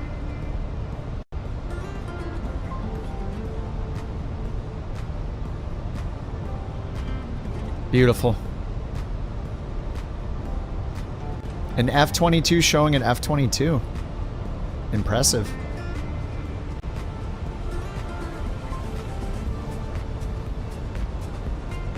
Yeah, I don't see that other plane. Alright, let's get landing predictions open. Landing predictions open. Don't forget to win a BorkCoin. Highly coveted. Alright. 1030. Go around is 8,000 feet. There's 8,000. Spoilers arm, seat belts. Okay, flaps 1. We're at 8 mile final. Seatbelt signs are on. 323, contact OR, Tambo Tower 118.6. Contact Tower 118.6, couch. Alright, over to tower. We got a 15 knot-ish headwind. OR Tambo Tower, couch OR. 323. ILS Whiskey Runway 03 right. Too low, gear. Oh god. Gear. Too low. Gear. Too low, gear. Gear. Roger, Too couch low. 323. Too low, gear. Thank Check you. gear. Check gear. Gear down. Thank you. Gear down, thank you. Oops. Flaps up. Gear down. Flaps back to 1.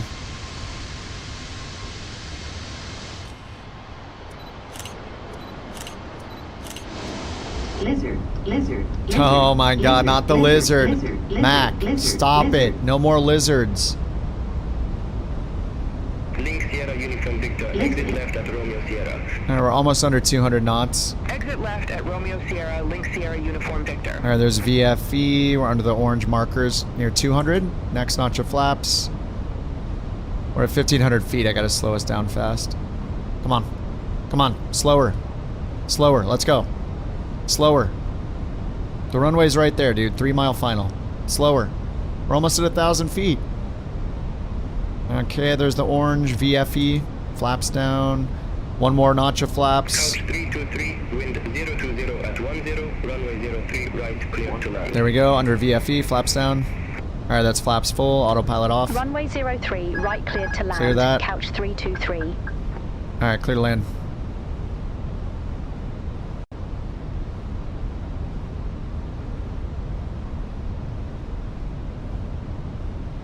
Looks like it's picking up ground traffic over there.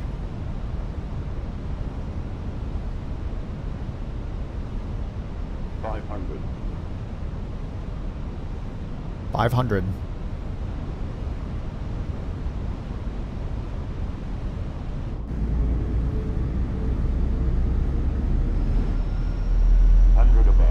Yeah, we're kind of low.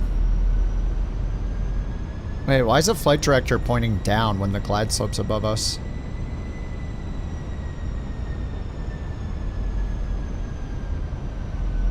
Minimum 100. Shouldn't have been following that so low. 50, 40, 30, 20, retard. Long landing. It's long but soft. 10, hopefully. 5.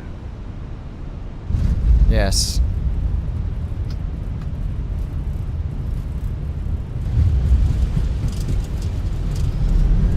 Oh, I didn't hit medium auto brakes, did I? Wonder if it works after you've already touched down.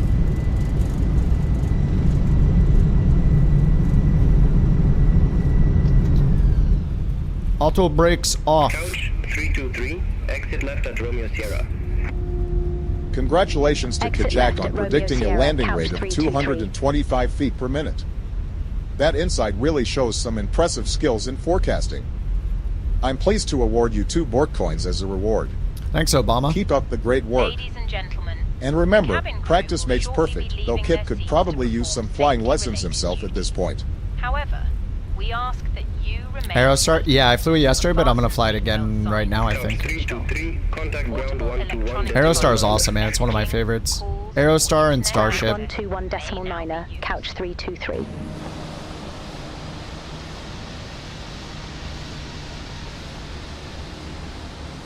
Couch 323, request taxi to allocated gate. Couch 323, gate 5 taxi via Yankee, Echo Kilo Lima. Ooh, very nice. Runway 03 left. Gate 5 via Yankee, Echo Kilo Lima. Hold short runway 03 Gate left. 5, Couch where is it? 323. I said, show me the gate. Oh, it's way over there. I see it.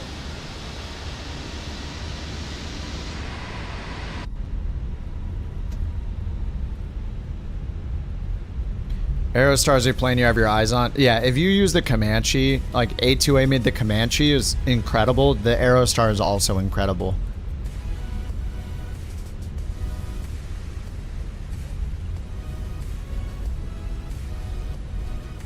T-bone steaky, putting it down.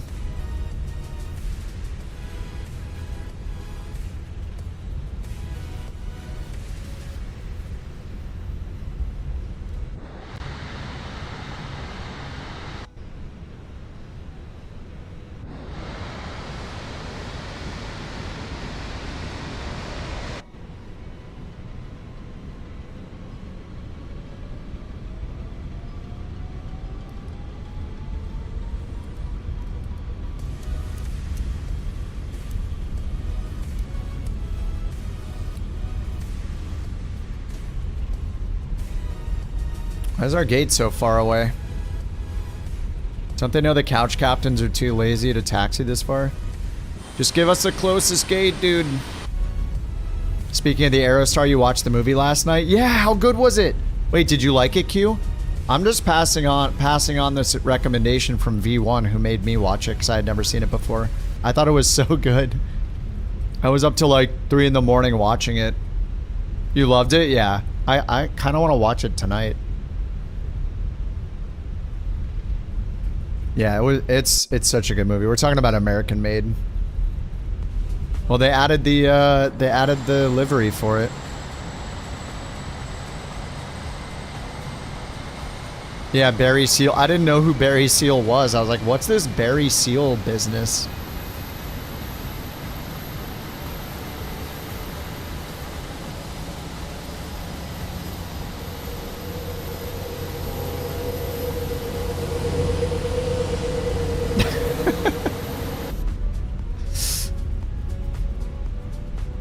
Interesting.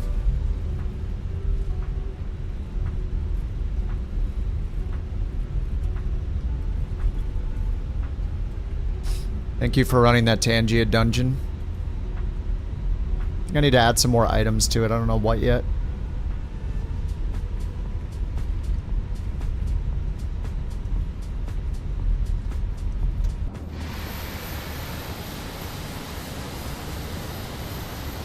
And how am I supposed to get over there quickly?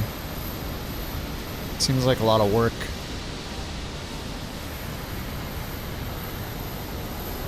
These are some massive taxiways.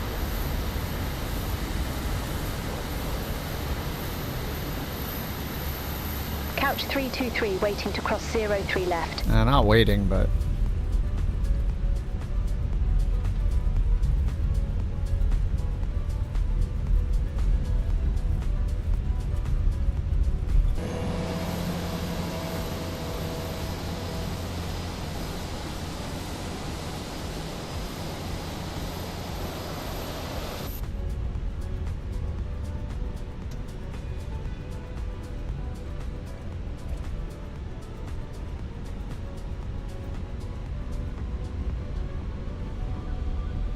Add a Chick-fil-A uniform to JT's room.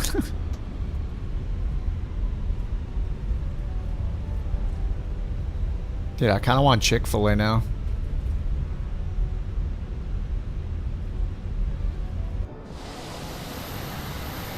I don't know the last time I had it.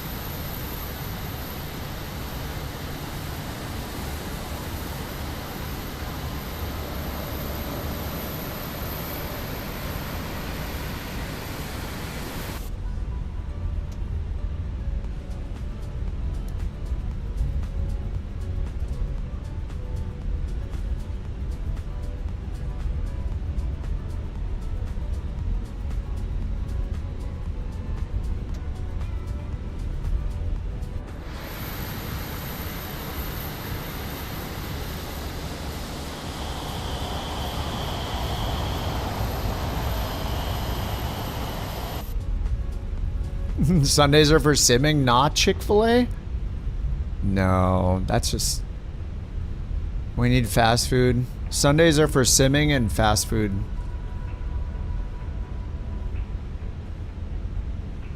No, looks like the guy's probably in the building.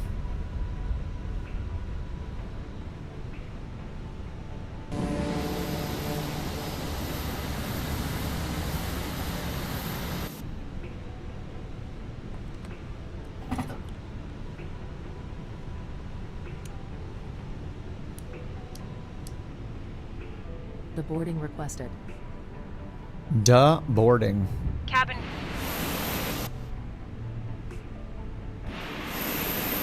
Alright, we made it. Let's see if I made the money. 544, 546, 2,000. Wow. Flight safety bonus again. Yeah, I don't know what the flight safety bonus is. Maybe it is the landing rate. Okay. Let's look at the daily flights. Refresh.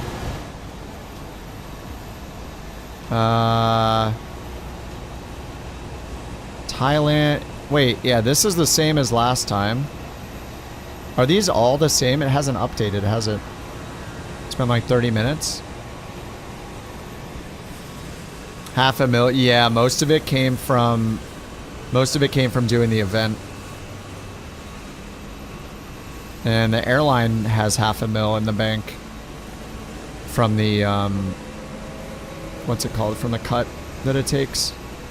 So I guess we'll be able to buy... I don't know what we'll be able to buy yet. We can buy personal property like next... Is it 2 more weeks or something? Oh, the other ones are new? These 2 are new? Alright, well this is not new, so I guess we'll do this one first. Bangkok to Nakhon Phanom. Something. Don't know how to say it. Generate the flight plan. Couch 323. What do we want to do it in? The max again? Or the citation? I thought I would do the small one next, but the short one next, but this is the one that was there yesterday. So I'll have to wait on the Aerostar until we have a new one of these to do. Or I'll just do a small flight after this. We can do Canada again too. Many options. What to fly? Citation. How many miles is it? 300? Yeah, I want to fly a jet. Like if I did the Starship, that'd take more than an hour. Hold short, runway 03 left. Hour 30. I could do the Fokker maybe again. Hold short, runway 03 left, Safari 370. Maybe the F-28. Hour and 30 in the Starship. Fokker is probably an hour. 1 hour and 6 minutes. Yeah, I kind of want to do the Fokker again. Fokker's fun. And I don't think I've tried to use GSX or the Fokker yet. The RJ, I think I have it installed. I have it from the marketplace. We'll bring out the cheese Fokker.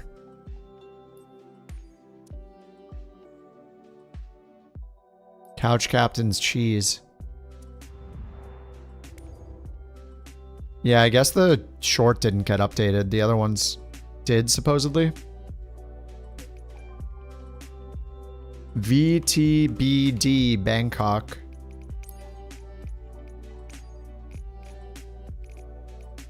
Gate small. Live time, I'm guessing? Yeah, it's 7 a.m. there. Nice.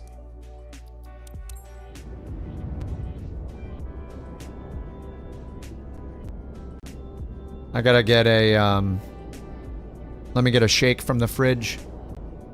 I'll be right back. I'm gonna hit the ad button for 90 seconds for people on Twitch to turn off the pre-roll ads. I'll be back in 90 seconds.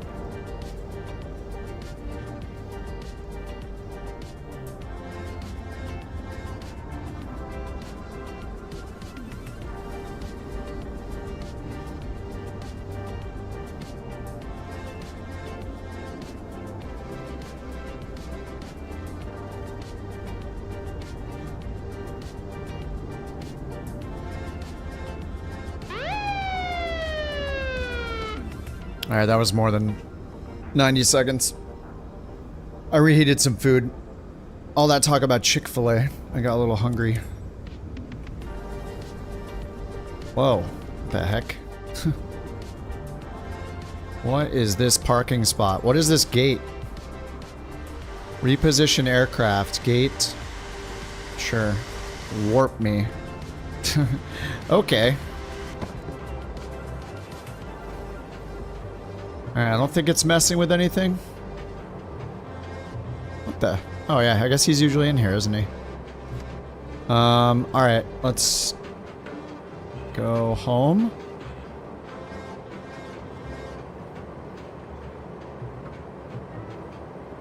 What? What was that music? Okay.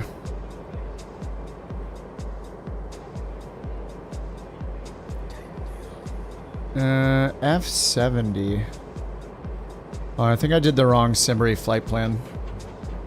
Oh yeah, this is the... I need to choose a 4000.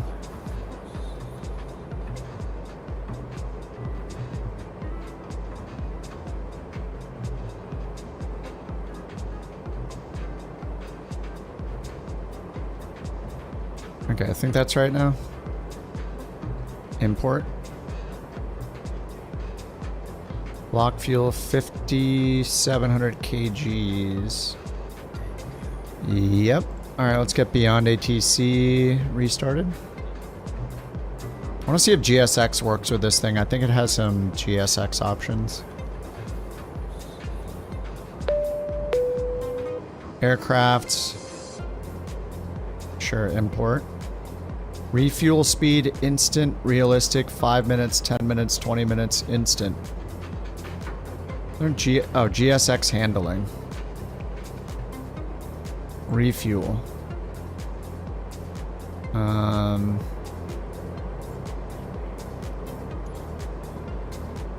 Simbrief, okay. Simbrief, okay. I wonder if I need to re-import it. Reload. Did it reload it? Is it gonna ask me to use GSX? GSX handling on. Here, let's get the GPU on. Oh.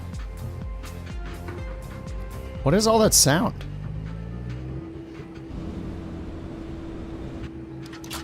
Whoa, what the? Oh, what is it? What is happening? I didn't even click anything. It's just starting with the GPU on? Why are these all on?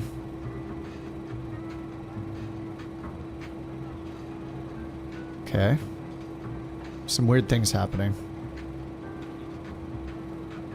This is on auto already. Is it not in the cold and dark state? Cold and dark. Cold and dark selected. Okay. Good. Waiting for GSX boarding. Okay. Board using GSX. Waiting for... Huh?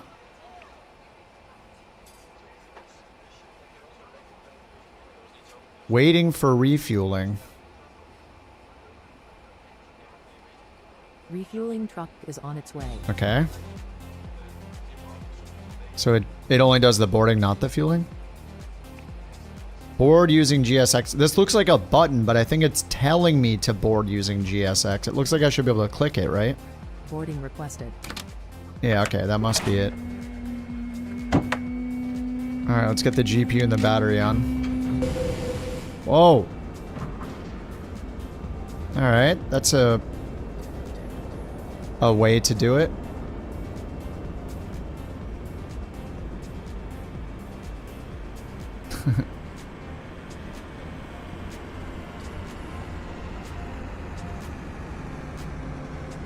Fuel truck is in position.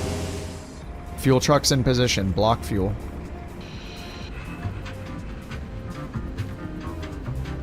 What is this music?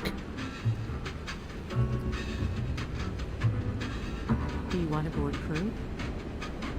Yeah. Pilot's boarding starting. Oh, it is refueling it. I think. Let's see if that moves. Oh yeah, it's moving. Is it moving? I'm pretty sure it's moving.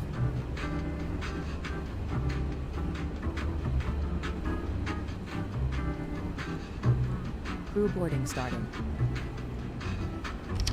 Your crew has boarded. Yeah, it's refueling. Cool. Okay.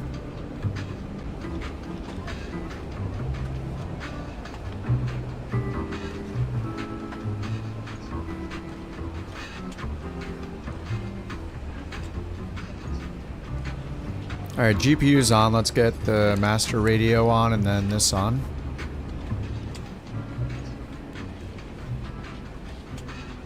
Hello?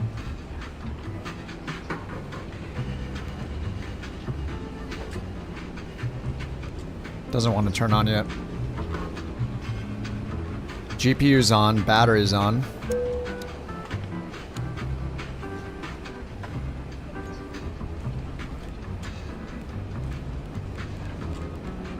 Hello? Come on, man. Let's go. I got work to do.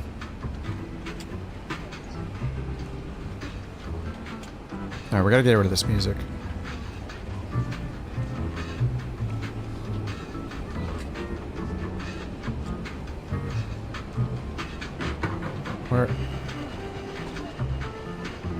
Where is it?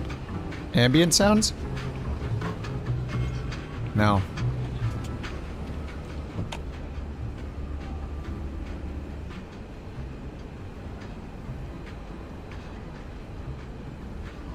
I still hear it.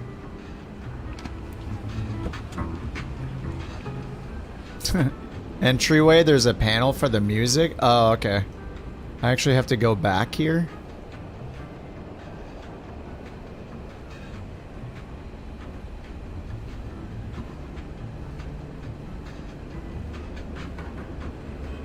Can't open the door.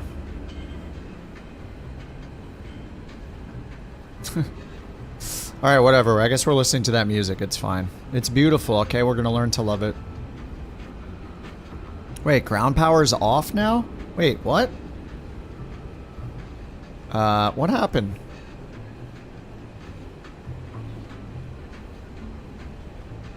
Hello? Where's the ground power? Give me the ground power. It's right there.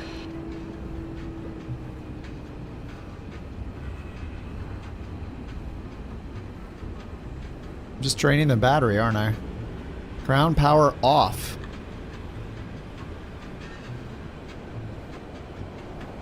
Enable cabin? Did I disable the cabin? Auto cab. Oh, this is the visible cabin.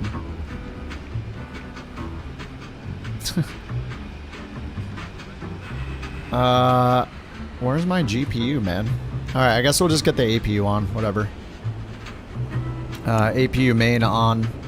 Start. Are they done refueling? Alright, well, whatever. Sorry, man, we gotta get the APU on. We need one of these on.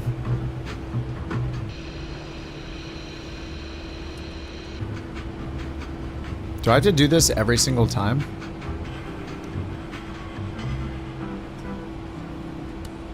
Oh, it's so much better. Alright, get out of here. There we go. Okay, now let's listen to our crappy music instead. Yes, this is better.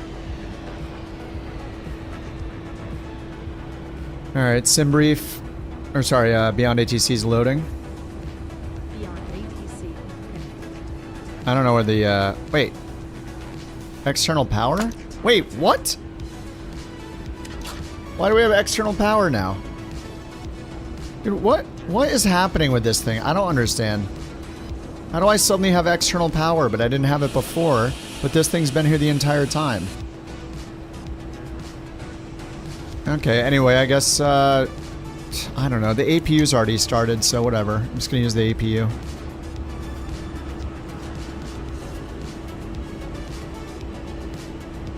Alright, fuel is still loading. Now we can go down here and do our planning.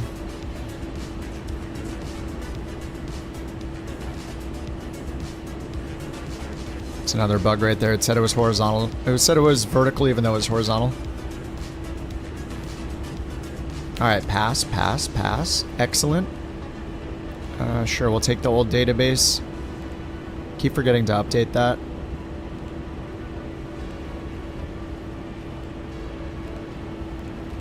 Alright, flight plan. Alright, VT. BD. Enter. Enter. Destination VTUW. Enter, enter. 312 miles. 390 on the full route. Alright, let's get our clearance before we program anything in. Couch 323. Ready to copy IFR clearance to Nakhon Phanom. Couch 323, downwind delivery, expect runway 21 right, Robka 3 Alpha departure, squawk 0345. Robka 3 Alpha departure, squawk 0345, couch 323. Couch 323, read back correct. Contact ground 121.9er when ready for pushback or engine start. We'll contact ground 121.9er when ready for pushback or engine start. Couch 323. Alright, 0345 on the squawk code. The Robka 3 Alpha with 21 right. 21 right, Robka 3 Alpha. Okay, what we have in here is correct. They didn't change anything, so let's go menu, departure. 21 right is number 4. The SID is the Robka 3 Alpha. Might not have it because this is outdated. I didn't update it. Robka 3 Alpha is number 12. Okay, back to list. Or back to menu, arrival. Runway 15 is number 1. No star. How do I select none? 0? Pushback and engine start approved. None. Take Asia 3250. 0, 0? Minus 0?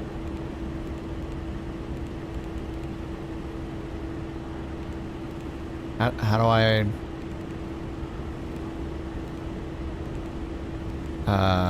oh. I'm stupid. Okay, runway 15. So we'll do ILS 515? I don't know, I guess that's it. I don't know what transition, we'll just pick the first one for now. Okay, back to the flight plan. Alright, so after the Robka, there's Robka. So Robka is 10, so starting at 11 we need to join the Alpha 1 to Selka. So we choose 11 to insert it, list, airways, Alpha 1 is number 1, exit at Selka.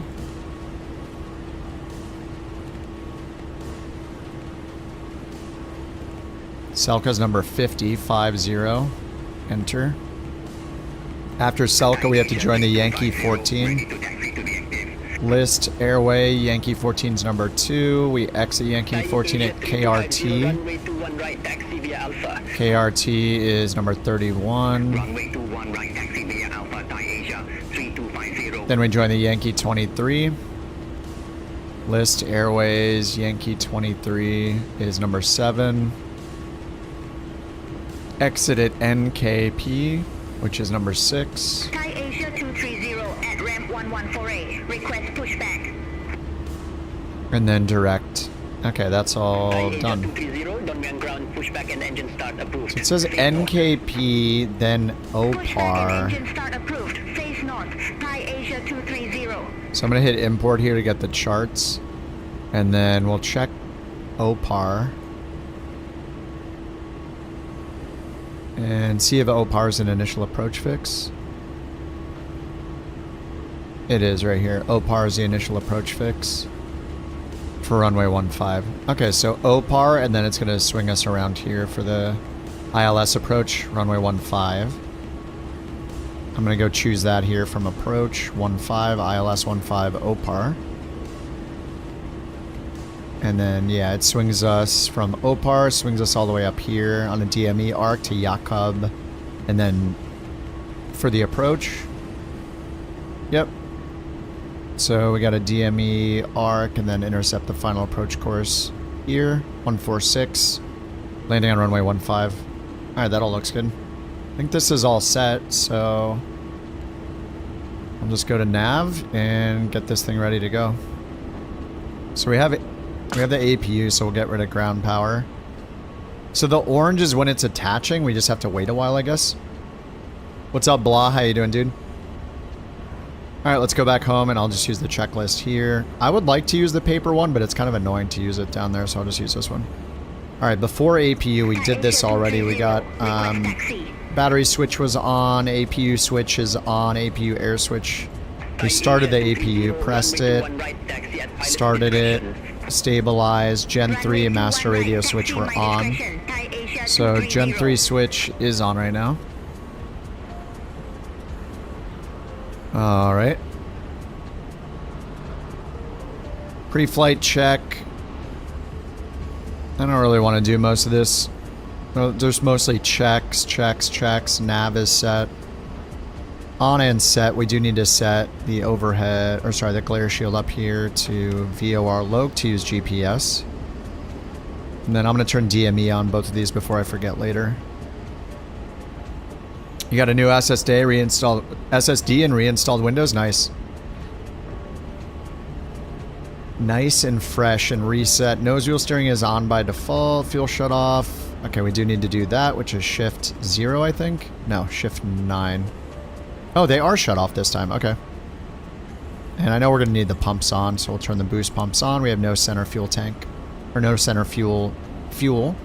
Center tank fuel. All these are just checks. Static pressure, blah, blah, blah. Fuel pressure light. Lift dumpers, check. Test booster pumps, check. Gust lock is on. Okay, circuit breakers in. Oxygen check. APU air switch on. Windshield heating low or off. It's off right now. Air is on. And down here, windshield is off. Anti-ice is off. And pitot heat's off. Fasten seatbelt, no smoking. That's already on. Skid control test. I'm just skipping this stuff. Nav light switch on. So down here we need to get anti-collision and nav lights on.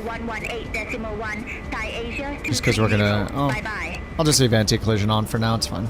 We're gonna push back soon. Before starting engines, parking brake on. Pressurization set. Check the sim brief. We're climbing up to 29,000. So we need to set this to 29. We'll set it to 30. Anybody know why you always add 1,000 to the cruise altitude? Anyway, there's 30. Alright, thrust index set. I leave that alone. I'm not advanced enough. Gust lock removed, takeoff data checked, and bugs set. So gust lock is removed. We'll uncage this before Jack yells at me. And then takeoff flaps 18. No, we do flaps 11, I think. So we'll click that and that sets the bugs for us. Rotate 127.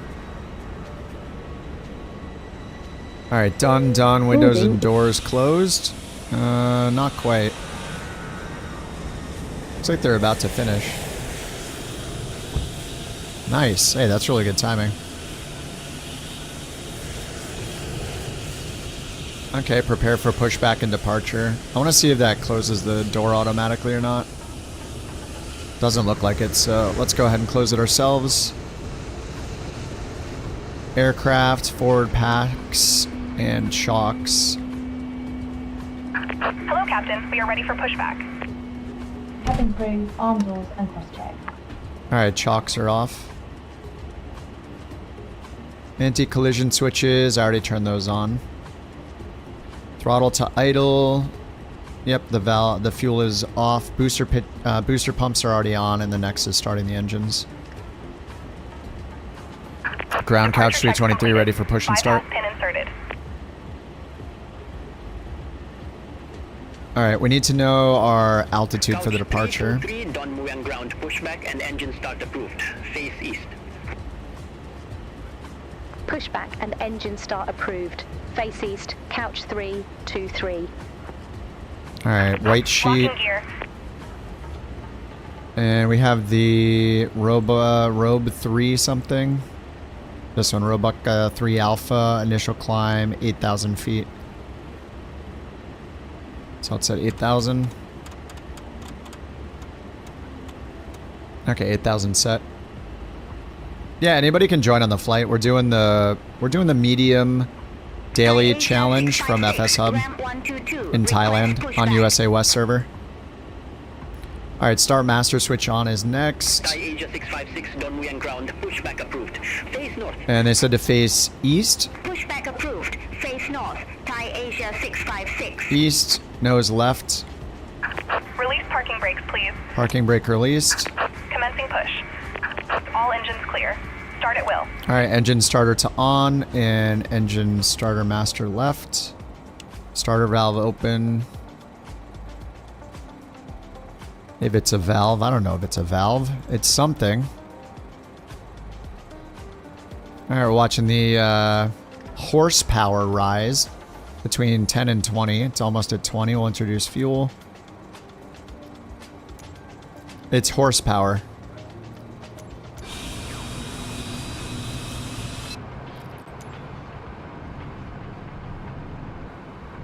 Look at these fixed cameras.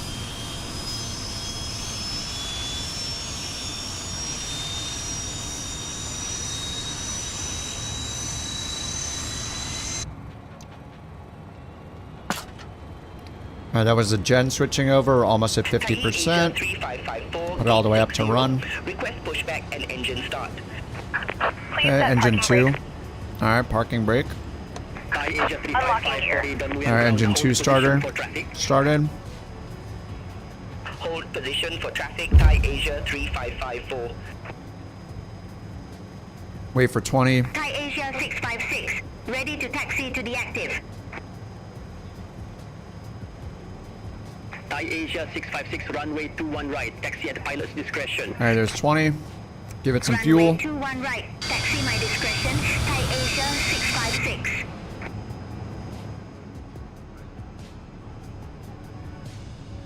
Where's the engine 1 camera?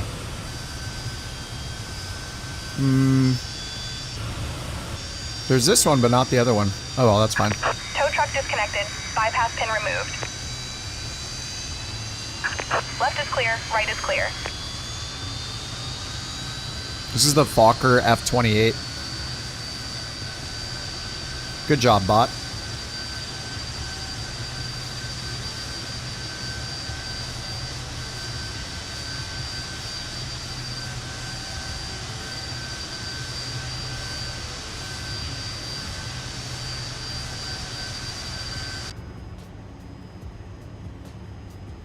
Oops.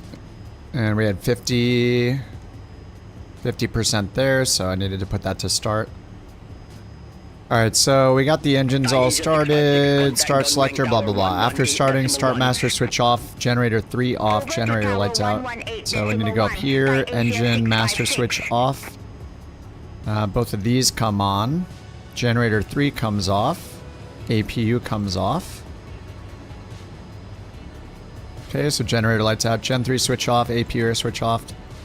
Air conditioning main switches both on, did that. Anti-icing auto or on, windshield heating low or off, pitot heat.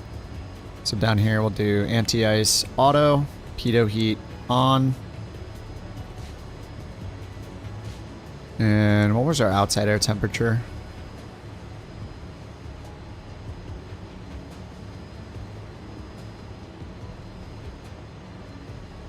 Forget, where's the outside air temperature gauge on this thing again?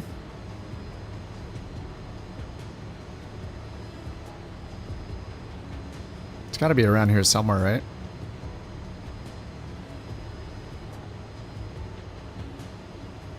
Where is it? I always forget. Alright. Whatever, we'll leave the anti-ice off for now. Hydraulic supply, electric pump switches off and guards closed. I think they already are. Flap set. Okay, next is flap set, which is 11. So 2 notches, flaps 11, and we chose 11 for our takeoff. Oh, the V2 changed, didn't it? Oh yeah, it did. What the heck? These changed once I got the engine started. Alright, we're at 138 now. This white bug is our rotation speed right there. Alright, and once we take off, we're going to use heading mode. Actually, I don't know if clicking that does anything. We need the lift dumpers on, so they are ready. Ground couch 323 ready to taxi.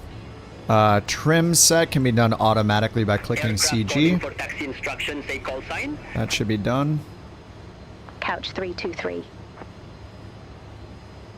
Couch 323, runway 21 right, taxi at pilot's discretion. Alright, flaps, clue Runway 21 briefing, right, taxi lining my up. discretion. Okay. Couch 323. Alright, runway 21 right, our discretion. We'll just use the moving map. Zoom it in. Alright, parking brake is off. Taxi light, I have on a switch. That is on. And strobes are off for now. Okay.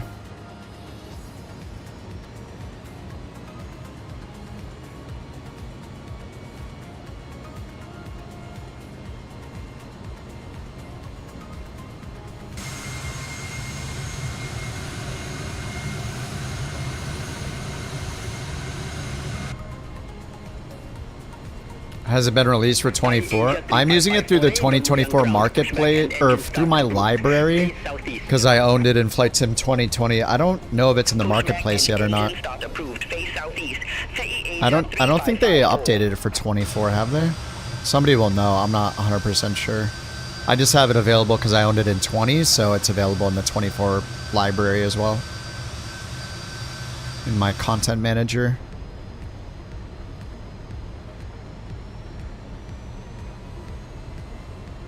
But I mean, you could buy the 2020 version and just use it. It seems to work just fine.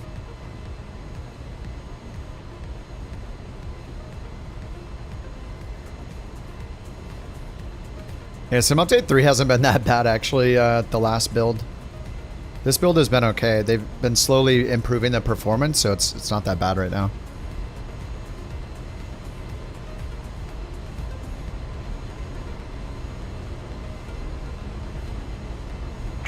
Sky Charlie Sierra, ramp 106, request pushback.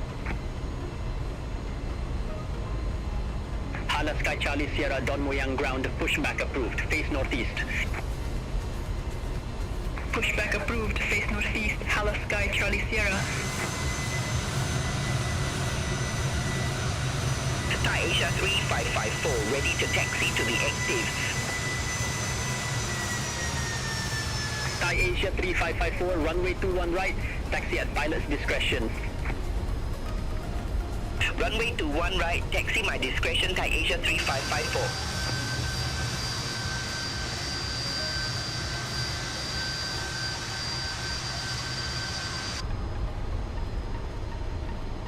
Did I have airport ground traffic turned on by accident?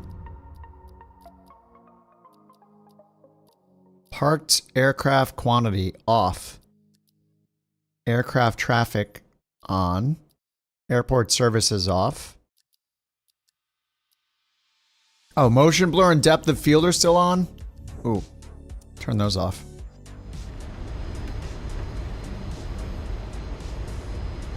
Just Flight's doing free updates. Oh, it is supported? I don't know if, maybe I just got the update through the marketplace then, or the content manager. All right, we're gonna turn the selected altitude alert on, and I can't turn that on until we get autopilot on, I guess. Hala Sky Charlie Sierra, request taxi. All right, so brake temp check. I don't know where to check that. Down here with the brake info. Pressure. Skid control. APU is off. Lift dumpers are armed right there and ready. Flight control check. That's a good idea in this plane because of the gust lock. If you leave it off, it's not good.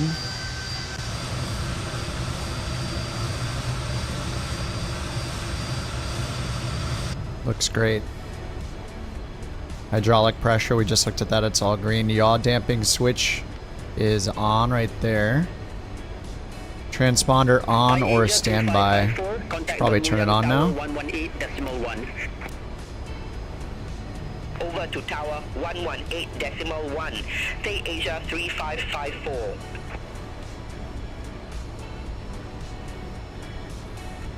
Oh my god, I'm going to 3 left. I'm going the wrong way. Crap. Ground, can we change the runway 3 left? I went the wrong way. It was because the EFB. Oh wait. Oh no, it was over there. Oh my god. Alright, that's okay. This is easily solved. Couch 323, runway changes are not supported at this time. You are assigned departure runway 21 right. Crap.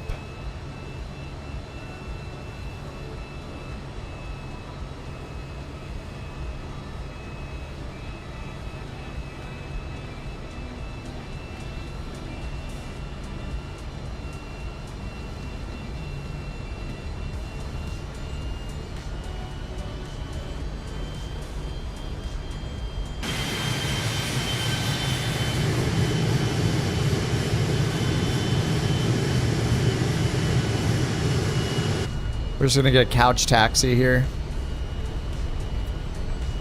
If your airspeed indicator isn't alive, you're not taxiing at a good enough speed. Follow the sound of my voice. See if this Beyond ATC plane freaks out. What is that? Couch 323, hold position for traffic. I'll call you back.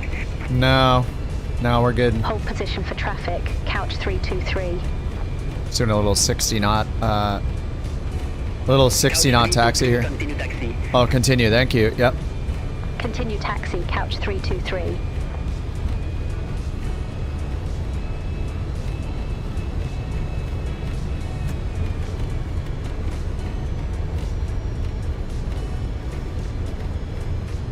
All right, let's get this daily money.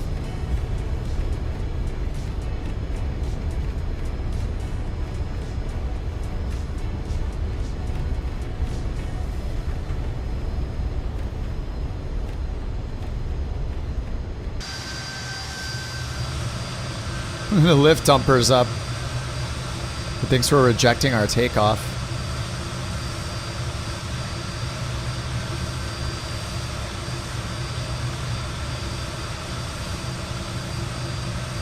It's waving. That just looks kind of gross. I'm in a Vision Jet? Couch 323, contact Dongmuang Tower 118.1. Over to Tower 118.1. Hey, there's only Couch one logical 323. replacement for an airliner, and that's a Vision Jet.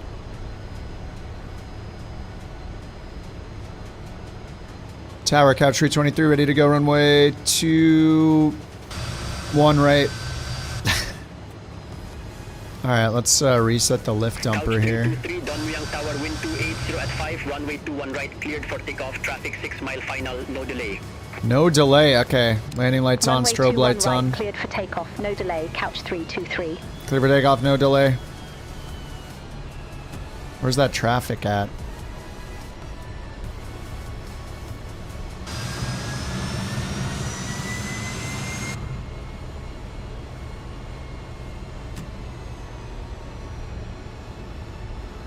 Landing light switches, yep.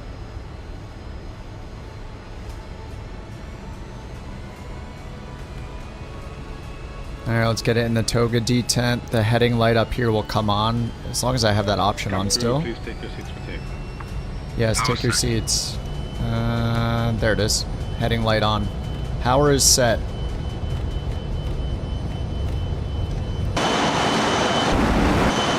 Cabin is secured for departure. Good, good, that's good.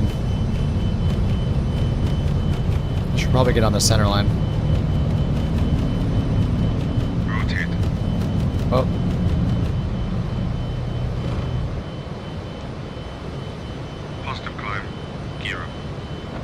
Okay, gear up.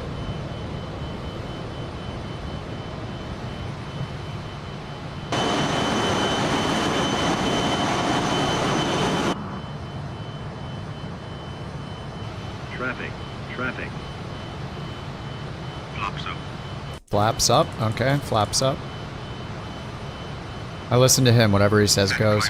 Bangkok Air 3607, Set climb power. wind 280 at 5, runway 21 right, cleared to land. Climb. Runway 21 right, cleared to land, Bangkok Air 3607. Couch 323, contact Don Miriam, departure 120.3. All right, let's go beam beam Contact pitch. on Mian departure Autopilot beam 120.3. pitch. Couch 323. Pitch. And go up to 8,000 feet. Don Muang departure, couch 323. Good morning, There we go, that's on. 2,600 feet. I guess we can do vertical speed. Couch 323, Don Muang departure. Good morning, identified, climb to flight level 140. Flight level 140. Climb to flight level 140, couch 323. Alright, we're doing a right turn on the SID. 140, and we have to hit this each time or it won't stop us at 140.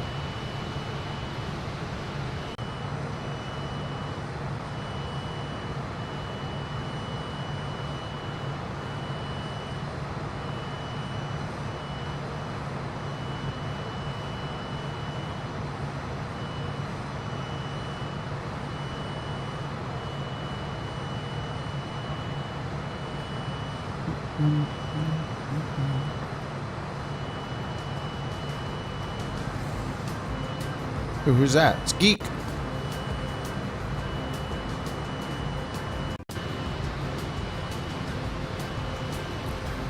Get the taxi light off.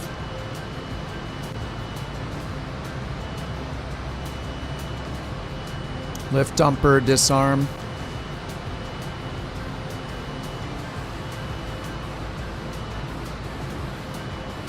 Landing and light switches off and retract, okay. Landing lights off. And retracting right there. Cabin crew have been released to begin their service, but please note that seatbelt signs are still on.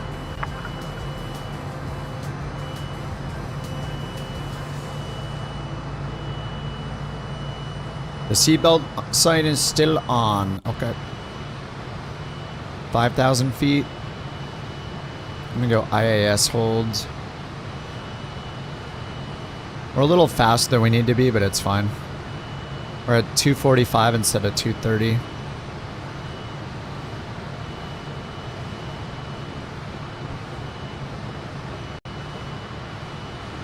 Engine anti-ice switch auto are on, pressurization check, fasten seatbelt signs.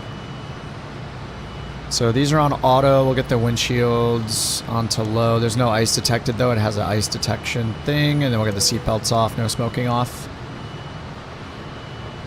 I turned the APU off before, right? Yeah, APU's gone. Gen 1 and 2 are on. And pressurization is still climbing. Looks good.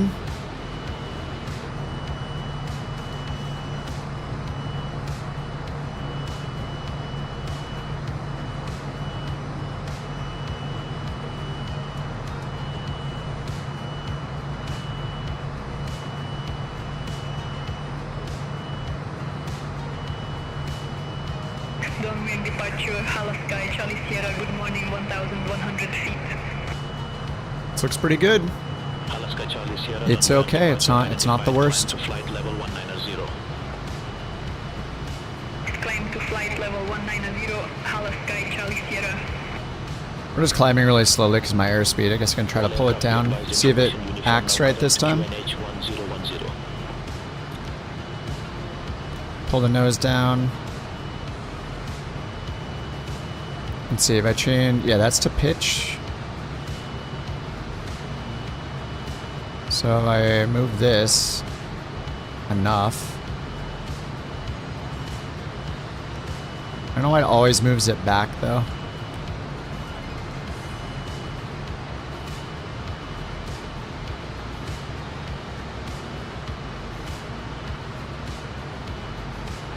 Wait, if I turn the pitch off here, can I just pitch it myself? Oh. That kind of works, right?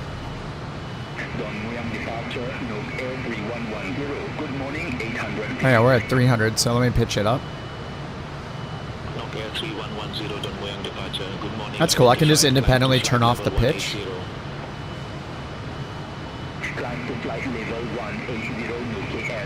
Yeah, that's kind of neat. So the roll authority is still turned on, but I turned the pitch off. And now I can just use my elevator to set the pitch myself.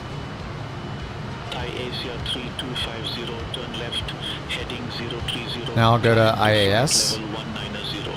Maybe if I give it pitch now and then IAS. Turn left, heading 030, climb to flight level 190, Asia 3250.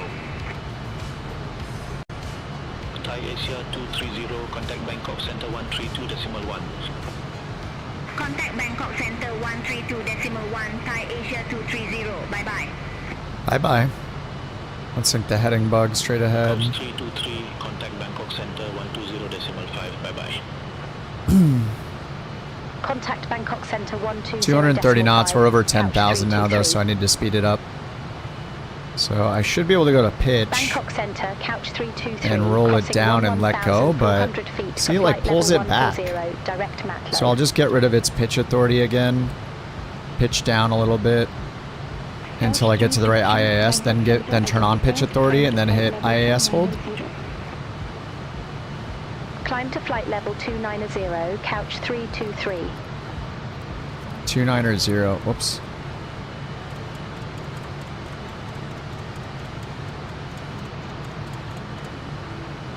(290) alert on. It doesn't have, so it needs pitch authority for that stuff.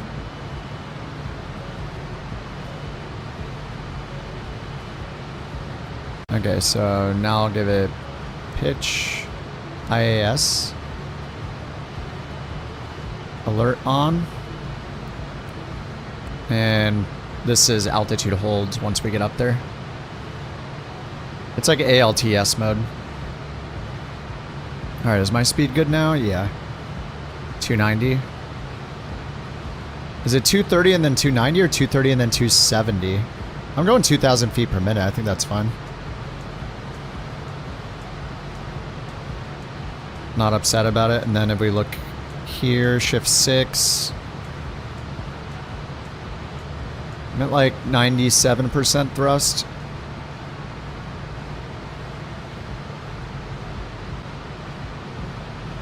Yeah, 97% RPM.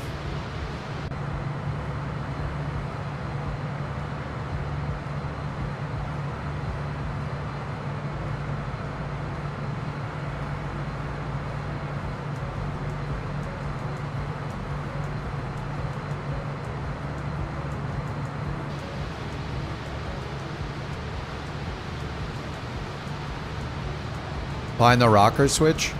It just doesn't seem to work for me. Even if I click and drag it, doesn't like me. I don't like you. Anyway, we're fine for now. This is good.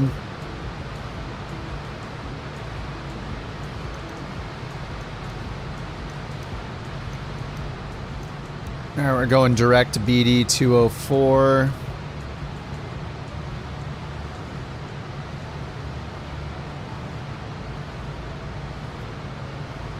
Let's check this whole route. Okay. It's not too bad. There's a couple turns, but it's mostly in the right direction. I don't know that we need to worry about a shortcut.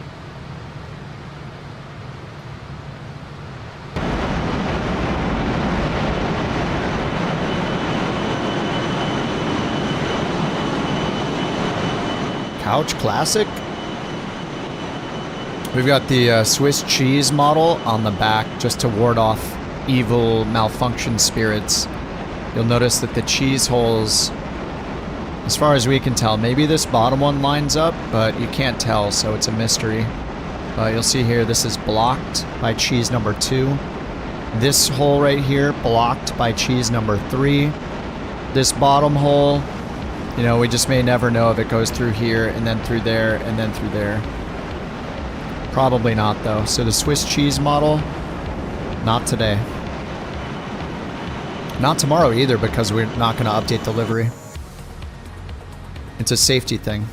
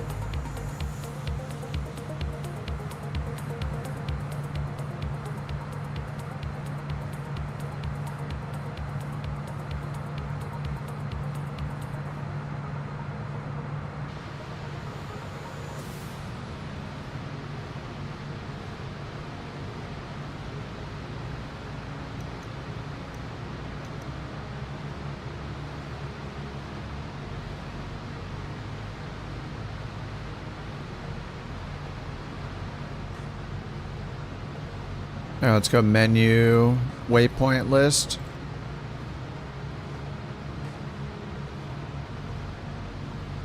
I wonder if this is cumulative time or not. See if any of these. Yep, it is. Lizard, Nice. lizard, Oh lizard, God, no! lizard, lizard, Get it lizard, out of here! lizard, No! lizard. Turn it off. Speeve. Hello. Lizard. Lizard. Thank you for the biddies. Speeve, thank you for the. Thank you so much for that liver. Oh my God. Enough flying and beverages. I'm gonna need the liver, and not the lizard. That's your intro song? Very nice. You like how it's got a flap gauge on the actual flaps? 5041. Not just on the lever? Climb to flight level 240. Expect further clearance in about 38 miles. You mean the flap gauge up here? Flight present heading, climb to flight level 240, tie 041. Q's hoarding his coins. He's not betting them. He's not giving them to anyone. He's not using TTS. For flight level 290. Why is he hoarding all the Bork coins? Nobody knows. Bangkok Center identified.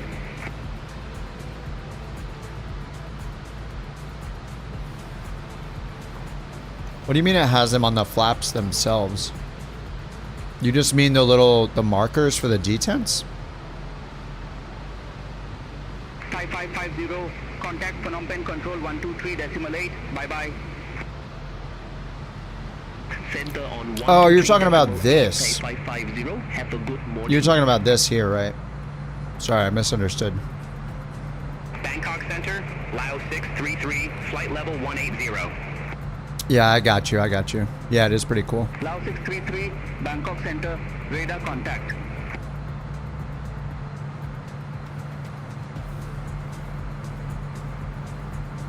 Aviation advent. How was UR Aviation Adventures going for you? It's good. Ooh, ice detect. Uh-oh. It's not going good anymore. Cancel. Cancel. We have ice. We have ice. Okay, automatic icing's on. We're fine. Anyway, we should check out the window here and see, ask the passengers if they see anything on the wings or the tail. I think the answer is no. That looks good. That looks good. Runway 19. Report ready for descent.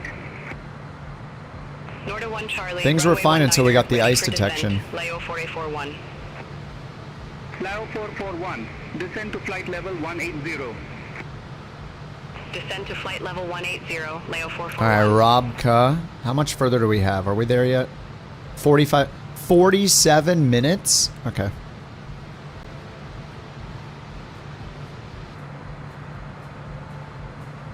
I guess we have to chill here, finish our in-flight meal, listen to music, and then prepare for an arrival. Check the weather and all that stuff.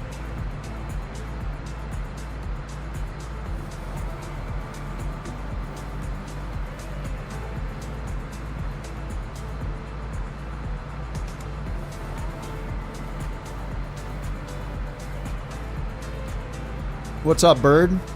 5041, cleared direct to upload. Resume home navigation. Roger, heading direct upload, then resume home navigation, take 041, thanks.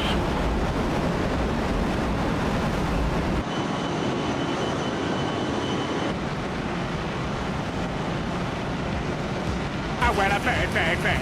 But bird's a word, well, a bird, bird, bird. Well, a bird is a word, well, a bird, bird. Oh my god, I got an idea. Bird, bird, bird. Well, a bird is a word, well, a bird, bird. But bird's a Okay, word, they don't have this yet, but thank you for the bird cue. They don't have this yet, but when they make the Aeroconomy API, what if I can make it so Bork coins can be turned in and then you get money transferred from the VA Aeroconomy account into your personal Aeroconomy account by giving it your account number when you do the command. They don't have the API for Aeroconomy yet, but if they make the transactions API for Aeroconomy, we could make it so Bork coins could be used with commands during the stream to transfer. Sounds like money laundering. Embezzlement? No, it's a trade. He gives the Bork coins to the VA. The VA gives him payment with Aeroconomy dollars. It's just a trade. It's not embezzlement. I'm not doing it. He's gonna bankrupt the VA. Sure thing, Mr. Madoff. Listen, it's gonna be fine, okay? Trust me. Can't you just trust that it'll be okay, okay? A dirty arrow money? I think it'll be okay. I mean, it's not gonna be that much money. Yeah, there's a bug. I put the decimal point in the wrong spot. The VA has $0. And then whoever got all the money just quietly leaves the VA. Interesting. Why'd they resign from the VA and why do they own half of the United States now? Interesting.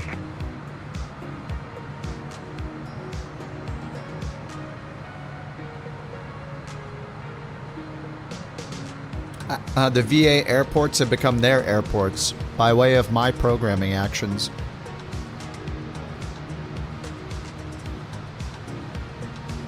Yeah, 60 coins equals 60 arrow dollars. Yeah, it's a 1-to-1 conversion.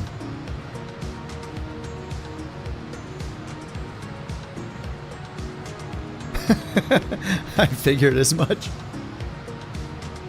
Okay, maybe it'd be 10,000. You like to buy 20k Bork coins? The Bork coins aren't for sale though, except through crabs. You can convert crabs into Bork coins. Listen, the economy is a complicated thing, okay? I know we all want to pretend like we know how it works, but we have multiple currencies here. Just in this economy, multiple currencies. 964, Bangkok Center, radar contact, climb to flight level 310. Climb to flight level 310. Whoa, what are we flying over?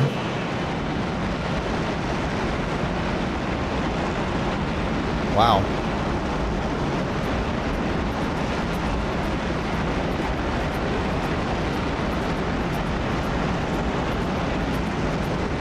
It's quite the forest.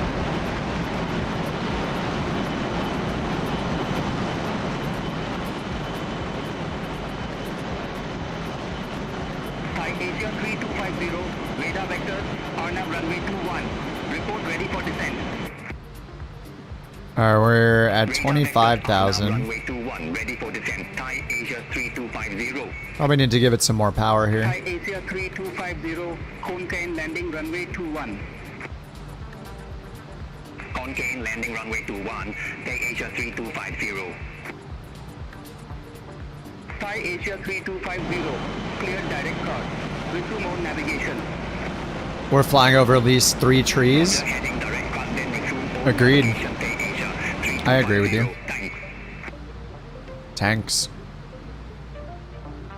KRT, then SITA. And let's see if we go to VNAV. Target airspeed, it's usually like what, 2100, something like that. So we still got almost 200 miles till TOD. We're still in the climb though. We'll see.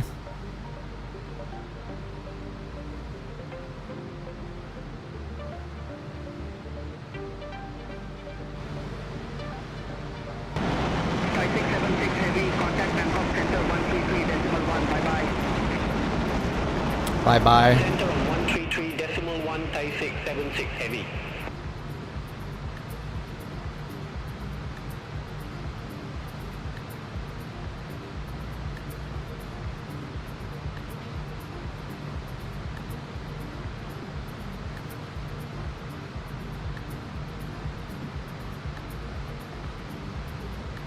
Lao 441, contact Bangkok Center 120.5. You don't see how they're going to police the API? Leo 441. Generate $1 trillion aero dollars? Wait, how?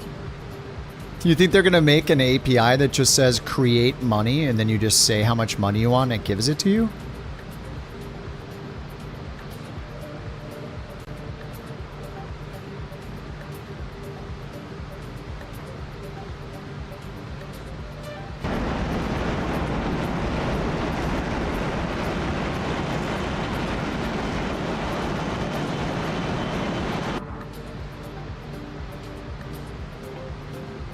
Yeah, I don't think they're gonna make it so you can just generate money from nothing.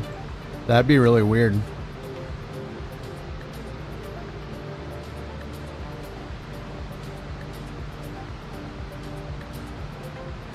Climbing so slowly. Oh, I'm supposed to be at Mach 0.7, aren't I? I'm supposed to be way slower than this. Bangkok Center, Thai Asia 3554. Good morning, flight level 140. Thai Asia 3554, Bangkok Center. Good morning, radar contact. Climb to flight level 340. Climb to flight level 340, Thai Asia 3554.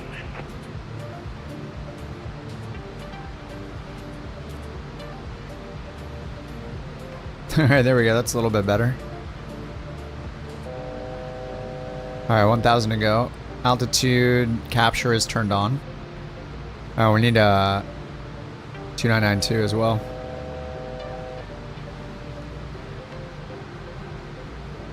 Alright, we got 800 feet to go.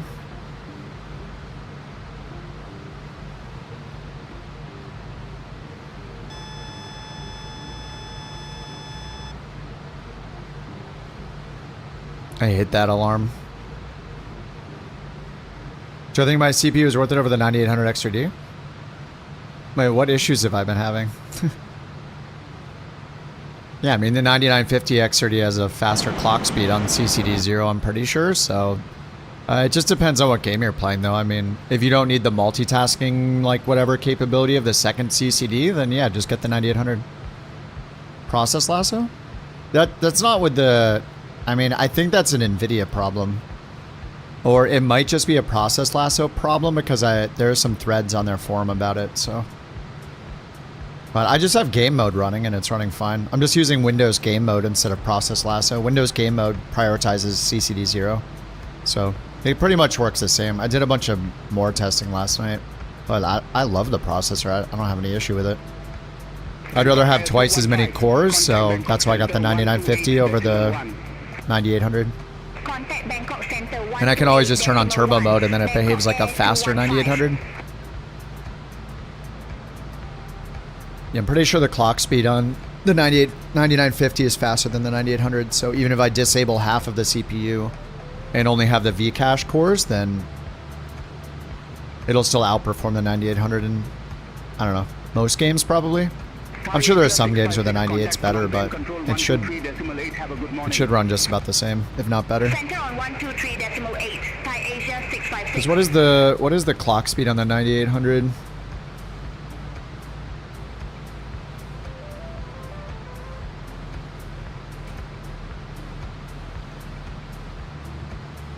The 9950 XRD has a higher boost speed than 9800.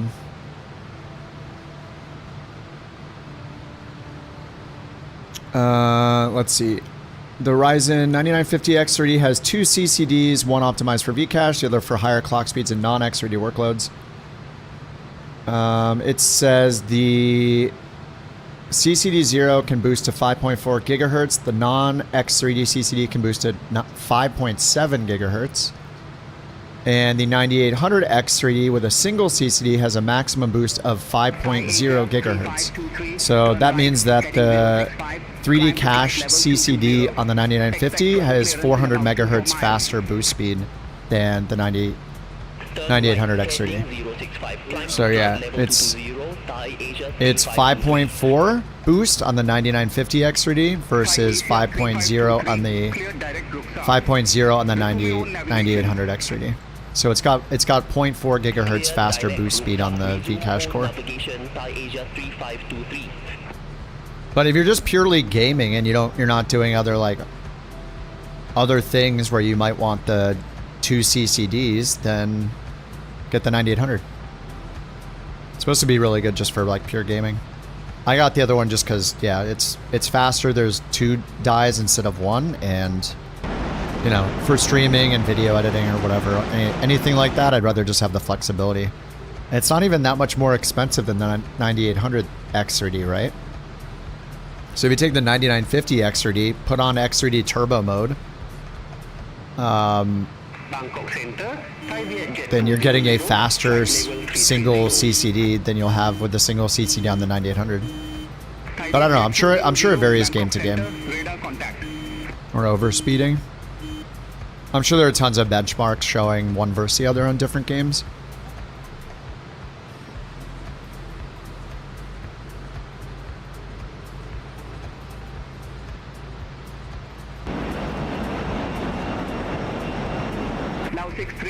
What's our TOD looking like? 132 miles, alright. Expect Norda 1 Charlie, runway 19er, Leo 633. Let's check the weather. Marginal VFR, light rain, altimeter, or QNH 1009. 6 knot winds from the west and light rain.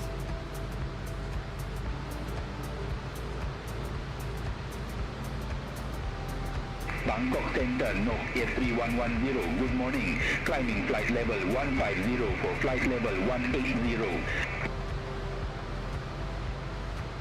Knock Air 3110, Bangkok Center, identified climb to flight level 370. Climb to flight level 370, no Air 3110.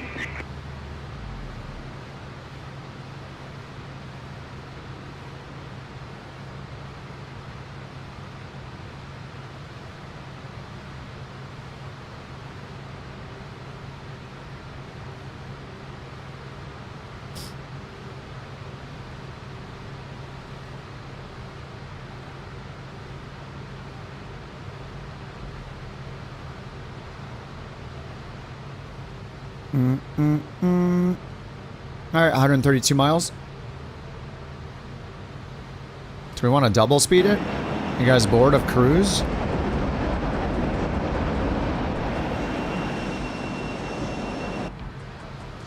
don't know, why don't we double speed it till we get to 50 TOD. Alright, double speed activated. Traffic. We know what happens when we sit here for twice as much time. It means we've spent twice as much time in cruise than we had to.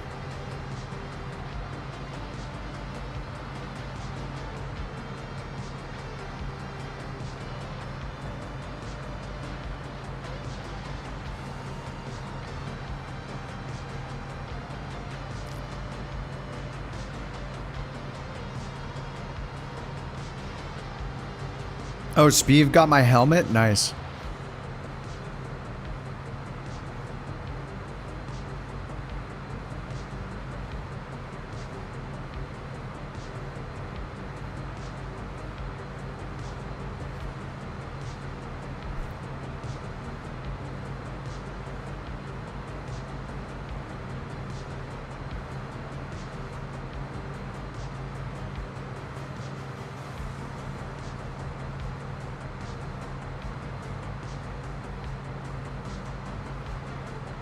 Thai Asia 230, contact Bangkok Center 133.1.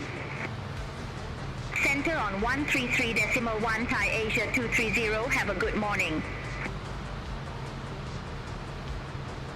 Traffic. Traffic.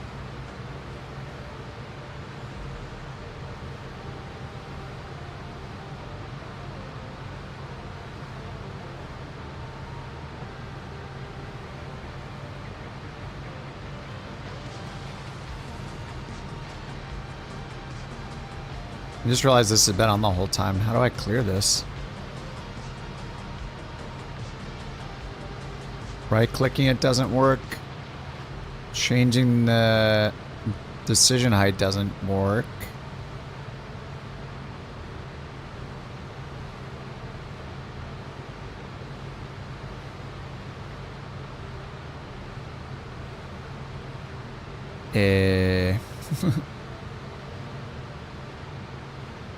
Gotta be a button somewhere for it.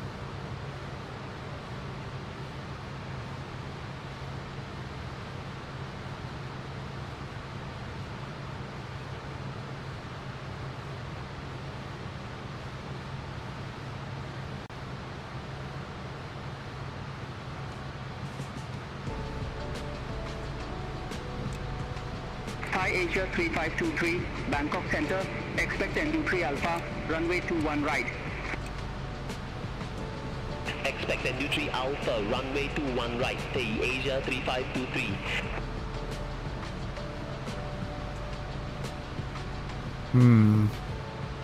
Maybe it'll just fix itself once we get under 2500 AGL. What's up, Liquid? Recently started playing Flight Sim, was able to follow along during the flights last week. Nice, dude. Changed servers. I'm back on Sim Update 3, which has separate multiplayer servers. The beta for Sim Update 3. You can just like Google if you want to join the beta or not, but the multiplayer servers are separate. I switch back and forth pretty often though, because I'm usually like testing Sim Update 3 and the next version of the sim to see how it is and what's new. Have a good morning. Alright, ice detected, anti-ice is on. Keep an eye on the wings. Roger, we'll head direct to Bloat, then resume on navigation Thai Asia 3601, thanks. Thai 672 Heavy, contact Bangkok Center 133.1. Contact Bangkok Center 133.1, Thai 672 Heavy. Is that two people with no weapons brawling?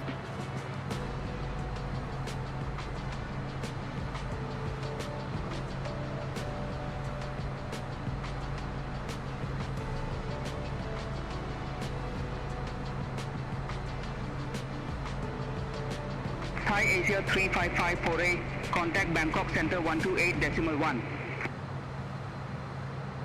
Center on 128.1, Thai Asia 3554. Oh my god, Frothy missed. Oh, holy crap, that was close. It's all RNG, I love to see it. Yeah, you can go to the Tangia page to arm your stuff. Exclamation Tangia and then click on the dungeon. And it'll let you arm your stuff. You just go to tangia.co/KOTG and hit Tangia Dungeon. I almost have nothing. You can change your hairstyle, your hair color, your skin color.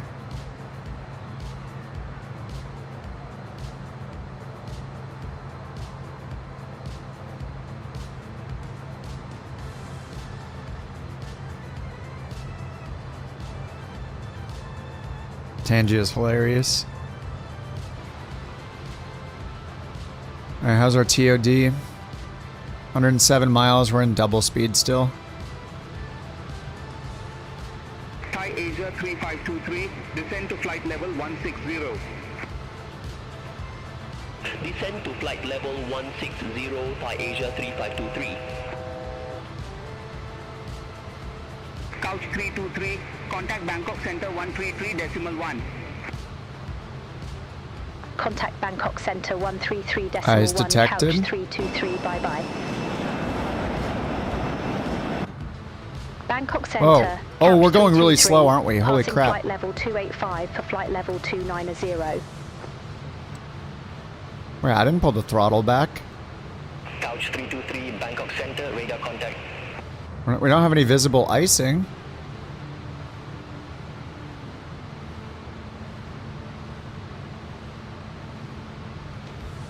Bangkok Center, Thai Asia 3250. Good morning, flight level 1. It's trying to climb us back up to 29,000. Slow flight practice, yeah. 50 Bangkok Center identified.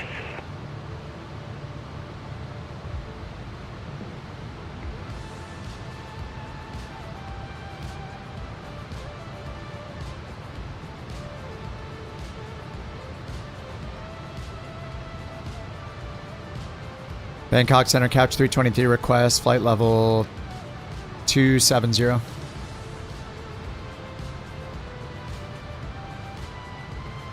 Couch 323, roger. Descend to flight level 270.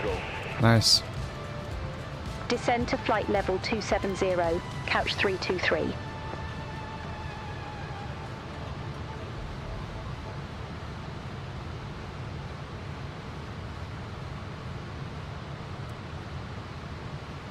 All right, 270 vertical speed.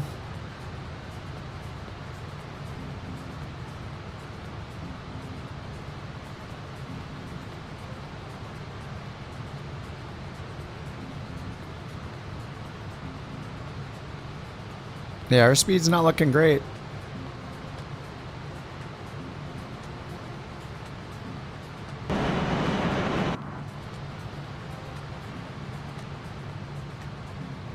$82 miles till TOD.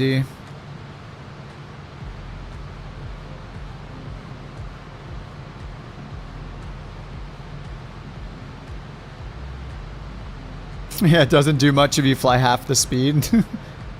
It's almost like we're flying in real time. Whoa. Is this what it feels like to fly in real time? Count me out. I hate it. 13 minutes. That's just the next waypoint. Alright, it says we're reaching 27,000.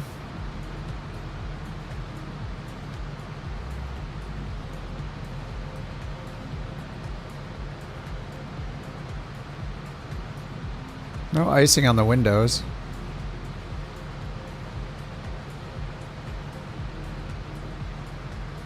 Bangkok Center, Thai 632 heavy, flight level 330.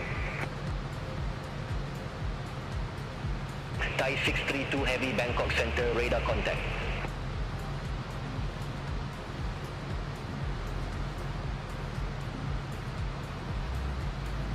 Ice detect again.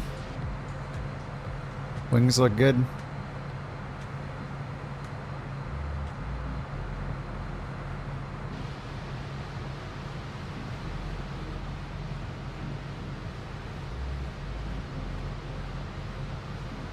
Alright, 44 miles till TOD. Couch 323, Bangkok Center, expect radar vectors, RNAV runway 33. Vectors RNAV 33. Okay. Expect radar vectors. RNAV runway 33, Couch 323. Japan Air 708 heavy, contact VNTN radar 128. Alright, let's program that in. I'm gonna go back to real time. Contact VNTN radar 128.3. Menu, Japan Air arrival. 708 heavy. Runway 33. No star. Approach. RNAV 33 is number 2. And OPAR transition's the only one that it showed on the chart, right? Or over here, that's the only one it gave me an option for. And it didn't pin the chart, so let's go find it. Charts. Approach. RNP 33? I don't know if we can do that. Maybe we can just ask them for the VOR, but it's marginal VFR. I think it said clouds are broken. Oh, few clouds at 8,000 broken. So ceilings are 1500 AGL. Maybe we can ask them for the VOR.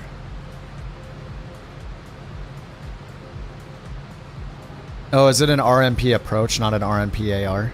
Oh, yeah, it is. It's RMP approach. Yeah, GNSS. Okay. All right. So LNAV, VNAV minimums. Okay. So we can do that.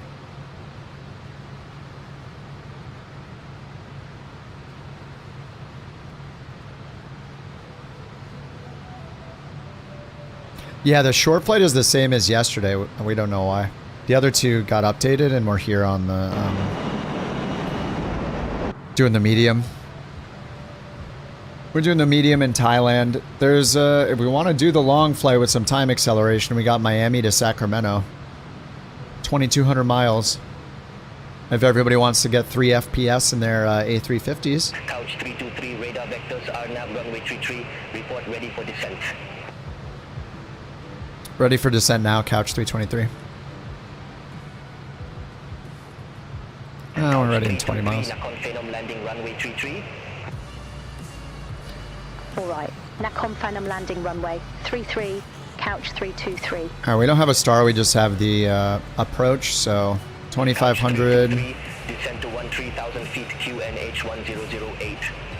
And MSA from the southwest is 1,800. QNH 1008. All right, 13,000 feet. Sky Asia 3250. Contact on. All right, 13,000 feet, vertical speed on, and altitude capture on. And according to this, we need 1,700 feet per minute. So let's get it around there. There's 15, so right in the middle here maybe.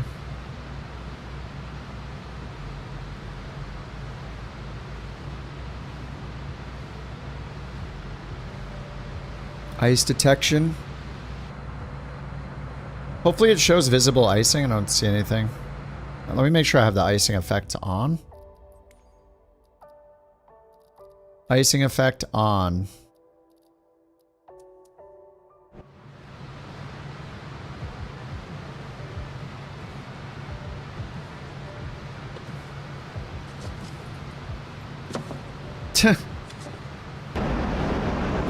What the hell am I looking at? Now. It's a Fokker. Now, sir. Everything that happens now is happening now. What happened then? Past that. When? Just now. We're in the descent. Speed, thanks for the space balls. I love it. And we need to descend more quickly.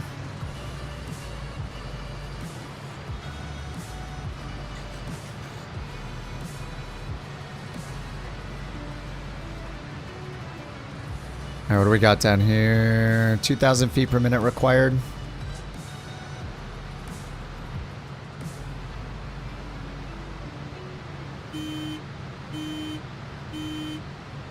Overspeeding.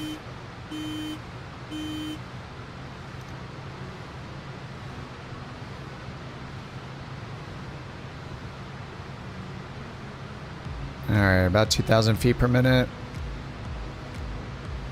Now let's check the altimeter. Or QNH 1009. We're going down to 13,000, so we need a little bit until we put that in. Let's check the ATIS charts.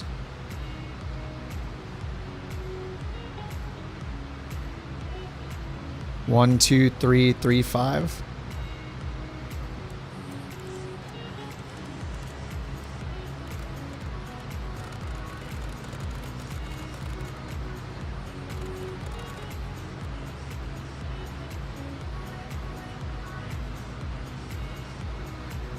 Bangkok Center, Thai 600 Heavy, good morning, flight level 375.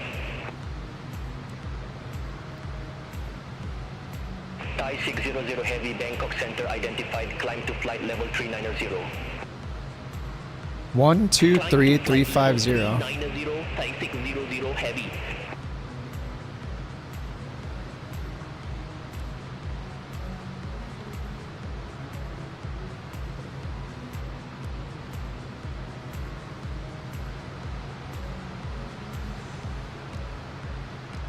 Oh, that's not the ATIS. Oh, 383. Oh yeah, what the heck? Yeah, sorry, I was looking at this. That's the approach frequency. Alright, we'll just use the METAR anyway. I mean, it's fine. We know there's light rain. Winds are variable from the north. Landing on runway 33. Now we have nothing to do. I was gonna listen in for the transition altitude. Or the transition level. Unless it's published, but normally it says ATC. Oh, it is. 130, okay. And we're going down to 130.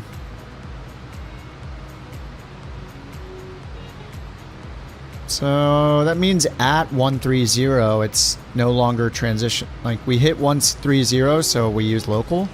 Or is it at 12,999 feet? We're descending to the transition level. And since it's a level that's on the descent, when you hit 130, but is it still a level at 130 or do I switch to local altimeter? Transition altitudes for the climb. When you are climbing and you hit 11,000 feet altitude, then you switch to the flight levels. When you're descending, you're in the flight levels, so the transition level, flight level 130, is when you go back to altitudes, which is local barometric pressure instead of standard. But what I don't know is when I hit 130, when I hit 13,000 feet, do I use standard altimeter still, or do I use local? The local barometric pressure, which will be, what is it, 1003? Forgot it already. 1009. So is it at 13,000 at transition level that I switch to local altimeter setting? It's not issued by ATC in this case though. It's published on the chart. See, it's right here. It doesn't say ATC. If it was, it would say TRL ATC. Local, like crossing 180. Yeah. So transition level is 13,000. So when I hit, do I change at 12,999 feet? Do I switch altimeter settings? Or do I switch at 13,000 feet when the transition level is 13,000 feet? I'm just going to Google it.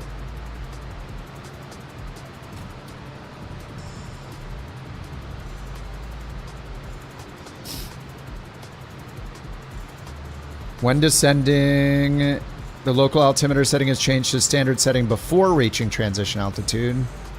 No, I asked for transition level.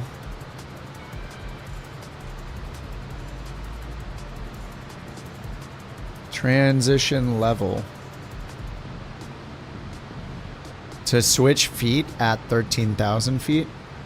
So they called it 13,000 feet. They didn't call it flight level 130. If they say 13,000 feet, then that means that you use local altimeter. If they call it flight level 130, then you use standard altimeter. They did? Okay.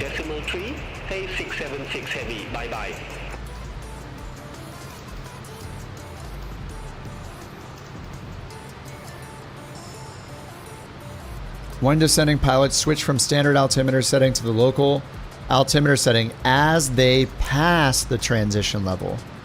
So that means I would have to be under 13,000, doesn't it? Because I haven't passed it, I'm at it. Anyway. Turn right, heading 090, couch 323. 090?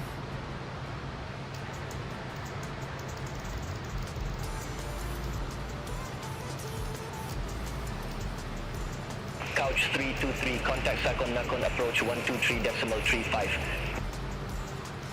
Alright, we're going to switch to heading mode. Nakon, approach 123.35, couch 323. Sakon Nakon, couch 323. Good morning. Flight level 132. Alright, we're on heading mode. Flight level 132.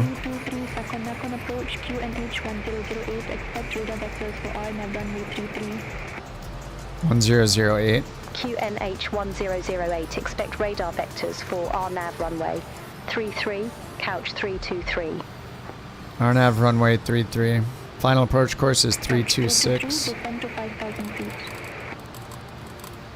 Descend to 5,000 feet, couch 323. Alright, 5,000 feet. Whoops.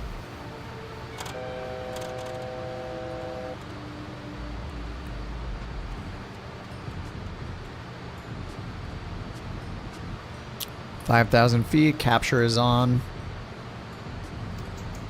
No, I'm not in 2X anymore. Beyond ATC told you 13,000. Yeah, I'm not sure. You think of it as crossing? Sitting at it feels ambiguous. Yeah. I don't know. This one did your average landing rate no favors. Okay, they're vectoring us over this way, and then we'll have to turn around. 2,500 over here at Pretty, and then runway 33 minimums are 850, which is 300. I don't know how to fix the test on this.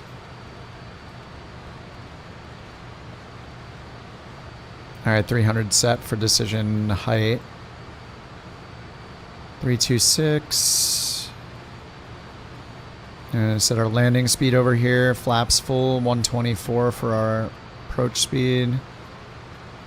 Checklists. Yeah, pressurization we have to set.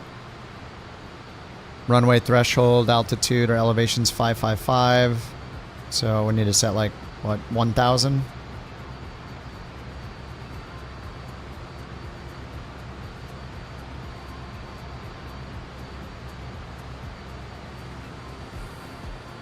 Add 500 to the elevation. Couch 323, turn right, heading 100. Turn right, heading Turn right, 100. heading 100, couch 323. Okay, 100. Heading mode's on. We're crossing 10,000 feet.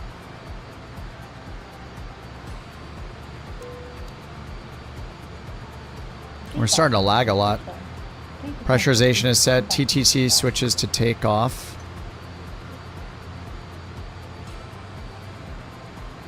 Takeoff. Done. Yeah, I'm lagging a lot.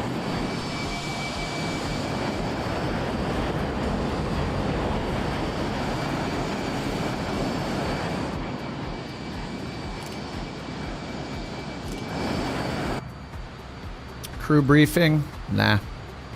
No smoking. Altimeter's already said anti-icing is fine. It's on automatic.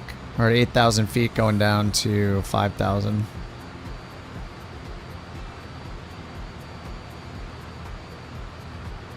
So they're having us go to Zickel. Exical. Zissel. Okay, that's 3,000 feet there. I'm gonna hit direct to Zissel, so this is just updated. It's number 20. BNAV 4,100 feet per minute. Ooh, really?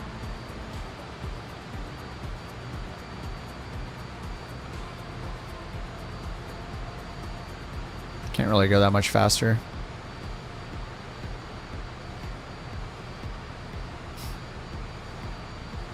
Yeah, my frames dropped a lot the last like 10 minutes or so.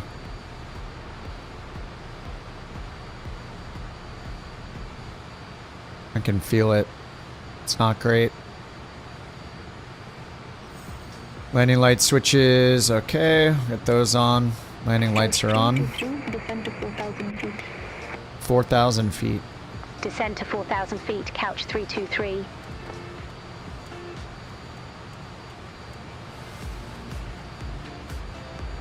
Yeah, we should be turning left. I'm just gonna turn us left. They're not gonna vector me right now, are they? Maybe they will, but I don't want to miss it.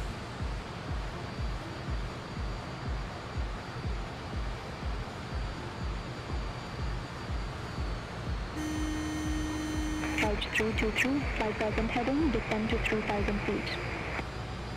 Present heading. Fly present heading, descend to 3,000 feet, couch 323. Alright, 3,000 feet.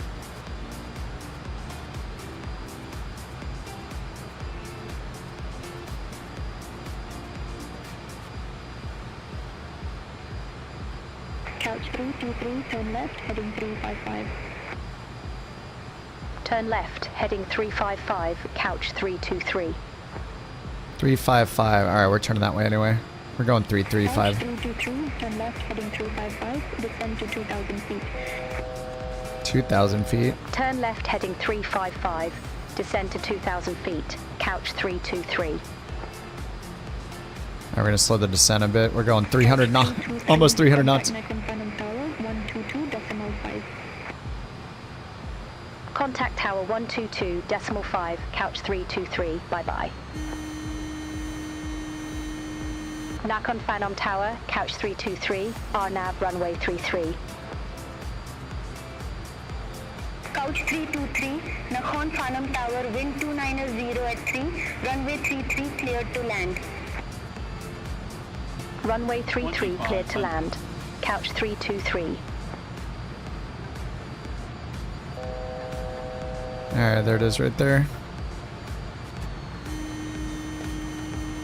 Gear, flaps, speed brake. This is gonna be fun.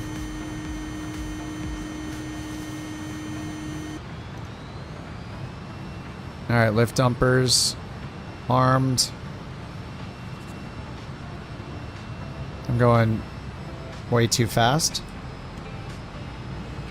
Gear's gonna come down, but slowly if possible. I just gotta like dump the flaps and the speed brakes. Alright, the gear's coming out.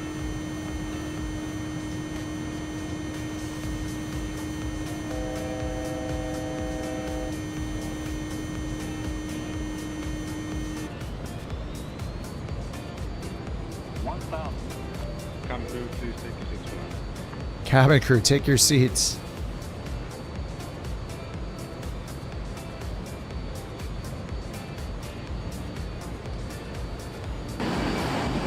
Alright, gear, 3 greens, or actually 5 greens in this case.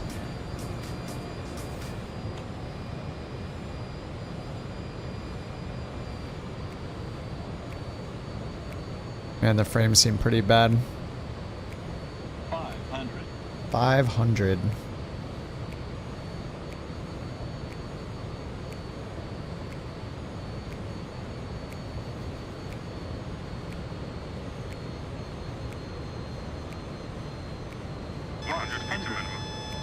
That's just the minimums. Minimums.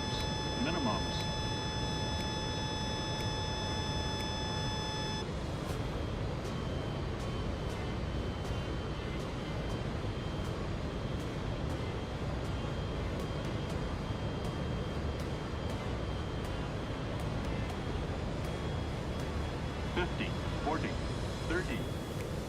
Descend. Descend. Descend. 20. 10.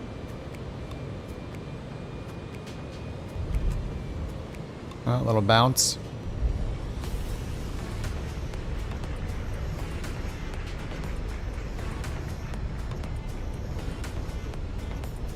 Doing a wheelie.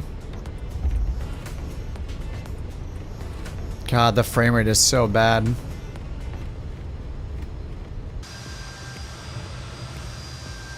Congratulations to Ward for predicting the landing rate at minus 100 feet per minute. Tremendous guess. You've earned 2 Bork coins. Tremendous. Uh-oh. Sorry about that, folks. I just said a taco salad. Wonderful stuff. Really. Uh-oh. What's this? They're at it again. Not my greatest moment, but we're still winning. Folks, keep those predictions coming. Amazing. That hasn't happened for a while. That has always been coded in there as a possibility, but it's never done it, I don't think, until now. Have a good morning. Ground 121.9er, couch 323. Alright, great guess. Absolutely incredible.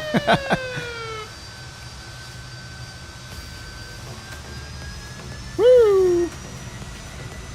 I should add more to the Joe Biden one too. Right now he just falls asleep and needs to be woken up. Equal opportunity poking fun, okay?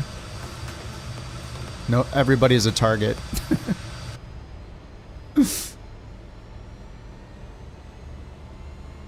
Alright, that was pretty good. January 26th. We won't talk about that. January 26th, the BorkConomy day that will live in infamy and will never be spoken of again.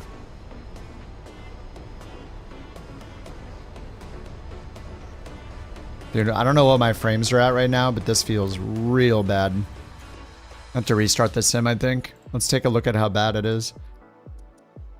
This might just be the sim update 3 thing where it's just like wreck. Oh my god, 20 FPS in the Fokker.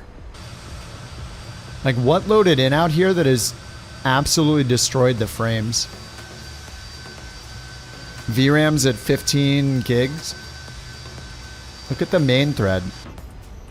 And manipulators. This is a beta problem.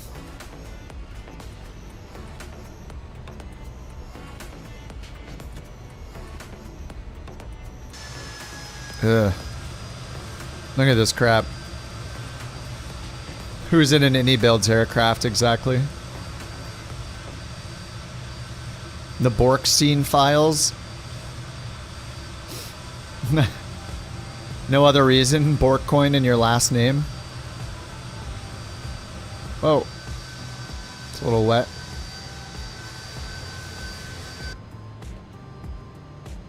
Couch 323, request taxi to allocated Oops, I forgot to ask what gate. Couch 323, ramp 45 taxi via Alpha. Ramp for 5 via Alpha, couch 323. Alright, where is it? I said show me this spot. Let's try a second time, GSX. Now you'll show me the spot. Wait, what? That's a ramp over there?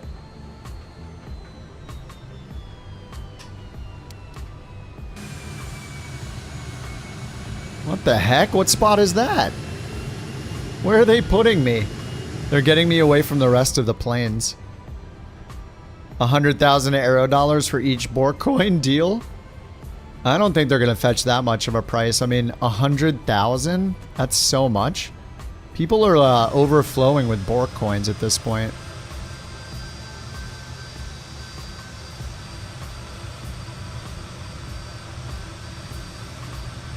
We do have the iFly, the Citation, the Fokker, Phoenixes, the 321 as well as the 320, I think.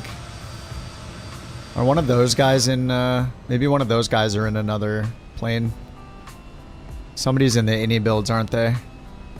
The RJ and another Fokker. Weather's a little sporty, yeah. Man, it'd be so nice if it didn't ruin my frame rate.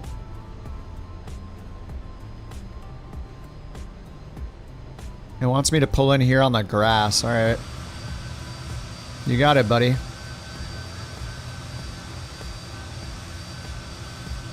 Look at him waving me in. He wants me to drive over the luggage carts. Alright. This is a little weird, but we'll do it. We'll try anything once. Alright, let us in. He's hiding behind the truck. Alright, sorry dude, you gotta go.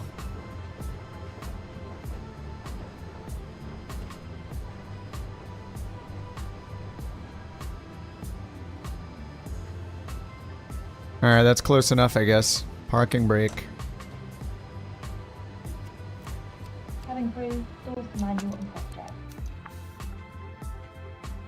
Alright, the engines are cut, man. Boarding requested.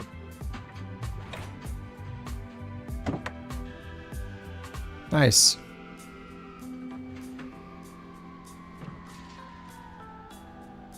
And this has got to just... The frames are probably just because it loaded everybody's plane in. Yeah, we got the full 777 loaded. Look at this. Here's the whole 777 loaded in. Every part of the 777 loaded in that I'm not flying. Good thing I have all these seats loaded in, guys. In his plane. Oh, man. GSX? Yeah, overall I like GSX. The frames, I think the frames are all because of just the multiplayer planes loaded in. Here, we can put it to the test. Online, multiplayer off. I could be wrong, but I mean, there's so many planes loaded in.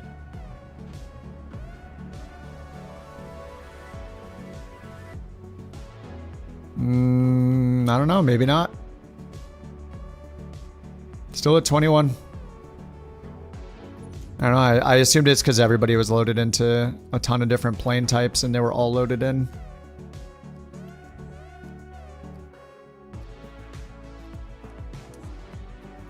I think it's just like a memory leak or something's happening where it's just borked and I need to restart the sim.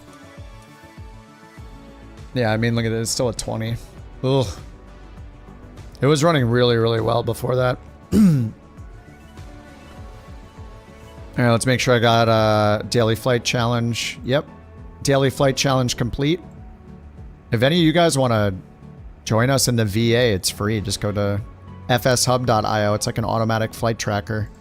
Shameless plug for the virtual airliner. You can just start your own. Passengers deboarding started. But if you use like Volanta or ElevateX or any of that, FSHub is like an automatic flight tracker. All you do is set and forget. It tracks every single flight without you even doing anything.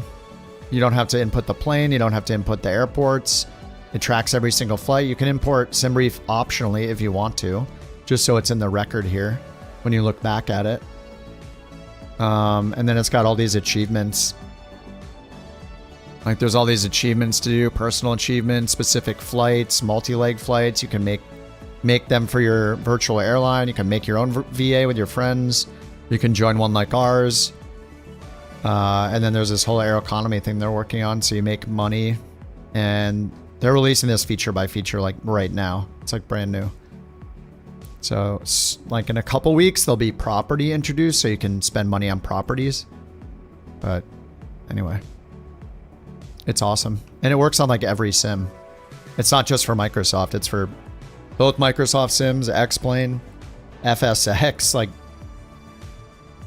supports everything. It's nice. And then it's all in the clouds. Like you don't have to worry about exporting your Volanta data or backing it up or anything like that. I'm a fan. I'm a supporter. Yeah, I think GSX, I think if you fly airliners a lot, I think GSX is worth it. Even the $30 just for the pushback, I think is worth it. It is pretty buggy and hit or miss depending on which plane you're flying and how much it supports that plane. Like sometimes it'll, like PMDG planes, for example, it doesn't even fuel or load the plane up. You have to do it through the EFB. It's just a cosmetic thing that you see people loading up and boarding the plane. So... but other planes, it works fully where it adds the passengers and it adds the fuel dynamically. But I think even alone, just for the pushback alone, it's worth having because when you tell it to prepare for pushback, it'll like attach the tug. You get the wing walker people out there and they'll lift it if they need to. And they just ask you how you want the pushback done. So you just say pushback, nose left, nose right. Whatever. At bigger airports, there are more options depending on either like alleys or certain directions to push back. And then you just hit that button and you continue with the startup and they do the whole pushback for you. It's really nice. Passengers in showcase mode. There are planes that support the loaded passengers. I don't do it because if you have the seated passengers loaded, I mean, it's going to kill your FPS loading all those avatars in. But if you really want to, you can. But even without the seated passengers turned on, depending on which plane you're in, it supports it. Like the Phoenix is supported. I think maybe does the Max support it? Anyway, you see them animated. I would not give up the FPS to have them seated in there though. But this stuff just works. I mean, they're there temporarily and then they leave. Speeve is on the bus.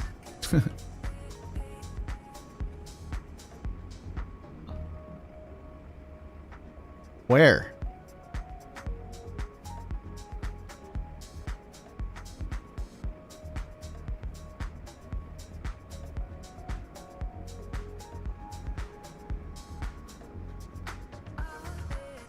No, he's not. He's helping people get on the bus. Oh! We want to deboard crew. Crew bus is coming.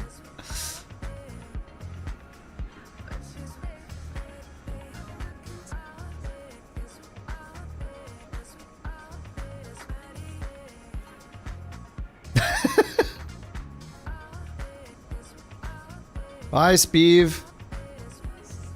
I mean, he's going backwards.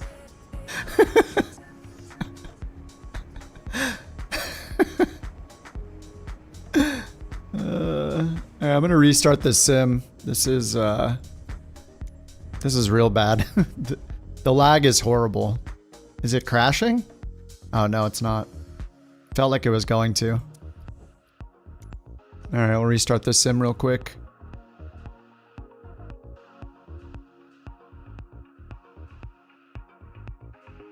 Alright, I got credit for the daily. Yeah, let me check while it's restarting. Let's go over here to our sweet, sweet group flight. VTUW. Yeah, that's where we just landed. Red got a 43 in the 930. 43 feet per minute. Ooh, I got number 3. Ooh, Sleepy got 93 feet per minute. Cosmic with 121 in the Citation X. Speed with 156 in the Citation X. This was the last flight.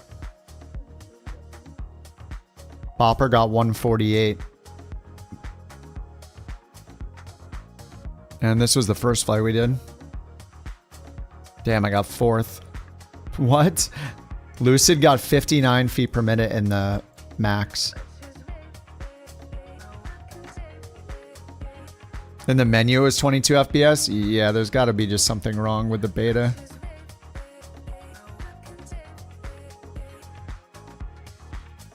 I mean, it felt like similar to the problem I had when we were doing that long haul. It's like when you have the... Oh, green light, you're sleepy? Got it. I'll probably forget that though, sorry. Everybody has like different names for everything. I have to remember like 5 names. Twitch name, YouTube name, your Xbox gamer tag, your FSHub name, your Discord name. Dude, I can't do it. I can barely remember the mountain's name. Which is the mountain, of course.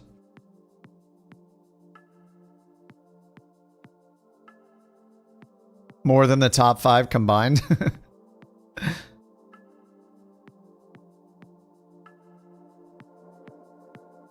Okay, what's next? I don't really want to do the long haul. I don't think it's very fun. Do you guys want to continue the Euro Tour, Euro Cities Volume 3 or whatever? Or is it Volume 2 we're working on? Euro Cities Volume 3. We were working on this achievement together. Yeah, we only have 2 more airports to do. We have Latvia and Turkey. Hopefully the one in Turkey isn't like the Istanbul airport where we went there and it looked like a X Games like skate park.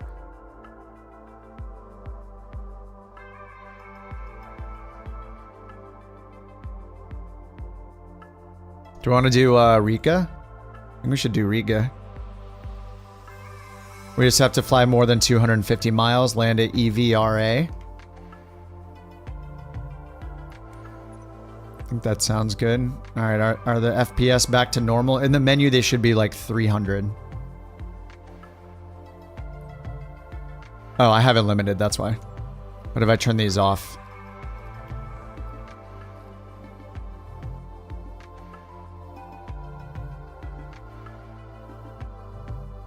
$173.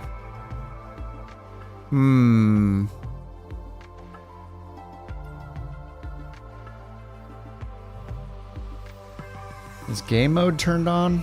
It is. That is weird. I should be getting, like, when I did my test, I was getting over 300 in the menus.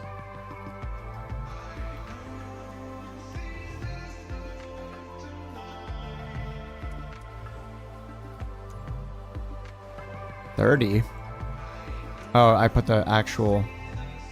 This is 30 by default.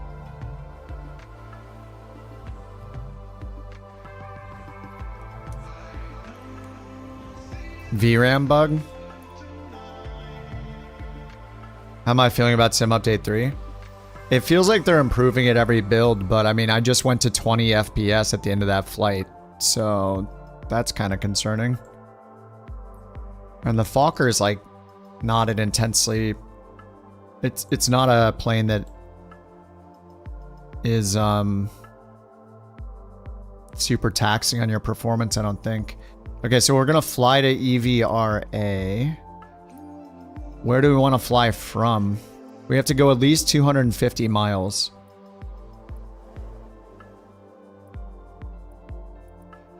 Copenhagen.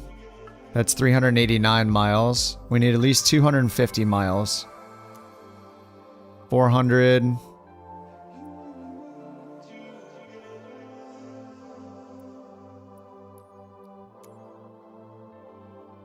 That's 249. With the route, it'll probably be 250. What's this? Svider. This is somewhere in Poland, isn't it? That's 316. What do we got here? There's one offer. Dr. Zwiecki. Dr. Z a wiki design. Is this a 2020 airport?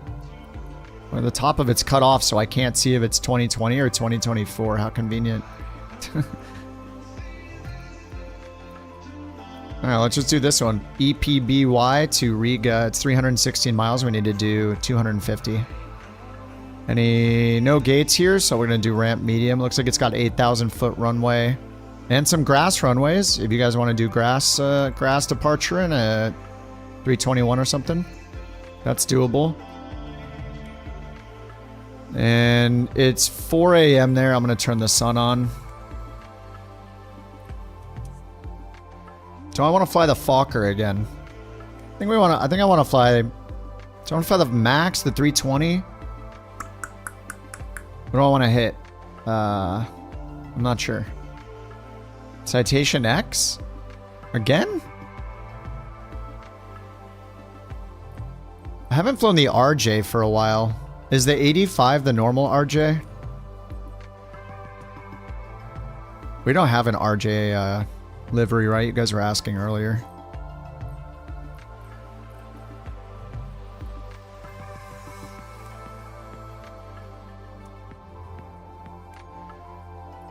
Fly-by-wire. I don't think I have it installed, actually. I mean, it's pretty much going to be almost the same as this. Should I install the fly-by-wire? Yeah, the B-55. I flew it once yesterday. It's okay. I don't like that it's $5 more than the other Carenado planes, though. Kind of rubs me the wrong way. Like, the Carenado planes are all... They're more and more valuable, especially in 2024. They've been doing a really good job on them. And for $20, it's like a no-brainer. But now that they've made it 25, I mean, that's like 25% more. Just because it's a twin, I guess? I don't know. It's not bad. I don't know. I think the $5 increase was the wrong move because it's so nice when they're all just 20 bucks. The value is much higher. I don't know. Maybe it took them a lot longer to develop the twin engine.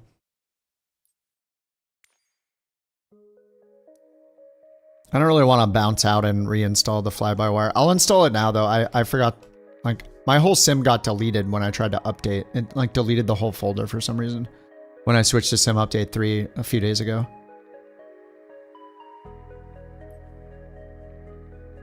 I'll just do the 320. Ramp medium, 7 a.m. to Riga.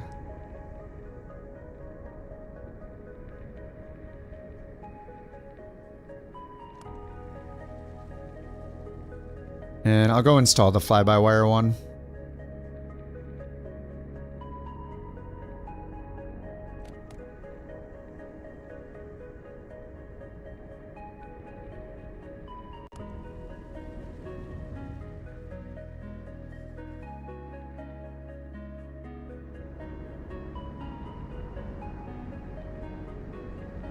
All right, I'm installing the fly-by-wire A320 for next time.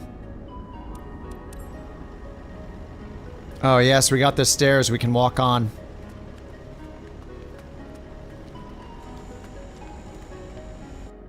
It's weird, I feel like I'm getting screen tearing even with VSync on.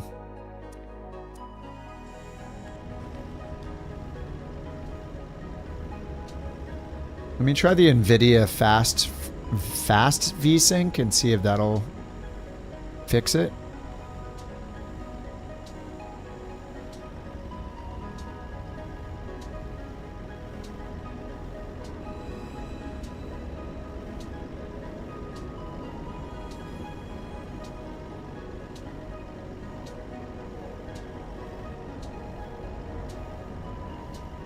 Alright, I just turned the NVIDIA fast VSync on.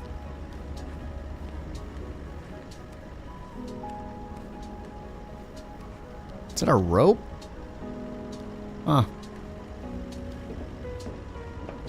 Hello, sir. Beep, beep, beep.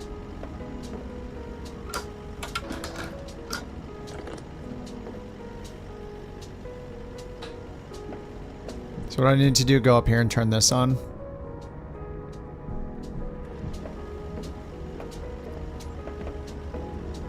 Alright, we need to get our Simbri flight plan going here.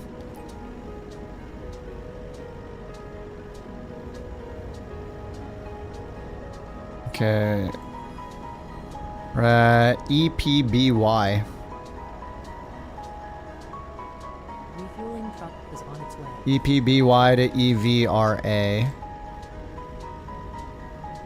Please don't load aircraft until the fuel truck arrives and ask to do it. And the A320. Fly-by-wire with sharklets. CFM sharklets. Generate. And actually, GSX I need to reload. Reload the sim brief. Too late for my scheduled departure.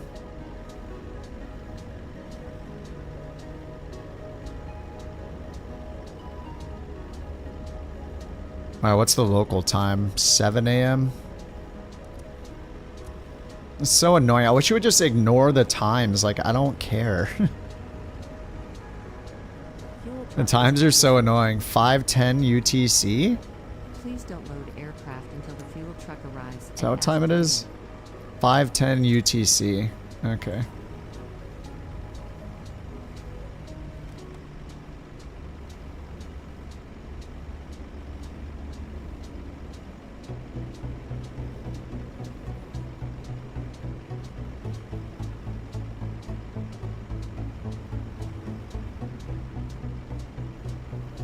Okay, there we go. Now we can reload it, hopefully. Please use your airplane fuel system Thank to you. set the desired fuel quantity.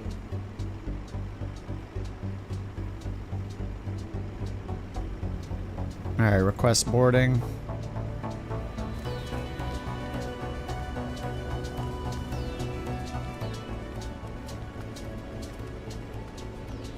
Do I need to open these or will they be able to?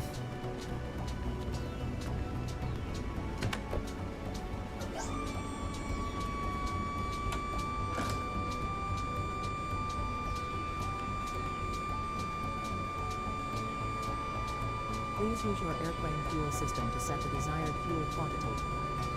This is my job, I'm the pilot.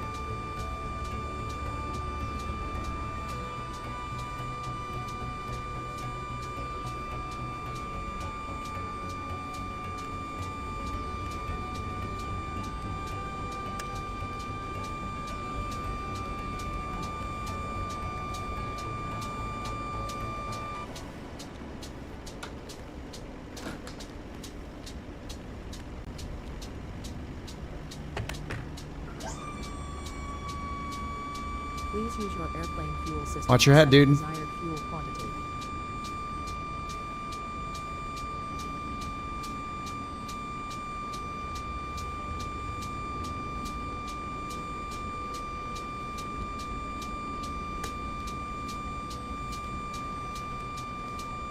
Alright, boys, I got pilot things to do.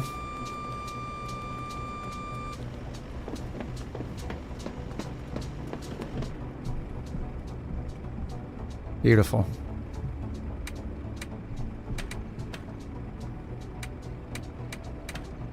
Please use your airplane fuel system to set the desired fuel quantity. Nice. The Borkstein files were released on Discord. Yeah, you went back and watched the replay, right? Where he had a fake Bork report and he was punished? That's what you saw, right?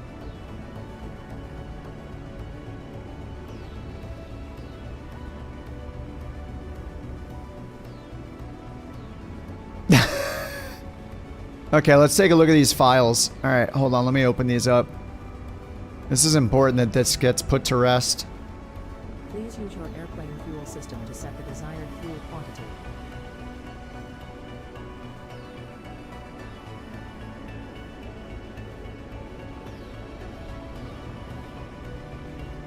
The files are legit? You're saying that I can trust the files that somebody who supports you and believes that the events of January 26 were made up, they released the files, and we're supposed to believe that it's just fine. Is that what you're saying? The person that supports you, they release the files? I'm sure it'll be unbiased. Let's take a look. Please use your airplane fuel system to set the desired fuel quantity. All right.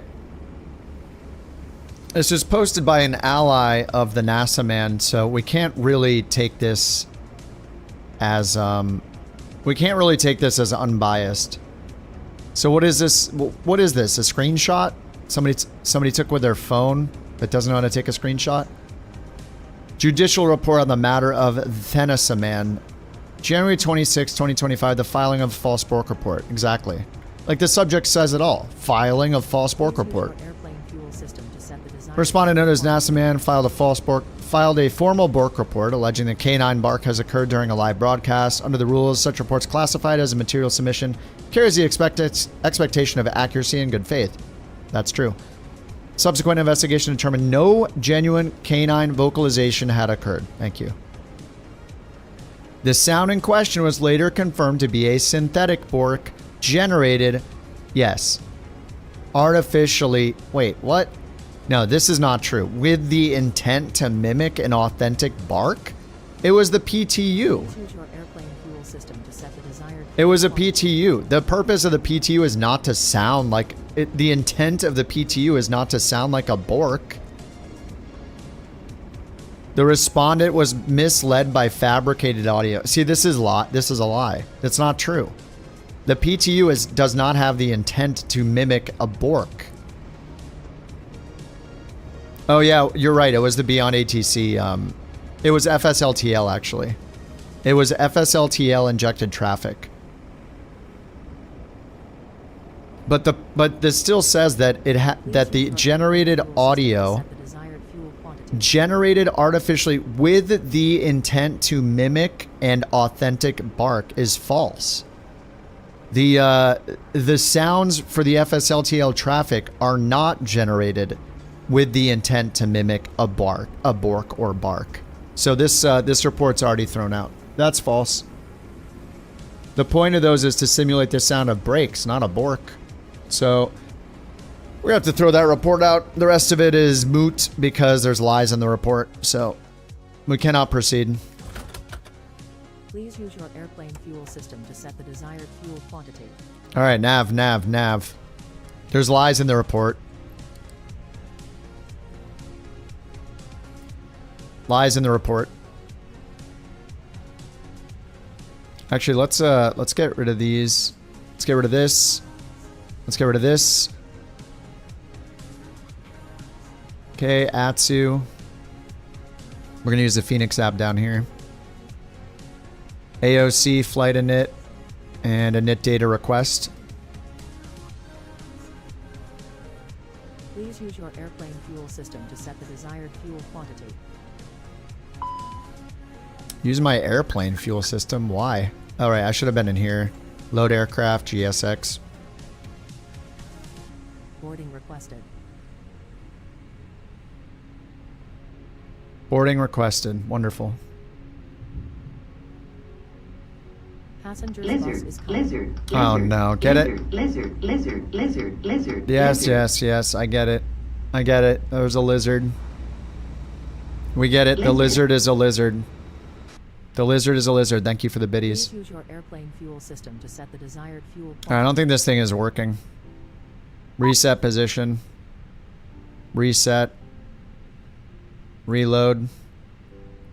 Mass and balance. Load aircraft. You really think GSX. someone would do that? Just go on the internet and tell lies?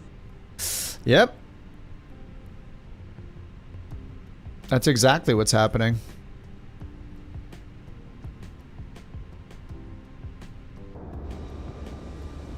Refueling truck is on its way. Alright, refueling truck is on its way. We'll try this again. In the meantime, let's get our PDC. Please don't load aircraft until the fuel truck arrives and ask to do it. Okay, init. Init request. gonna restart beyond ATC. Flight number is always couch 323. 323, I mean. And EVR, this is wrong. Refresh. oh no, this is right. EVRA. Okay. 35,000 feet, cost index 41. 350 for the cruise. Wind, request. Okay, now we'll go back to ATSU. AOC menu, I mean. Alright, return AOC menu, ATC request, pre-departure clearance. I don't know what gate we're at. We're going to put 1, information alpha, EPBY. EPBY for the station, which is where we're sending the request to. Send. We'll wait for the pre-departure clearance.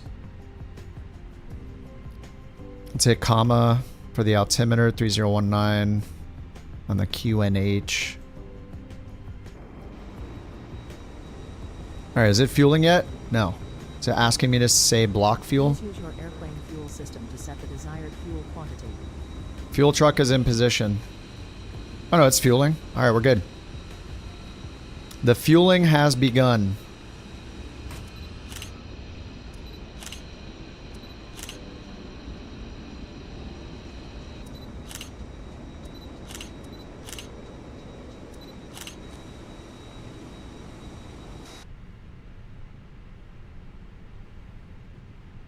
FSHub, yeah, I got you. Let's see here. FSHub. Couch captains. We got 2 applications. Drumsticks. Approved. Glitch Ghost. Approved. Welcome. Type exclamation VA, you guys, if you haven't. There's a link to a page on my website that has all the instructions on how to make sure you set everything up correctly. Follow it step by step. Or just go to kipontheground.com and click join the VA. I put a page with all the instructions so you can make sure that you configure it correctly. You have to have like FSUIPC installed. And I recommend letting landing rate monitor start with your PC. I don't do that very often, but in this case, I never want to forget to have it tracking my flight, so I just let it start all the time.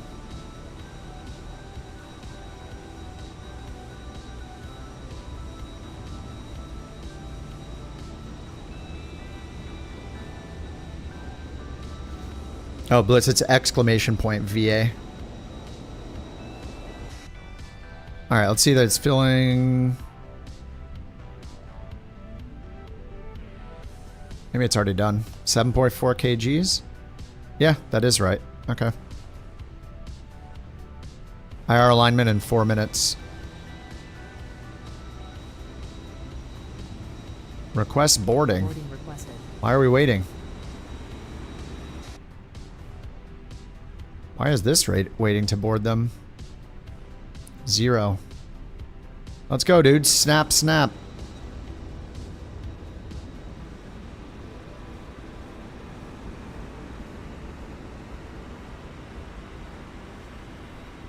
I already opened these, so it's good to go with the request borking. Negative. Alright, there we go. Get to it. Where's the bus at?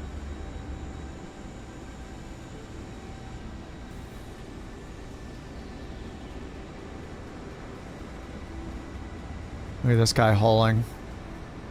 He's hauling butt.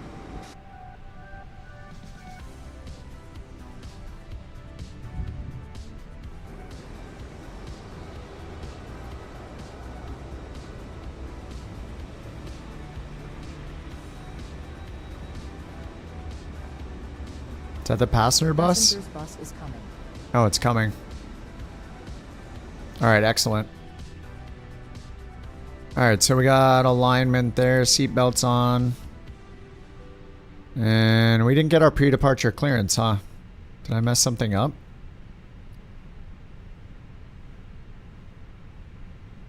Oh, I restarted beyond ATC. Whoops. That is why it didn't work. Let's try this again. Gate 1, ATIS A, station EPBY. EPBY. There we go. And send.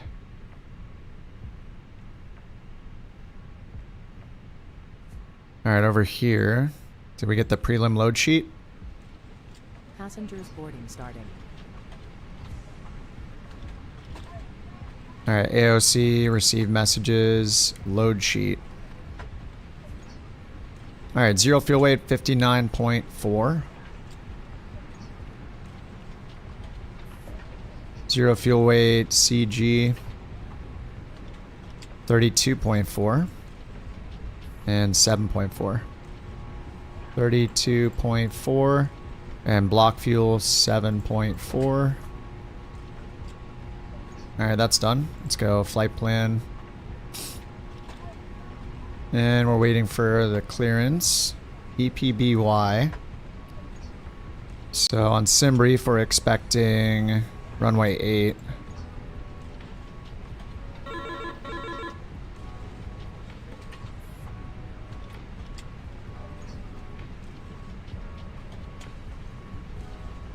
Yes, ATC message. Where is it? Oh. What? I didn't turn that off. Okay. Alright, clear to EVRA. Oh, runway 26. Alright, they changed this already. Alright, runway 26. The Gobbin 1 Golf departure. Instead of 1 Bravo, it's 1 Golf. Alright, we're going to hit Wilco. Squawk 2264. Send the Wilco. Squawk 2264 auto. Okay, cleared runway 26, the Gobbin 1G. Okay.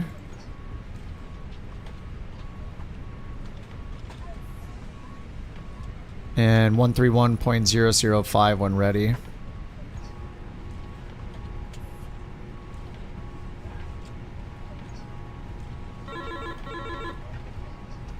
.005. Okay, new message. Clearance confirmed. Alright, and then at our destination, we're expecting runway 36 in Riga. Arrival 36 Yankee. We'll just pick that for now.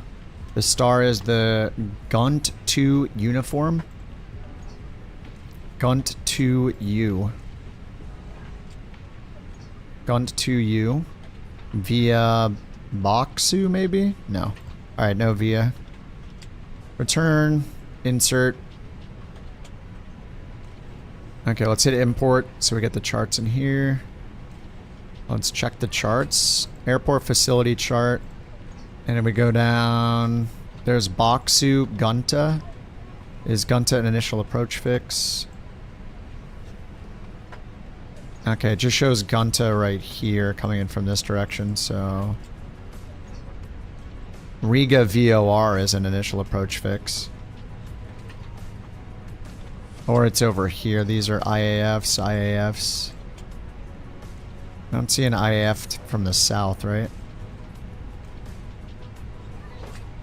So if we're going to land on runway 36, we'll go check the charts. Check our approaches for 36. So edit the approach. 36, ILS Yankee. Actually, let me try it this way. If we hit info and then go to the procedures, approaches 36.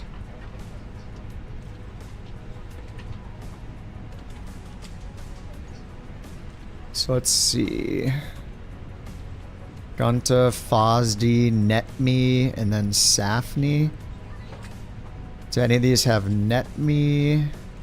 Yeah, this one does. RNAV 36 Zulu has NetMe in it, which is part of our plan on the Guntu 2 uniform. So maybe it'll be the RNAV 36 Zulu.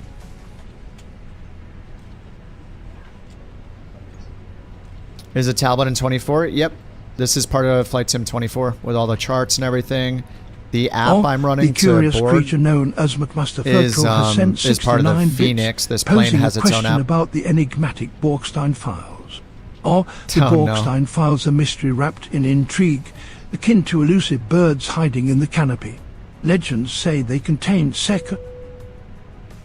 They contain what? Hold on, let's try that again. We need the truth about the Borkstein files. This thing keeps messing up.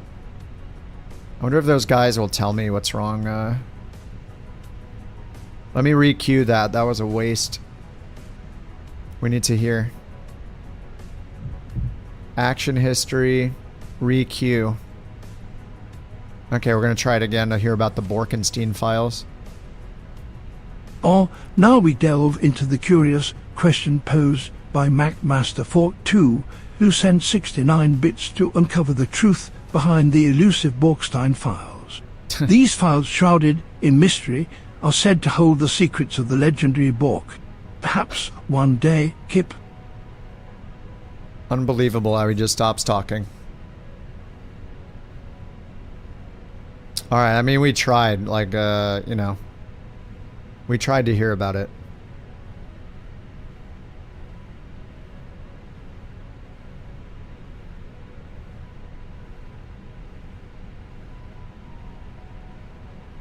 He's being silenced. That's what happens when you write reports like that. Okay, RNP Zulu 36 authorization required. And this has NetMe as the IAF, so we'll just pretend like we're going to do this one for now. So let's choose the arrival RNAV Zulu 36. RNAV 36 Zulu via NetMe. Return and insert. We'll see what they actually give us when we get there. Alright, we can close this, right? We're squawking 2264, runway 26, and close this one. And then we'll go do our performance. So Phoenix aircraft is loaded. Nice. So mass imbalance. Actually, let's go to ground services and everything looks closed. We'll get rid of the stairs. Let's get the APU started. APU master switch. APU start. Seatbelts are on. Just turn the strobe to auto for now. Okay, and then I want to do our takeoff performance. Departure, runway 27, right? Or 26, I mean. Yeah, runway 26. Sync the final load sheet, sync the weather, and calculate. Send to the McDo. 140 for rotation, flex temp 61, flaps 1, down 0.4.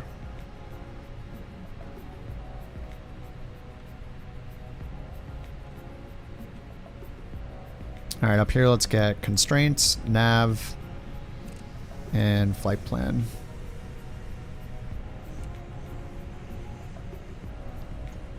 Alright, check the APU. Wait for it to be available. Live time does look pretty good. Oh, God. Oh, yeah, it does. Nice. That's much better.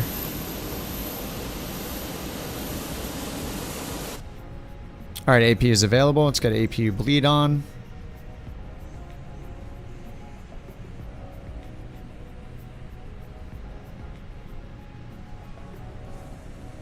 Okay, and then beacon on.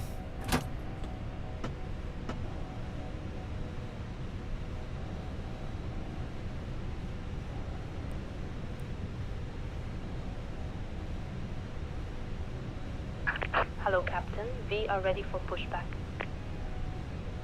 All right. Couch 323 at ramp 51. Request pushback and engine start. Couch 323, mid-gauge tower, pushback approved. Face north. Pushback and engine start approved. Face north, couch 323.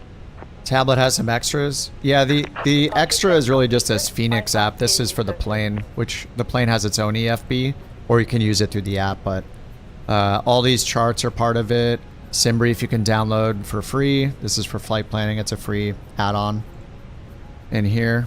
And then a lot of these other ones are similar to the Phoenix, where instead of having their own EFB, it just has an app in this EFB, the tablet here instead. Locking gear. Would I get out of the Phoenix? Oh, when you get out, how do you change the EFB back to the standard orientation? Oh, you just go to more apps, settings, and then right here, you have to switch it to horizontal, then vertical. It seems to think it's still stuck in horizontal. Alright, they said pushback direction north, so I guess nose to the right. Release parking brakes, please. Alright, parking brake released. Ignition to start. Start at will, engine 1. Cabin crew, arm doors and cross-check.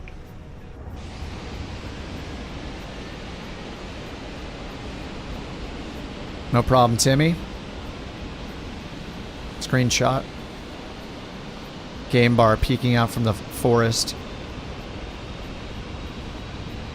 Oh yeah, I forgot to change my livery. I used this one on the last flight. Or, was that earlier today I used this one? Time to do the short daily. It's the same one as yesterday, so I'm not sure what's going on with it. Please pay attention to illuminated signs and crew instructions, including the following safety procedures. The safety card found in your... Alright, engine 1 available, engine 2.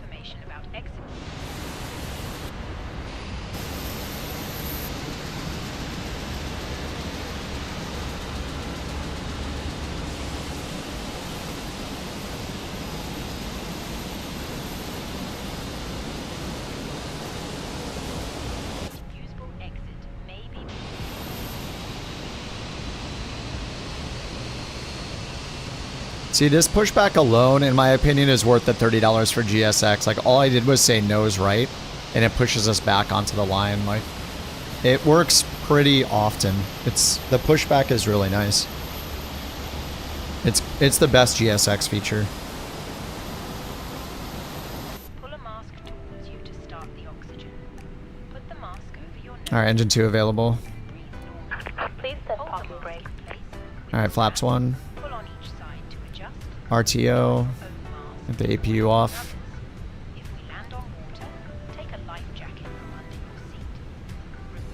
Flight controls. We have flaps 1 down 0.4. 0.4. Takeoff config check. Okay, PWS is on. Cabin check. We'll just wait for them.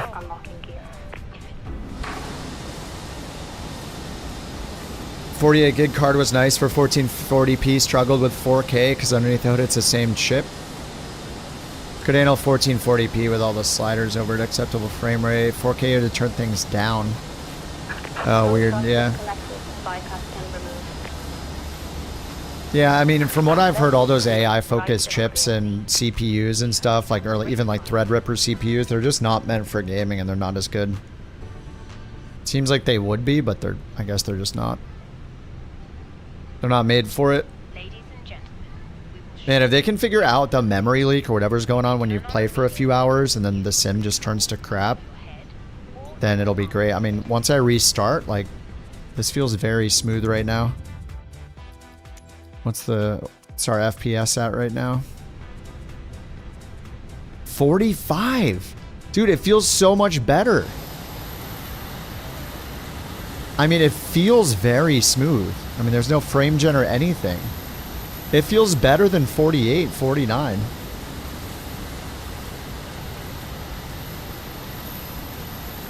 I'm surprised. It feels better than that. Does Game Bar say it's at 45? Yeah, 51. I guess so. If we turn this off, are we still at 51? Yeah, 53.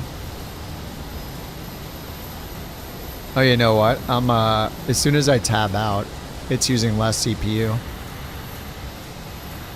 Anyway, it feels better than it says. Alright, ready to taxi. Tower Couch 323, ready to taxi. I need to say 323. I keep forgetting outside of the US you don't shorten it. 323, runway 26 taxi via Golf Foxtrot Juliet. Alright, taxi, runway parking brake off. Taxi via Golf Foxtrot Juliet, Couch 323. Alright, TCAS is on standby, elapsed timer is running. And we got flaps 1, takeoff config's good except for the cabin needs to ready up.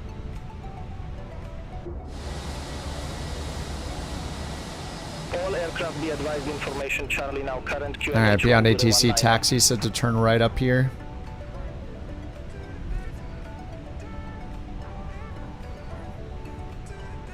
When they say new information, I got 1019. What's the QNH again? Couch 323.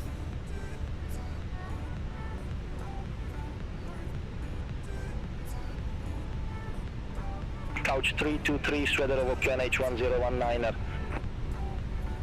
Alright, QNH 1019er, thanks. Couch 323.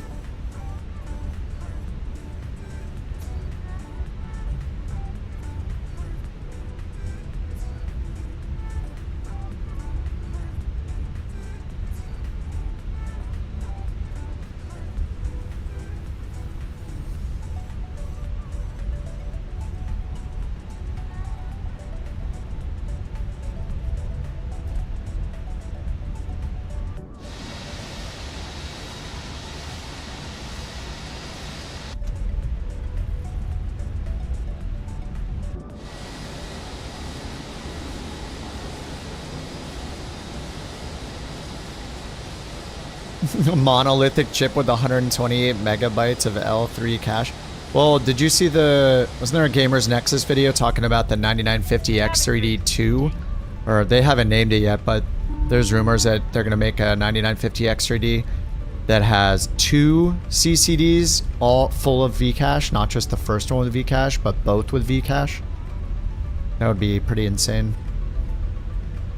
That's the one downside to it, is when you have one on the frequency core and one on the Vcache core, if the programs don't use it correctly, then it's not going to work right. So yeah, just put it everywhere. 2 CCDs with Vcache on all of them. On both of them, sounds good.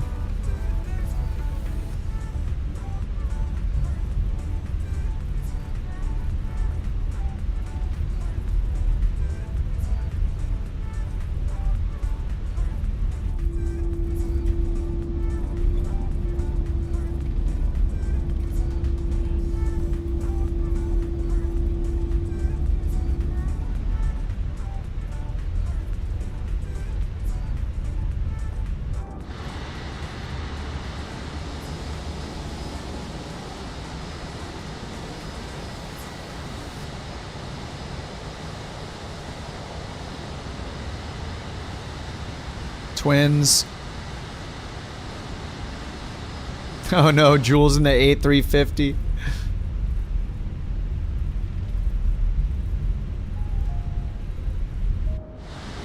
That's why I'm not getting 300 frames per second.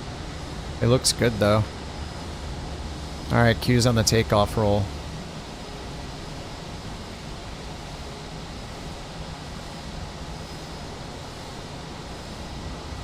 Clear for takeoff. Clear for takeoff.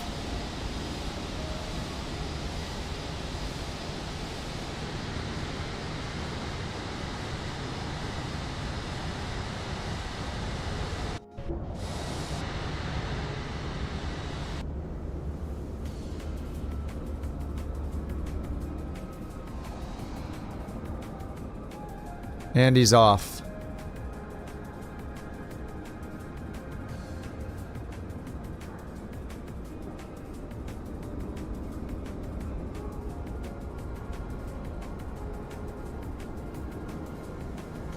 Now here comes the big boy.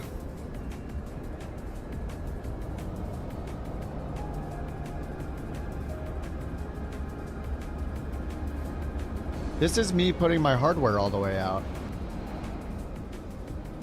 Not yet. Soon though. Soon the hardware throttle will be extended to maximum position.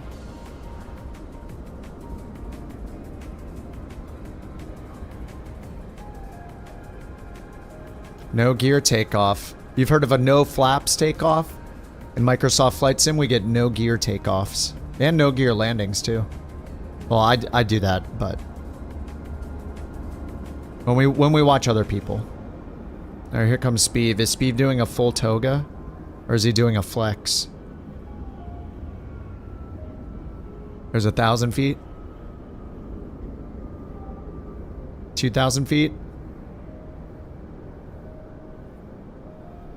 3,000 feet. He's doing a flex, isn't he?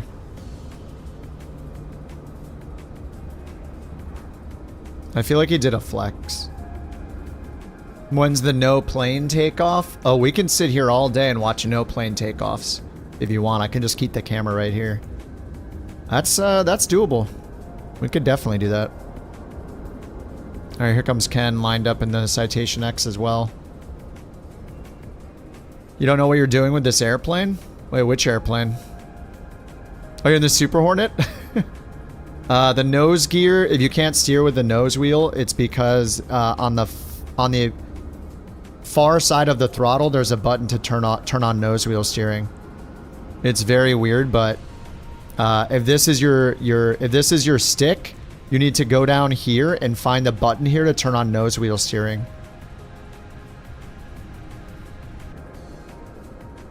Yeah, on the back side of the stick, it's very weird. That's probably what you're talking about, John. Just you saying that, I know what you're talking about. It's in a really dumb spot, but... I mean, I guess that's maybe where the real one is. I have no idea. I have to pull back so much on the stick. It's making me uncomfortable pulling on the stick this much. Yeah, true. Thank you for the biddies, Beach Mouse.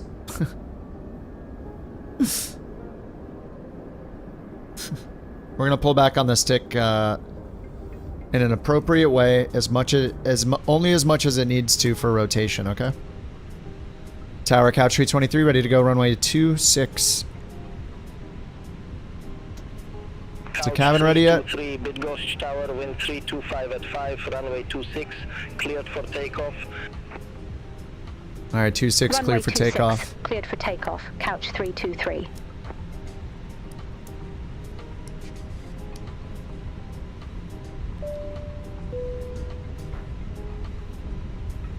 Ding, ding. I'm gonna forget to hit the chrono, so I'm hitting it now. Oh, I only have 100 feet. Here, I'll just pick 10.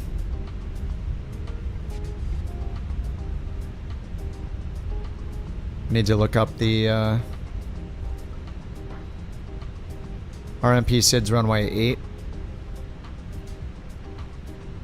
EPBY.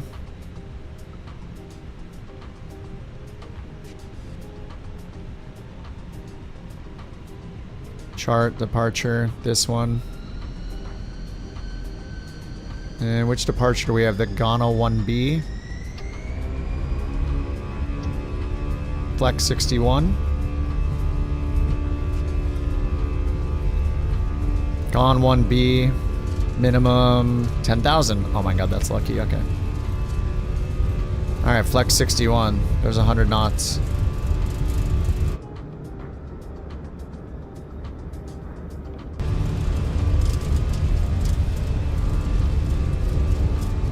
B1 rotate.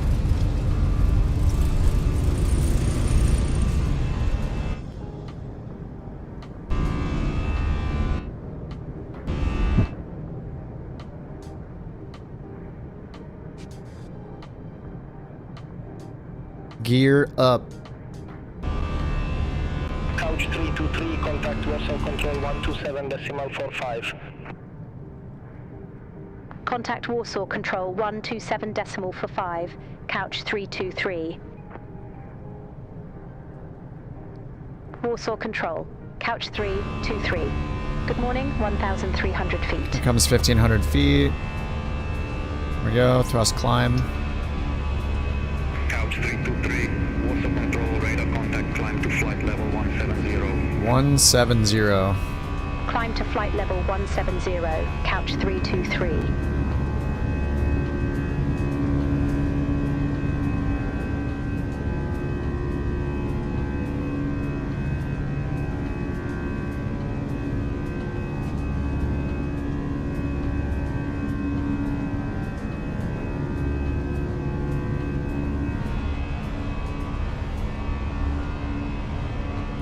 Alright, flaps up. I'm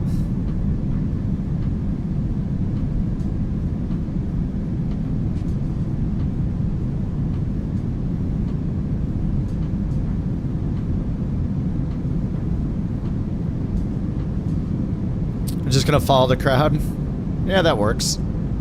The FMS is a little weird on that thing. If you hit the autopilot on button, it'll act like fly-by-wire on an Airbus.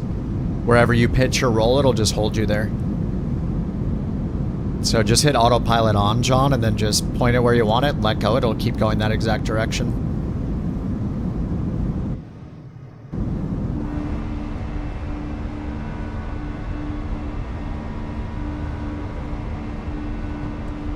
Ladies and gentlemen, please keep your seatbelts fastened while the seatbelts on. We recommend you keep your seatbelt fastened whenever you are seated. Toilets are located. Alright, let's get the nose light off, runway turn off, light off, strobe to auto.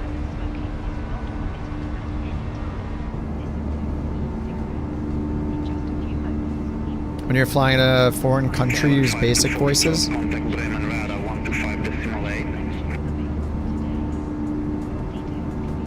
Oh, it has controllers that don't speak English. You have to read the transcript window. Huh. I don't know.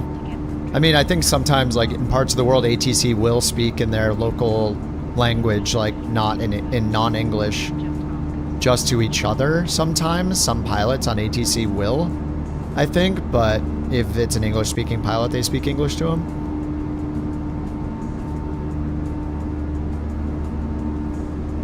I don't know. I've never heard not English though.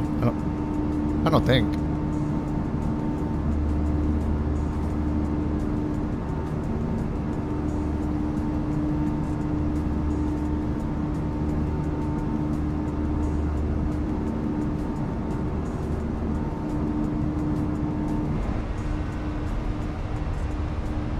All right, QNH standard.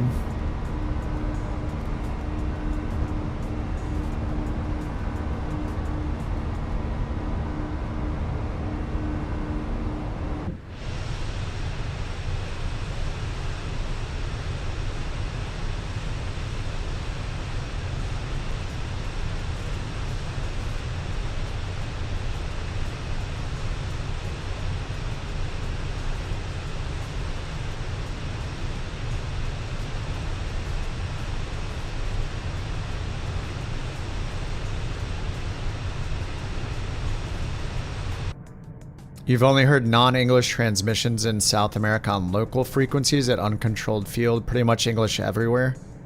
Yeah, that is the standard, but they don't speak, pilots don't speak...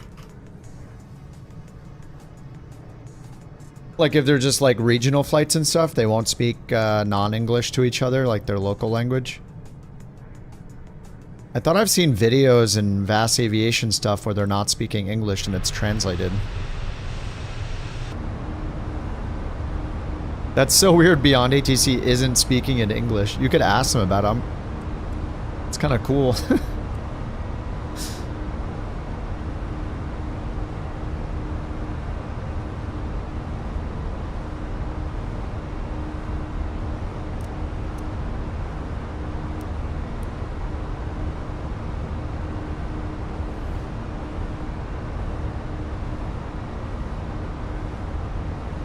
When you were in Thailand, you couldn't understand them?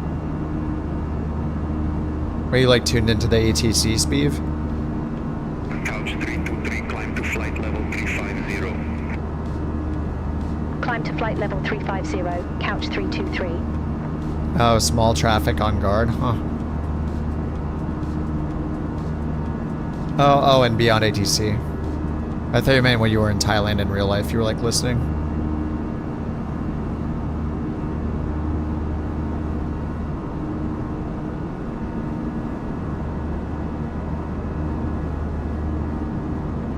Oh, they said to go to 350.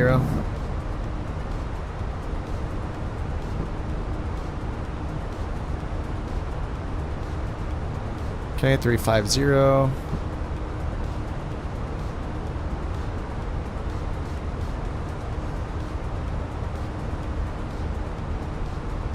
FSHub? Dude, it's so good. I forget who recommended it a while back. Was it salty? Was it... I forget who originally said to try it. But yeah, FSHub is incredible. You installed the newest update, it completely broke it. If the app opens, it goes to not responding? I would just ask their Discord. I don't know. I haven't had that happen to me.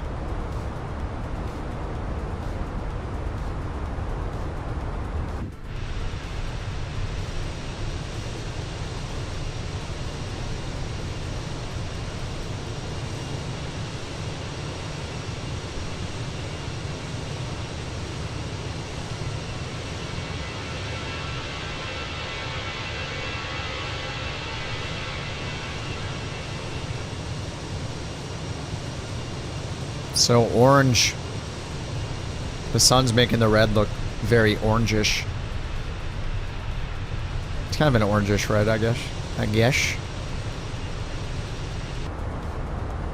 Yeah, I restarted between flights every time, Tim. I know you can hit escape and just say cancel and reload, but sometimes that has issues, so I will just leave it alone.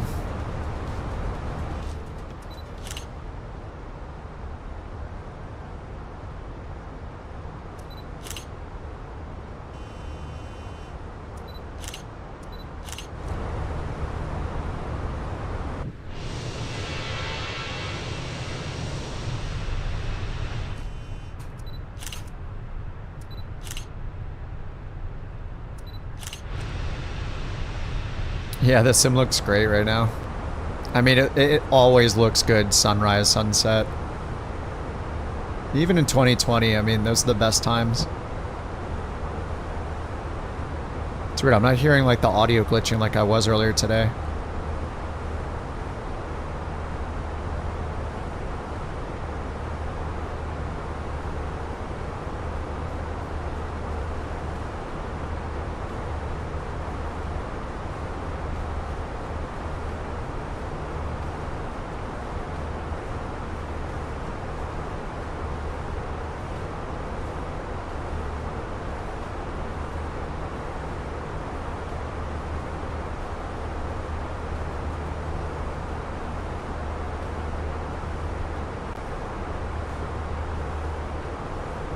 With Malta 19, Papa Zulu, climb to flight level 320.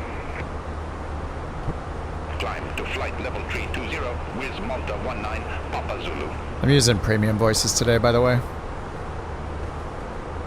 I topped it off when before I started.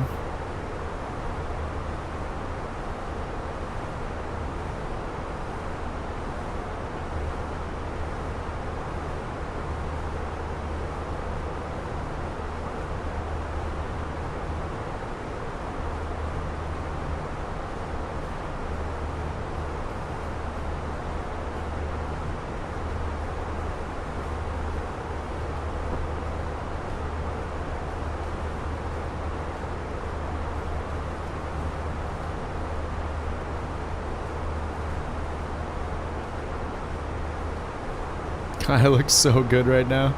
You hit an invisible wall doing the short challenge on approach? MS09? Was it a wall or was it a power lines? Remember that one we did the power lines on final? There was a tree. Oh, it was a tree, wasn't it? On that one, MS09. I think somebody hit the tree last time when we did it. I don't know, maybe I'm confusing with another airport.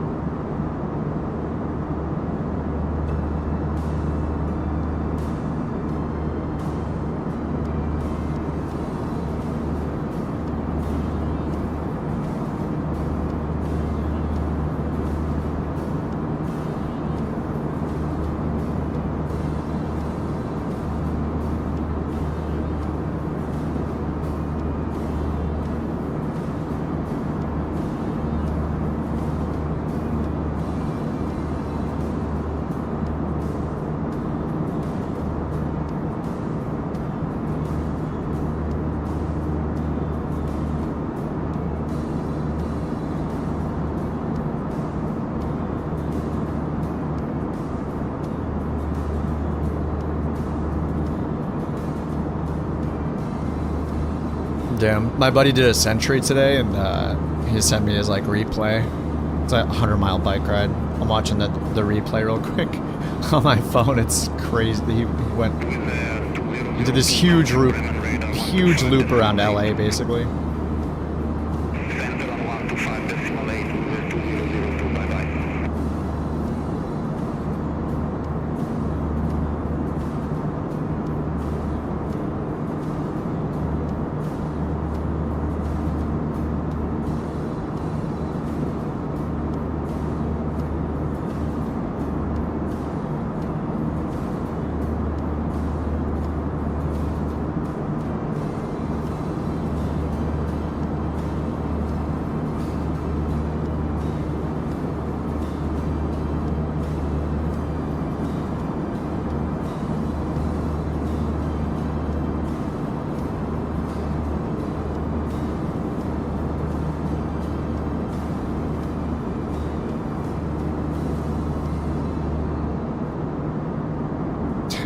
I haven't done a Sentry for a long time. It's so boring. It's like a nice, it's an awesome accomplishment, but after doing a bunch of them, I don't know how many I've done total. Not that many, maybe like 5 or 6 or something like that. But dude, metric Sentry is so much better. 100 kilometers is nice. It's a challenge. It doesn't bore the crap out of you, but when you're doing almost double that, it's, oh my god. Metric Sentry is like 60 something miles, but 100 miles is, ugh. It just gets so boring. It's just not even, it's not, no part of it after 60 miles is fun. It's just like tedious, just like, alright, well, whatever.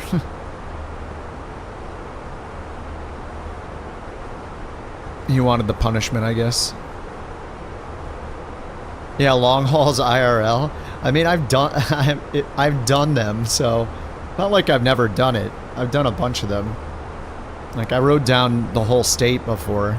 It's just, yeah, it's a lot, man. It's, if you have great company, it can be great, but the ones I've done, you end up splintering off from the group eventually because it's over 100 miles.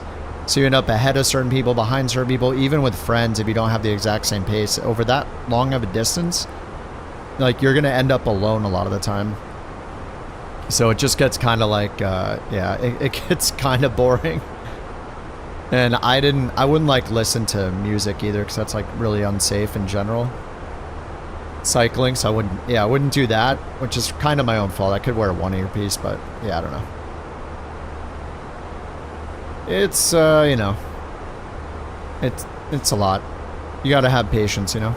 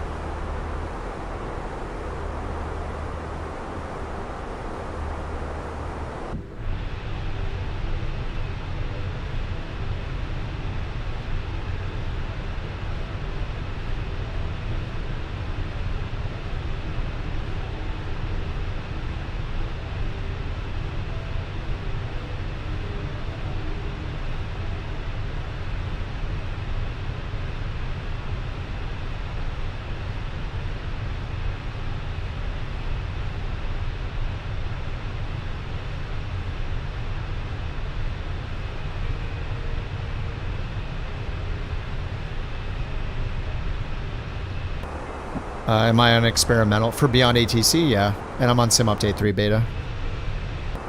Yep. Man, we're still climbing. We're at 310. We got 4,000 feet to go.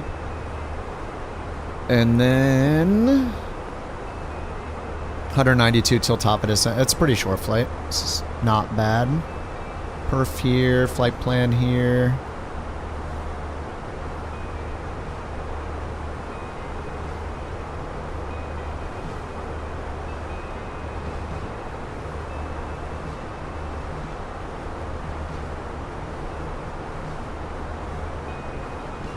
Just getting the lights off.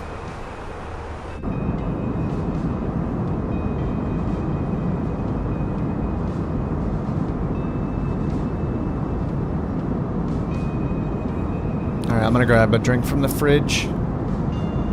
A water or a water. Be right back.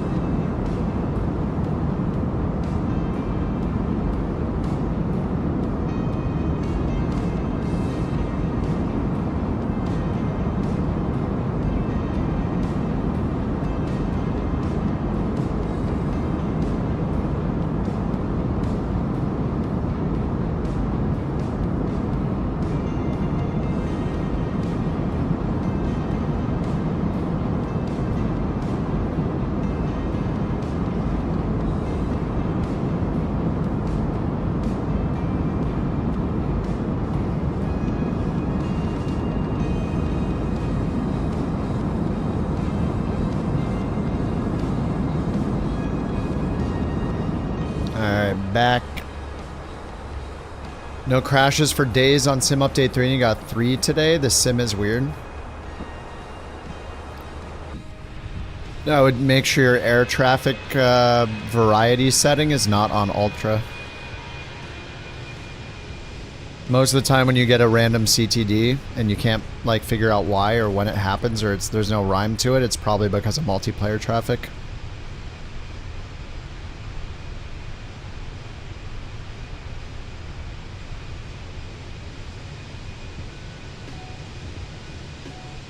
Yeah, it's on ultra. Yeah. I think mine crashes due to traffic when I have the the Just Flight Aero bundle installed, because the Just Flight planes have their type designator code for the plane is PA28, and so is the new Dakota a PA28, and I think the Warrior might also be a PA28. And I think when somebody loads in one and you have multiple of those installed, it doesn't know which ones to use and it crashes. And I don't think that's the only plane that does that. But the higher the variety setting is, the more likely it's going to try to load the full plane. And there's a chance that it has some issue loading it.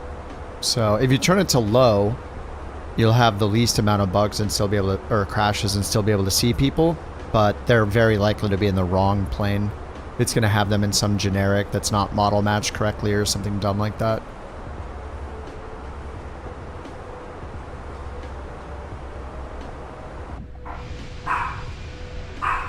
Oh, there she is. I think that's the first one of the day. She's been gone all day. Contact Bremen radar 125.8.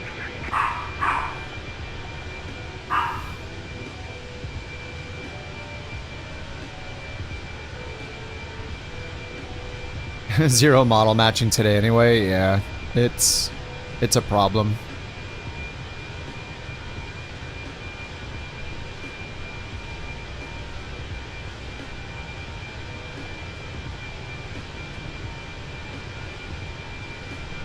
$737s. We had them in 2020. I don't know if they work in 24. You can try them.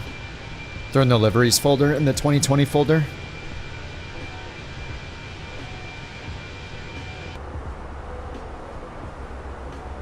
Bork Raffle 1105. What a bad girl.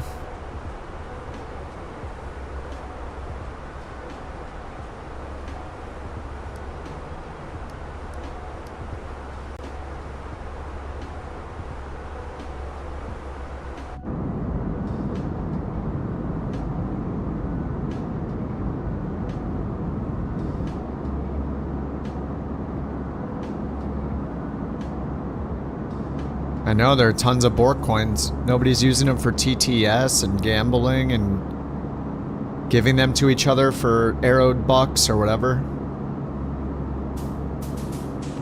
Lots in circulation.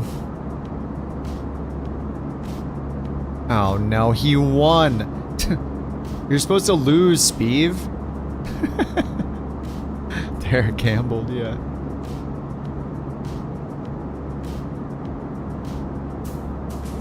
Command for the number of coins. I'm not sure how I would synchronize it to all the coins right now. Also, there's a lot of people who may have gotten a coin forever ago and like they just never came back, so.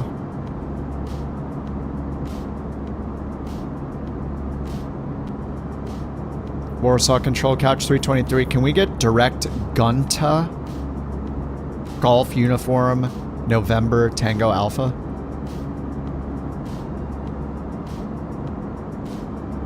Couch 323, confirm direct to Gunta.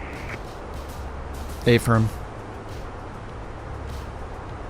Couch 323, roger, clear direct to Gunta. Gunta. Clear Direct Gunta. Couch 323. Alright, shortcut time. I'm gonna cut this whole corner. Delta 19, Papa Zulu, Warsaw Control, expected V2 Alpha, runway 04 left.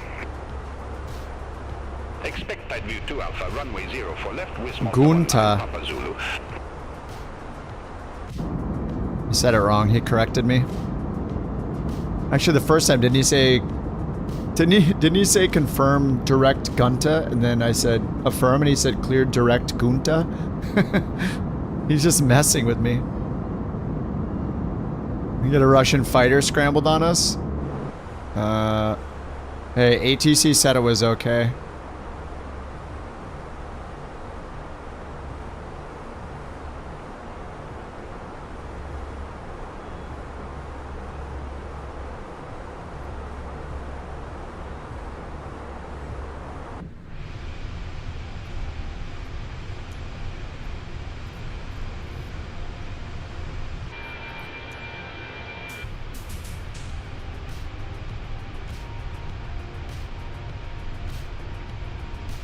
Yeah, the Aerostar, I know. Yeah, it's so good, dude. The Aerostar is wonderful. Feels like it's like ready to release too.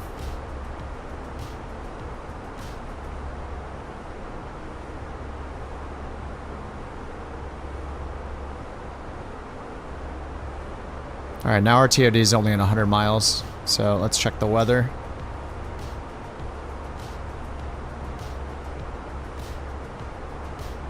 EVRA. Marginal VFR, 4-knot winds from the west. No precip, scattered clouds at 1300, broken at 16 and 24. QNH 1014.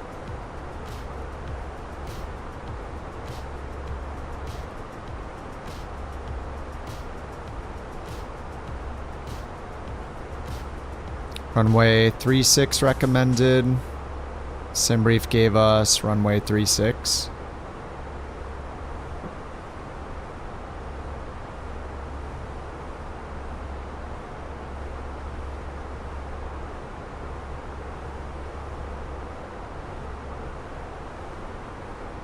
And there's Zulu, Yankee, and ILS Zulu, ILS Yankee, all for 36.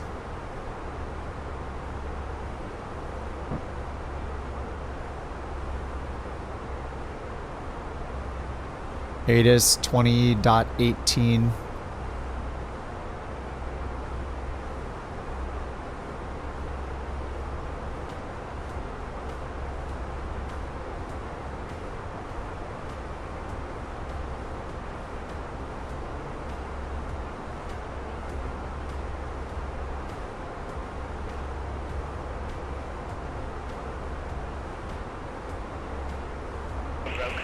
Temperature 15. Couch 323, contact Kaliningrad control 123.7. I swear every time I tune in, Contact Kaliningrad control 123. it talks to me. 7, couch 323. Every single time. As soon as I tune ATIS, it says something to me. Kaliningrad control, couch 323. I swear. Flight level 350. It's a conspiracy. Couch 323, Kaliningrad control, radar contact. Alright, radar contact. Leave me alone. Let me fill out my performance area. Approach. Alright, everybody quiet. Quiet on the radios. No meowing. No nothing. Scattered at 1,300. Ceiling 1,600 broken. 2400 broken. Temperature 15. Dew point 14 star minima. Cool. NH 1014. Landing and departing runway. Come on. 1. Stop whining. Transition The kids are level soft. 0, You lack discipline. Shut up. Quiet, Arnie. They're landing runway 18. Riga Airport Information Uniform 0338 Zulu. Rain. Wind 270 at 4. Visibility 10 miles or more. Scattered at 1,300. Ceiling 1,000. Get out of there. 2400 Oh, God. They're landing runway 18, it said. Couch 323, you're off course. Clear direct Boksu. Resume on navigation. Direct to Boksu? Affirm. Cleared direct Boksu. Resume own navigation. Couch 323. Alright, what? No, we got a direct. Look at this. They cleared me direct and this guy doesn't know about it somehow. ATC's not talking to each other. We're not going to listen to him. We actually were cleared direct Gunta Couch 323. Couch 323, confirm direct to Gunta. Affirmative. Dude, we were already cleared direct. Couch 323, roger, clear direct to Gunta. Cleared direct to Gunter, couch 323. What's wrong with this guy?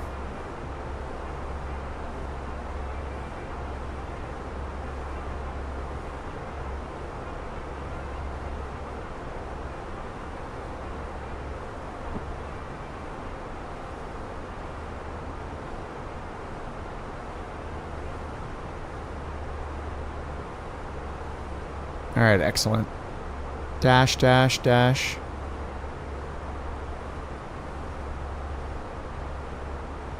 All right, how's our TOD now? 97. So I don't know what runway we're gonna get. Or it says runway 18, but we don't know what approach we're gonna get yet. I think is there an RNAV for 18? Oh yeah, there's a crap ton of approaches. But we'll probably get, I don't know, ILS Yankee or Zulu. I put in Zulu to tuck. It's over here. Or if we got the Yankee Lisfy, that seems good. I'll put that one in. Yankee via Lisfy.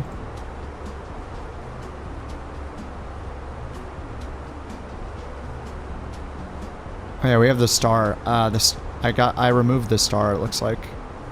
Somehow. It was the Gunt 2 Golf, wasn't it?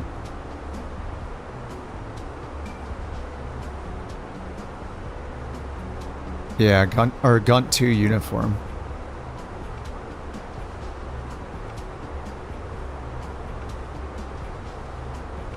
But that's not applicable for 18, so we'll go do the Gunt 2R.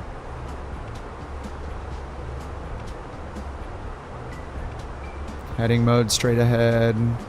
Insert and then direct Gunta. There we go. Now insert.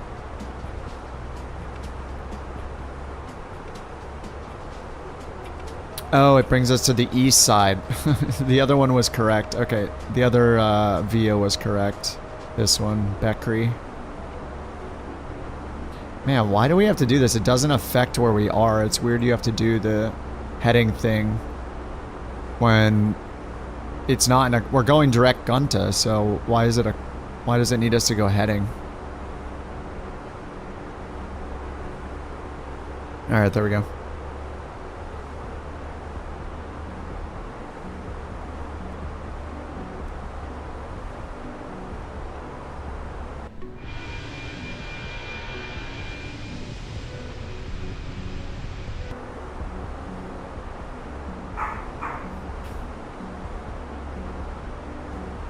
Alright, 66.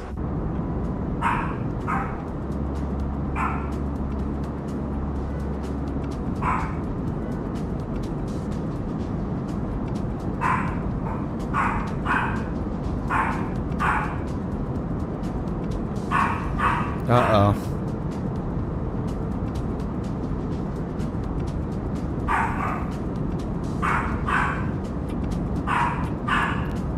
Who let her up into the penthouse streaming floor? What's she doing up here? How'd she take the elevator?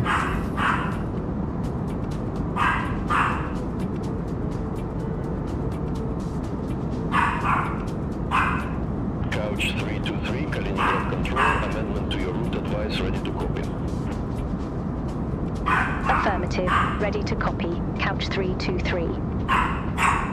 Couch 323, expect Gunta to go, runway 18.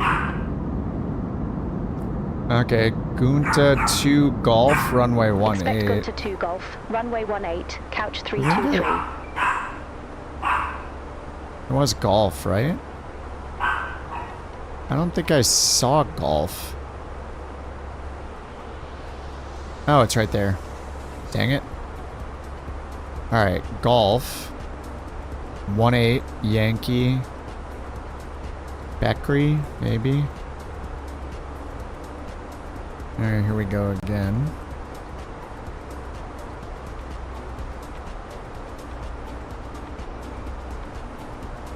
Couch Couch 323, contact Vilnius. Okay, that looks good. 132.275. Center on 132 Alright, decimal so 275. 2 golf, Couch runway 323, 18. Have a good morning. And the Gunta then around Vilnius here. Control, Couch 323, flight level 350.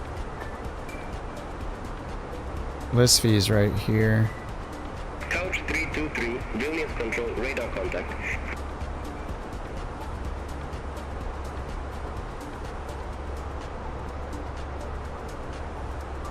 Gunta.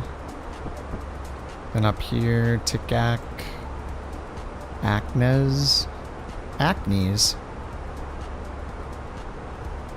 So which one has Acnes?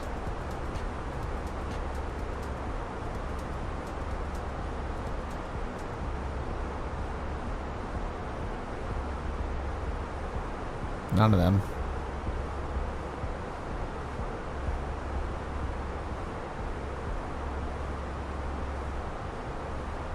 Oh, Acnes is right here. Okay. So yeah, we want the Yankee list fee. That's the one I think I have. So Tic Tac, Acnes, manual.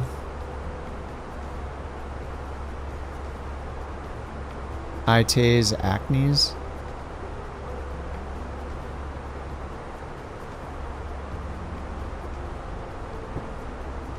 ITA's Acnes and then so. Okay, it just doesn't have list fee. Report ready for descent. Gunter 2 Golf, runway 18. Call when ready. Couch 323. Alright, call when ready. We're 20 miles out. Let's look at the bottom altitude is 2,500 at Acnes. Hopefully they just give us descend via. Alright, 2,500 set in there. Okay, and then let's do arrival performance. EVRA, runway 18. Refresh the METAR. Okay, applied. Landing weight. 16 miles till TOD. Fuel prediction. 59.4 plus 4.7. 63.4. 64.1. Okay, low auto brakes, fine.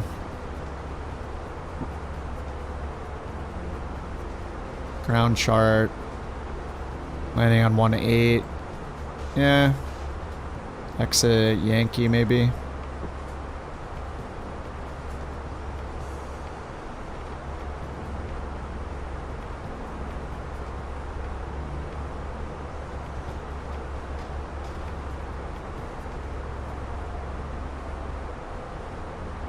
Medium, maybe medium, no reversers.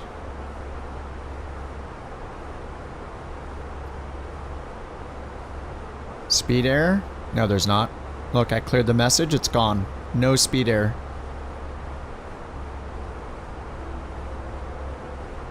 Alright, we're ready for descent. Couch 323, ready for descent. Ready for descent. Couch 323, descend to flight level 160. Okay. Descend to flight level 160, couch 323. 160, middle click, open descent. Magic Sun 8 Yankee Hotel, contact means control 119.125.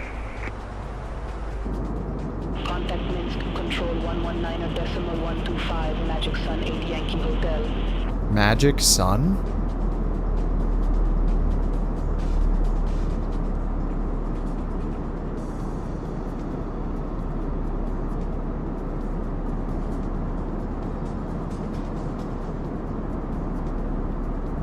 Finnair 1928, contact Riga control 128.0. Contact Riga control 128.0, Finnair 1928.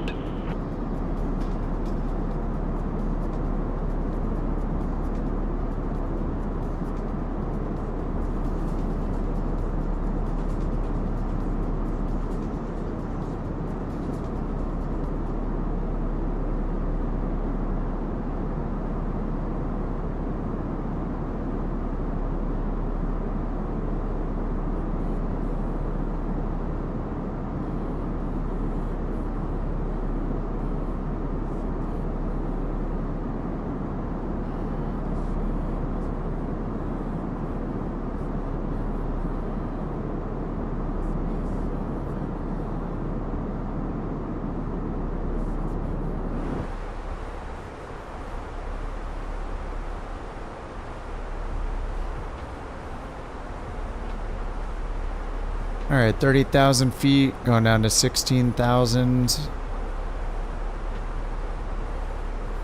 We got 140. Yeah, 070. We're in the prog screen up. We're 2,000 feet below the profile. Chilling. 4,000 feet per minute.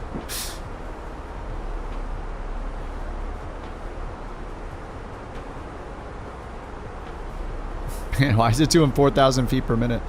Mach 0.78. What's our true airspeed? 466. Why are we descending at like a 10 degree or like a 6 degree flight path angle?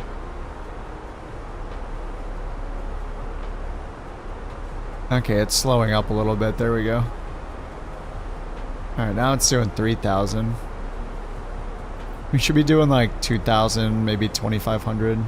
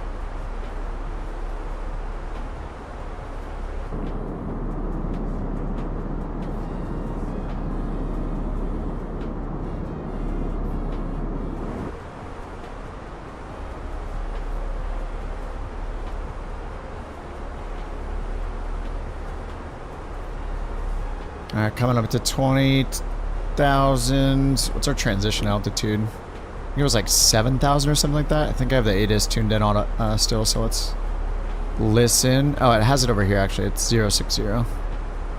It puts in 500 feet. Oh, there's new ADIS. There's a new voice. That's new ADIS.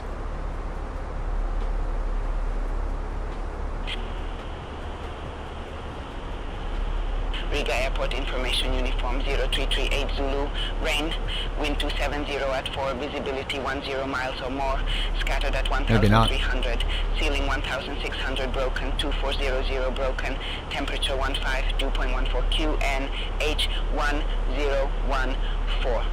Landing and departing runway 18. Okay, it was the same information uniform.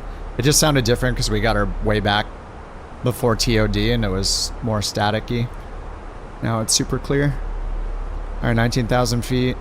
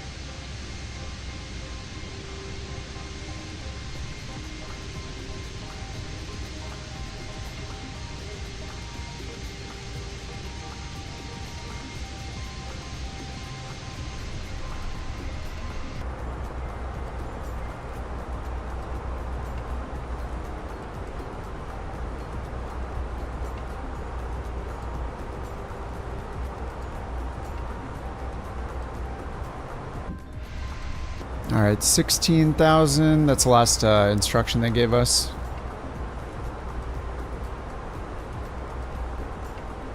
But we need to keep descending. Here comes the profile. 140 or above, then we need to be at 10,000 at this next one. I see 100 or below.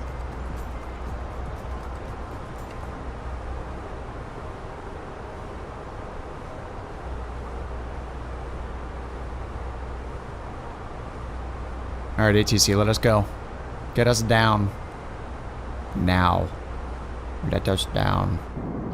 Yeah, she was struggling on the QNH, yeah. Q N H 1018. 1014.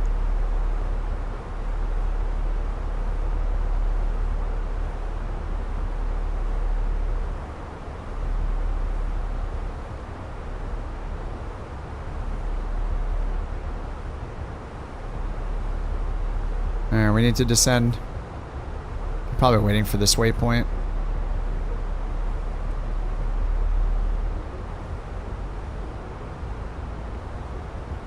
Alright, we're 1,000 feet too high. 1,200 feet too high.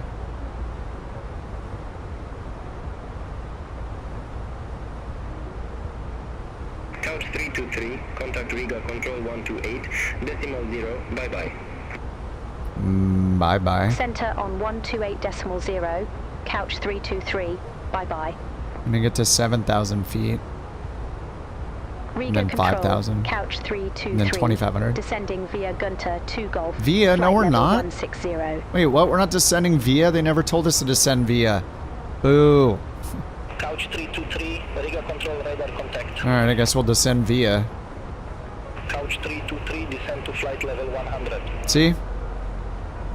Descend to flight level 100. Our co-pilot thinks we're descending via. They're giving us instructions still. They need to fix that. Like, how does it not just set a thing that's like, for my flight, we told you to descend via, and they both look at the same thing that says they already told us to descend via. Like, somehow it's forgetting the instructions, and like, we got a direct to, but then the next controller thought we were off course. It's like it's not remembering what instructions it gave us in the past. I don't think every time it gives us an instruction, it updates so it knows the last instruction. Maybe it just doesn't do that? I don't know. Q's plane looks so funny. There's no wings. Oh, there are the wings? No wings? Wings. No wings? Wings. He's 0.6 miles away. And it's deleting the wings when I zoom out a little bit.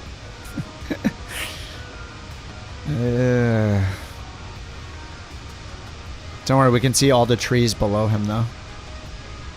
Don't question it. Trees, priority. Airplane, low priority. No wings required. Do it. For the no gear landing. After watching me do it so many times, time for the no wings landing. And let's give it the speed brake. Let's give it half.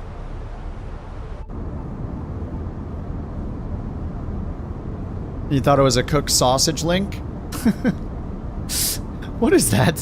What is that cooked sausage link doing down there at flight level 140? Interesting.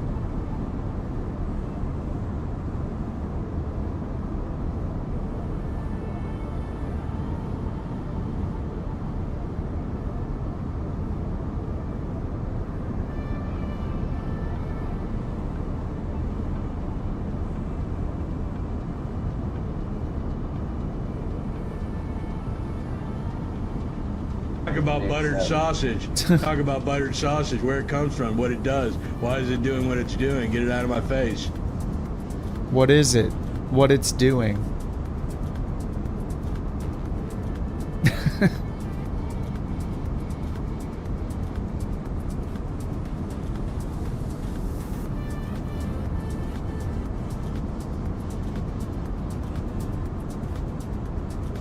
Let's talk about buttered sausage. Buttered sausage. What is it? Where'd it come from? Get it out of my face. Descend to flight level 090, couch 323. It was 090. Alright, we're at 10,000. We're just continuing the descent. Descending via, like she said earlier. We still don't know our approach, though.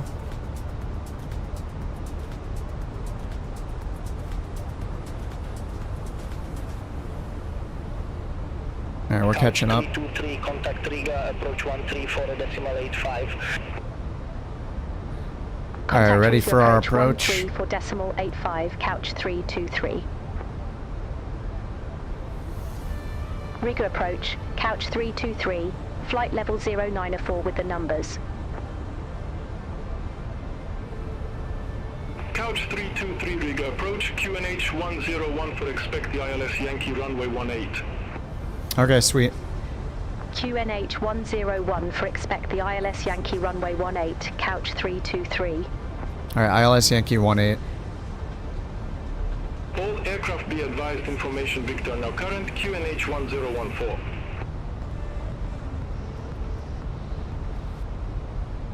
Alright, 1014, speed brake is out. Let's get it back in. We are on the profile. Alright, let's get the minimums. Cat 1 DME 240.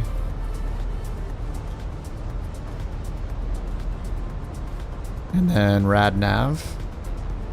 Radical navigation 175, 176, close enough. 1111 IRV. Yep, we got DME. Couch 323, descend to flight level 070.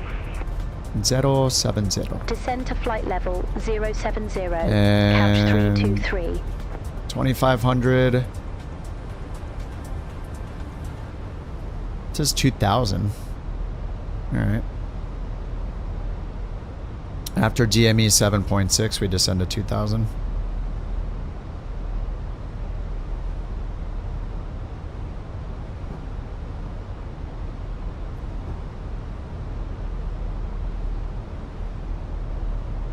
He's got his gear down already.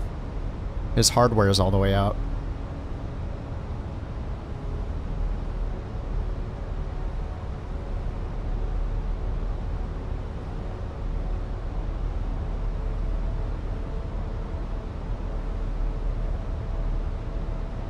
Yeah, your gear's down, look. Cabin crew must now be seated for landing. Thank you. Look, my gear's not down, but his is for some reason. He's at 7,000 feet.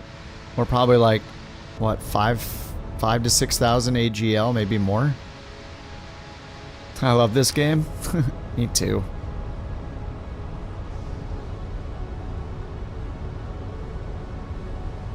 Couch 323, descend to 5,000 feet, crew NH 1014. Descend to 5,000 feet, QNH 1014, couch 323.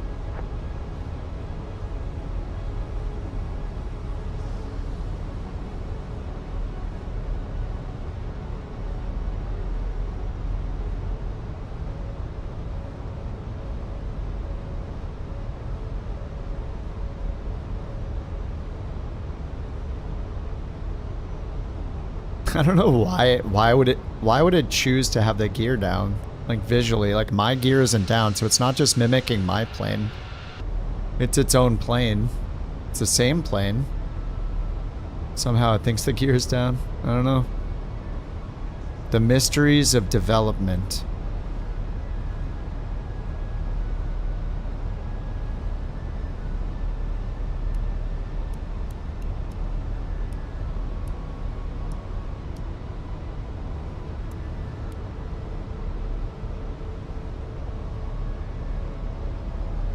Destination estimated fuel on board below min. Is it? Is it below the minimums? 4.5? 4.5 kilograms? 4.7. I even took a shortcut. I don't know, maybe the winds were worse? Maybe my shortcut was bad.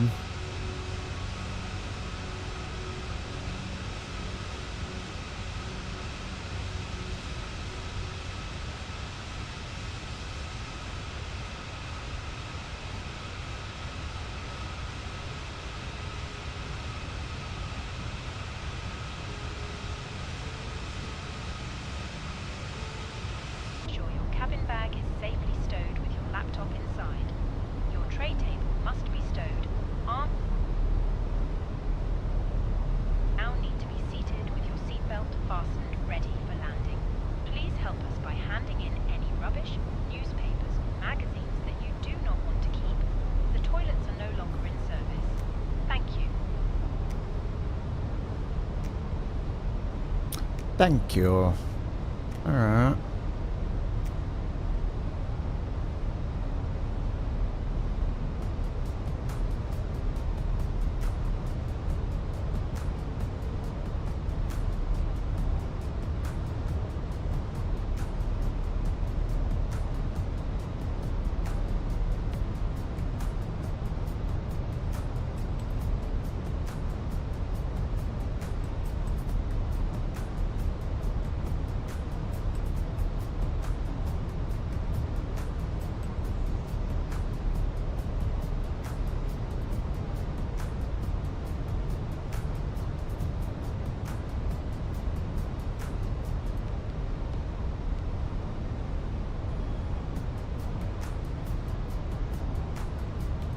Alright, 5,000 feet. Left turn, right turn, right turn. And we'll turn LS on now. We got DME 11.1, but we got this big curve to make. Couch 323, descend to 2,000 feet. Descend to 2,000 feet. Beating the devil out of what? The clouds? Beat the devil out of it. Is that meant for the clouds? Thanks for the bits, Johnny. Posted a screenshot on Discord. You don't have to restart Beyond ATC every time you do a new flight. You can just hit escape to get back to the main menu, but I usually restart it. Yeah, just hit escape and then confirm ending the flight. They need to add a button for that because I had no idea it was there forever.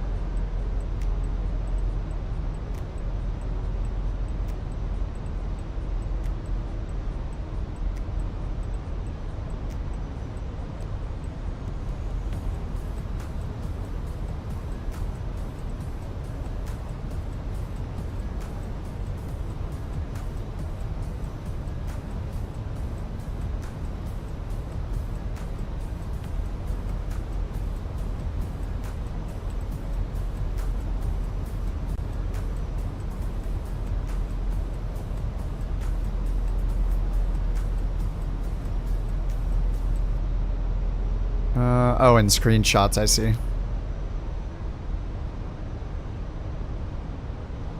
Who is gear is down? Oh yeah, it shows my gear down. That's so weird. Yeah, it's showing my gear down on Q screen too. I don't know, dude. It's so weird.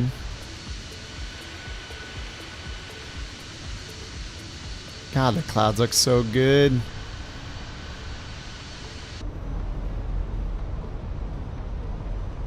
I need to do some coding on the bot tonight. I need to do the VIP raffle. I need to see if I can get the MIDI stuff working. What else? What else? What else? No, I believe you that your gear is not down. I like that it shows my gear down though. Hey, it's cool. He just wanted some extra drag, you know, it's fine. Give the man a break. Alright, 5,000. Now it's 2,500 or above, so we should start the descent again. Approach mode. Let's make sure it's activated. It is. Couch 323, cleared direct Acnes, cross Acnes at or above 2,000 feet, cleared ILS Yankee runway 18.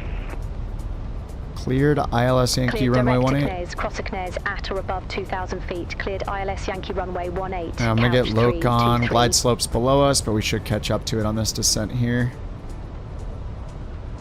Might need a little speed brake help. We'll find out.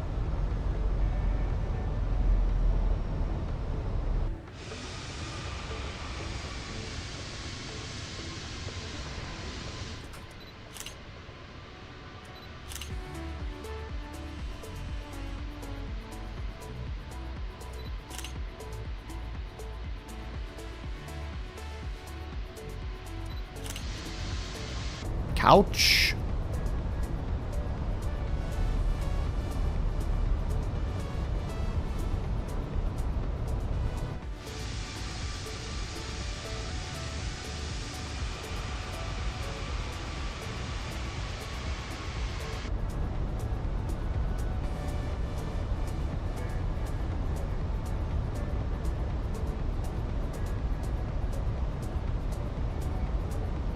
His hardware's not all the way out yet. Logic that every hour there's a raffle, the VIP loses it? I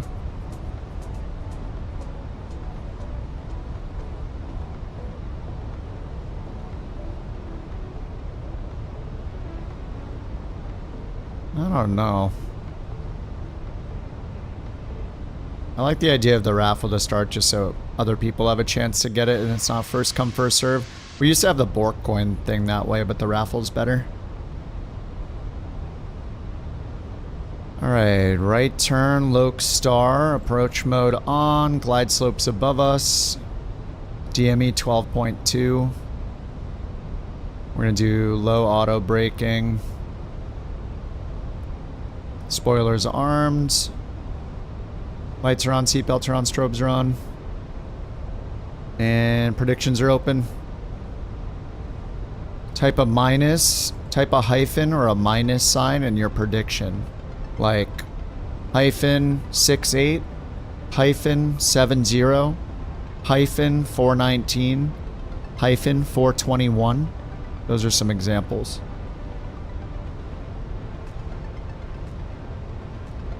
And you can also whisper it to the bot on Twitch if you're on Twitch, so nobody knows your guess.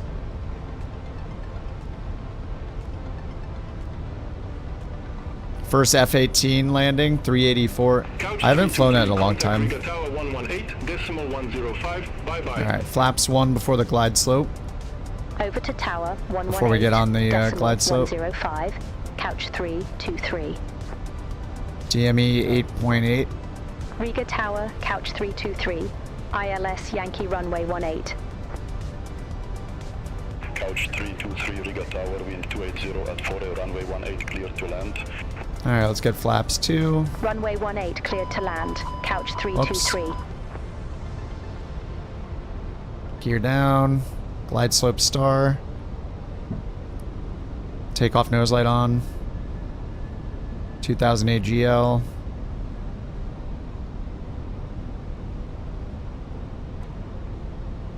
Okay, auto brakes are set. Go arounds climb 2500. 2500 set. 2000 AGL. And we're below VFE, so we can get the next notch of flaps out. Flaps 3.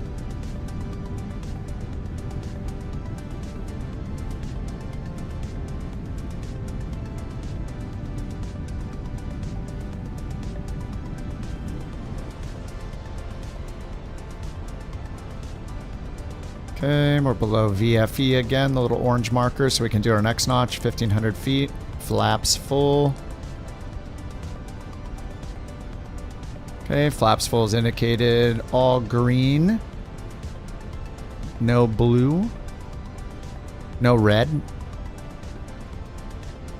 No purple to teal, steampunk, cyberpunk looking, futuristic gradient colors.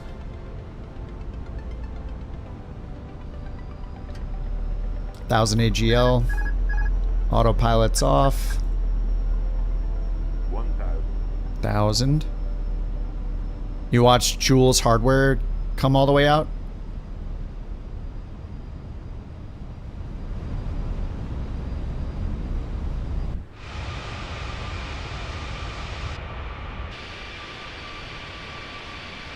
I don't know what landing inhibit means, Johnny. I've never looked that up. I see it every time I land. I still haven't looked it up.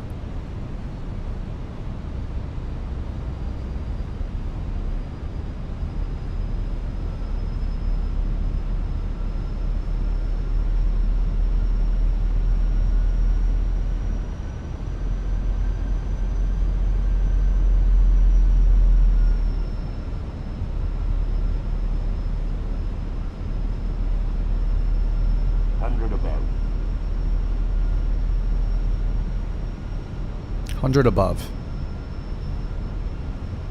Minimum.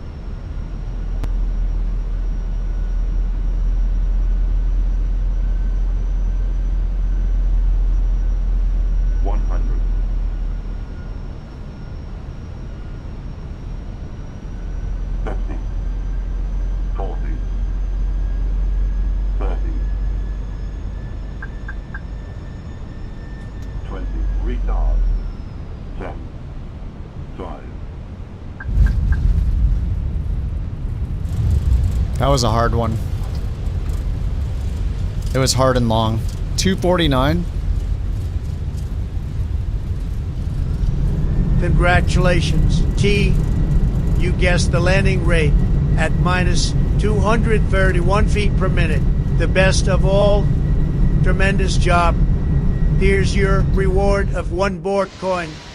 Keep it up, folks. Great things happening in this stream. He's gonna poop himself, isn't he? And remember, folks, if I accidentally... Yep. It's just a tremendous way my body works. Fabulous, really. It's the tremendous way my body works. Oh, Shatter says the inhibits say that certain warnings and cautions are suppressed during takeoff. To perform safety-related duties. However, we ask that you remain seated until the fasten seatbelt sign has been switched off. Portable electronic devices for messaging, calls, or internet access may now be used.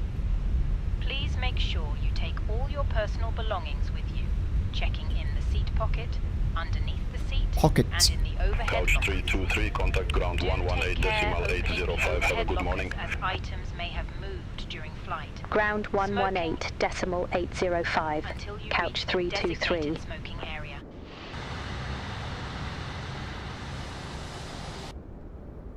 Couch 323, request taxi to company gate. I think we're all on the ground already. Couch 323, gate 53 taxi via Alpha. Gate 53 via Alpha, couch 323. Why every time I hit show me this spot and activate, it doesn't activate. Show me this spot, then I have to hit it again. Interesting. Very interesting. Okay, parking brake up, flaps up. That off, APU start, APU on, landing lights off, strobe light off, runway turn off lights off, taxi light on.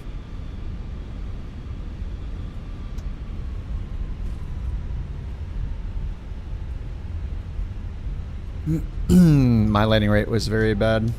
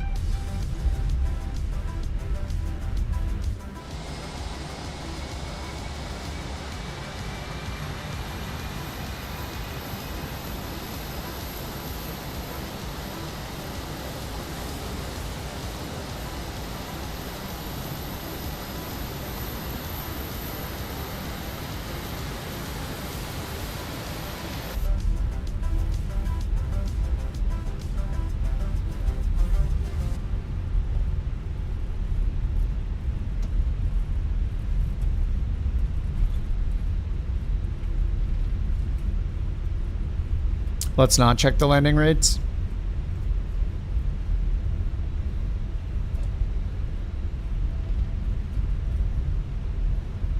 Oh, you're in the top 5 of 5 pilots that did the landing. And 249 was a slammer. Jewel got 115. That's why he wants to check the landing rates. See? As soon as someone wants the landing rates checked, you know. They're asking for themselves, not for anyone else. They're there to flex. And right now, Jewel's flexing. 115 in the big boy A350. Need that livery on the 777? We got 777 liveries.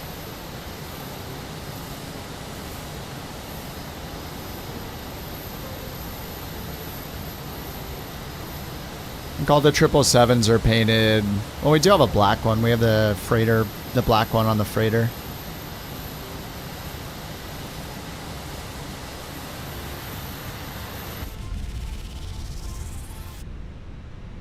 Alright, do we actually have the marshaller this time?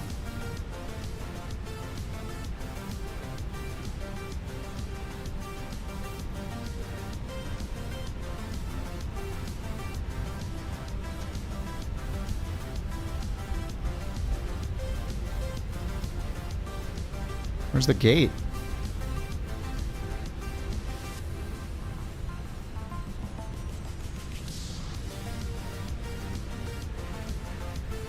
It's in the building.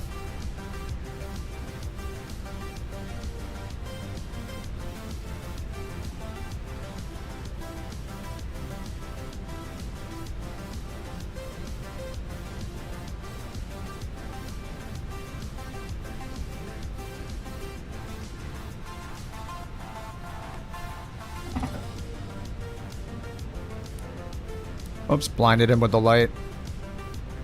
My bad, dude. Cabin. Ah, nice.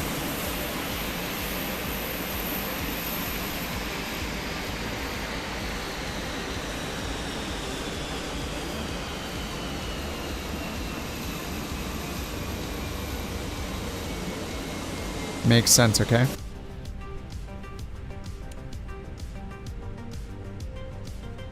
The boarding requested.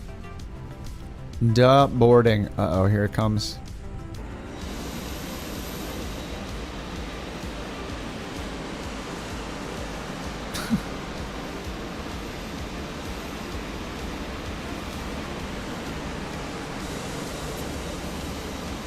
The liveries? They're on my website, or couchcaptains.com, which will redirect to my site, kipontheground.com.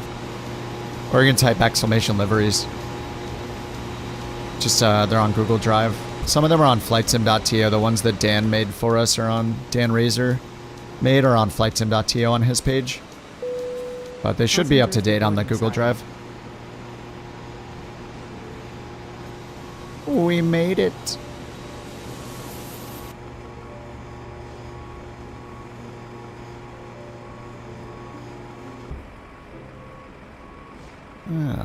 No landing gear.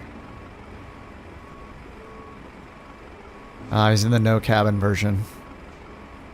Kind of? Oh, the cabin's actually gone on the inside.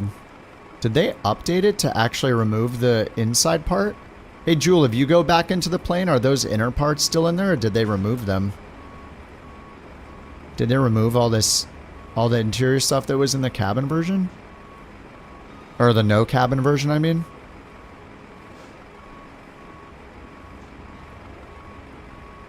Looks like maybe they simplified it.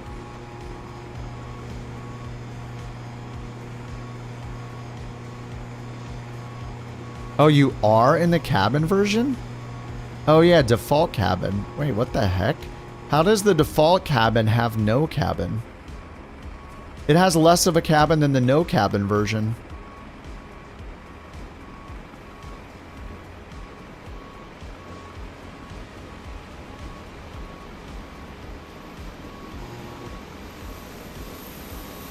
Can loaders? Yeah, you can change it to be belt if you want. For some planes, for some reason, by default, it does the belt, or it does these instead of the belts. But you can just change it in the settings, I just haven't. The last leg? I could go either way. I was thinking about calling it a night. I've already been on 7 hours. Let's see, yeah, that's Latvia. The next one is Turkey. Why do they cost money for Beyond ATC? Because they're through a third party that does text-to-speech AI voice generation, and you have to pay per credit. So the money you pay doesn't even go to Beyond ATC for the premium voices. It goes to their provider. Like, it might be like 11 Labs or somebody else. Third party? Yeah. Oh, you still haven't gone to the first one? Boo! Get him out of here. Ban him. You're out of here? Alright, Ken, have a good night, dude. Quick, ban the mod. Ban Fly Conti. He's the AI version of himself is always in here advertising his channel. Any chance he gets. What the hell? Nice, nice.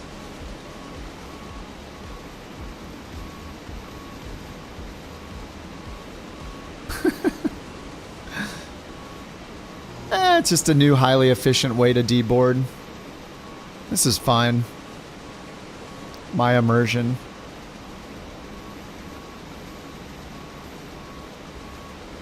What time is it there, Conti? Are you going to start your stream up? Wait, you were on earlier, weren't you? I never get to raid Conti. It's unfair. I think I've done it once, maybe. Sceneries? Not everywhere in the world. 2:30 p.m.? Oh, nice. Get online. What are you doing? Get him on. Conti afternoon stream. You're all done? Damn. Yeah, I've been on 7 hours. I think I'm about done too. We've done a lot of flying today and this weekend. Plus I got some improvements to make with the bot. If I'm always streaming, I can never do anything other than the stream, so. One more Bork. One more Bork.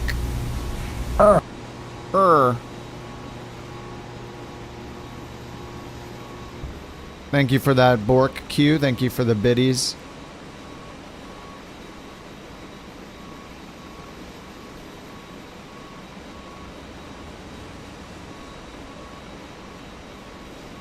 No, I haven't rated Fliggity for a while. He's on, I think he's going to be on another hour and a half or so.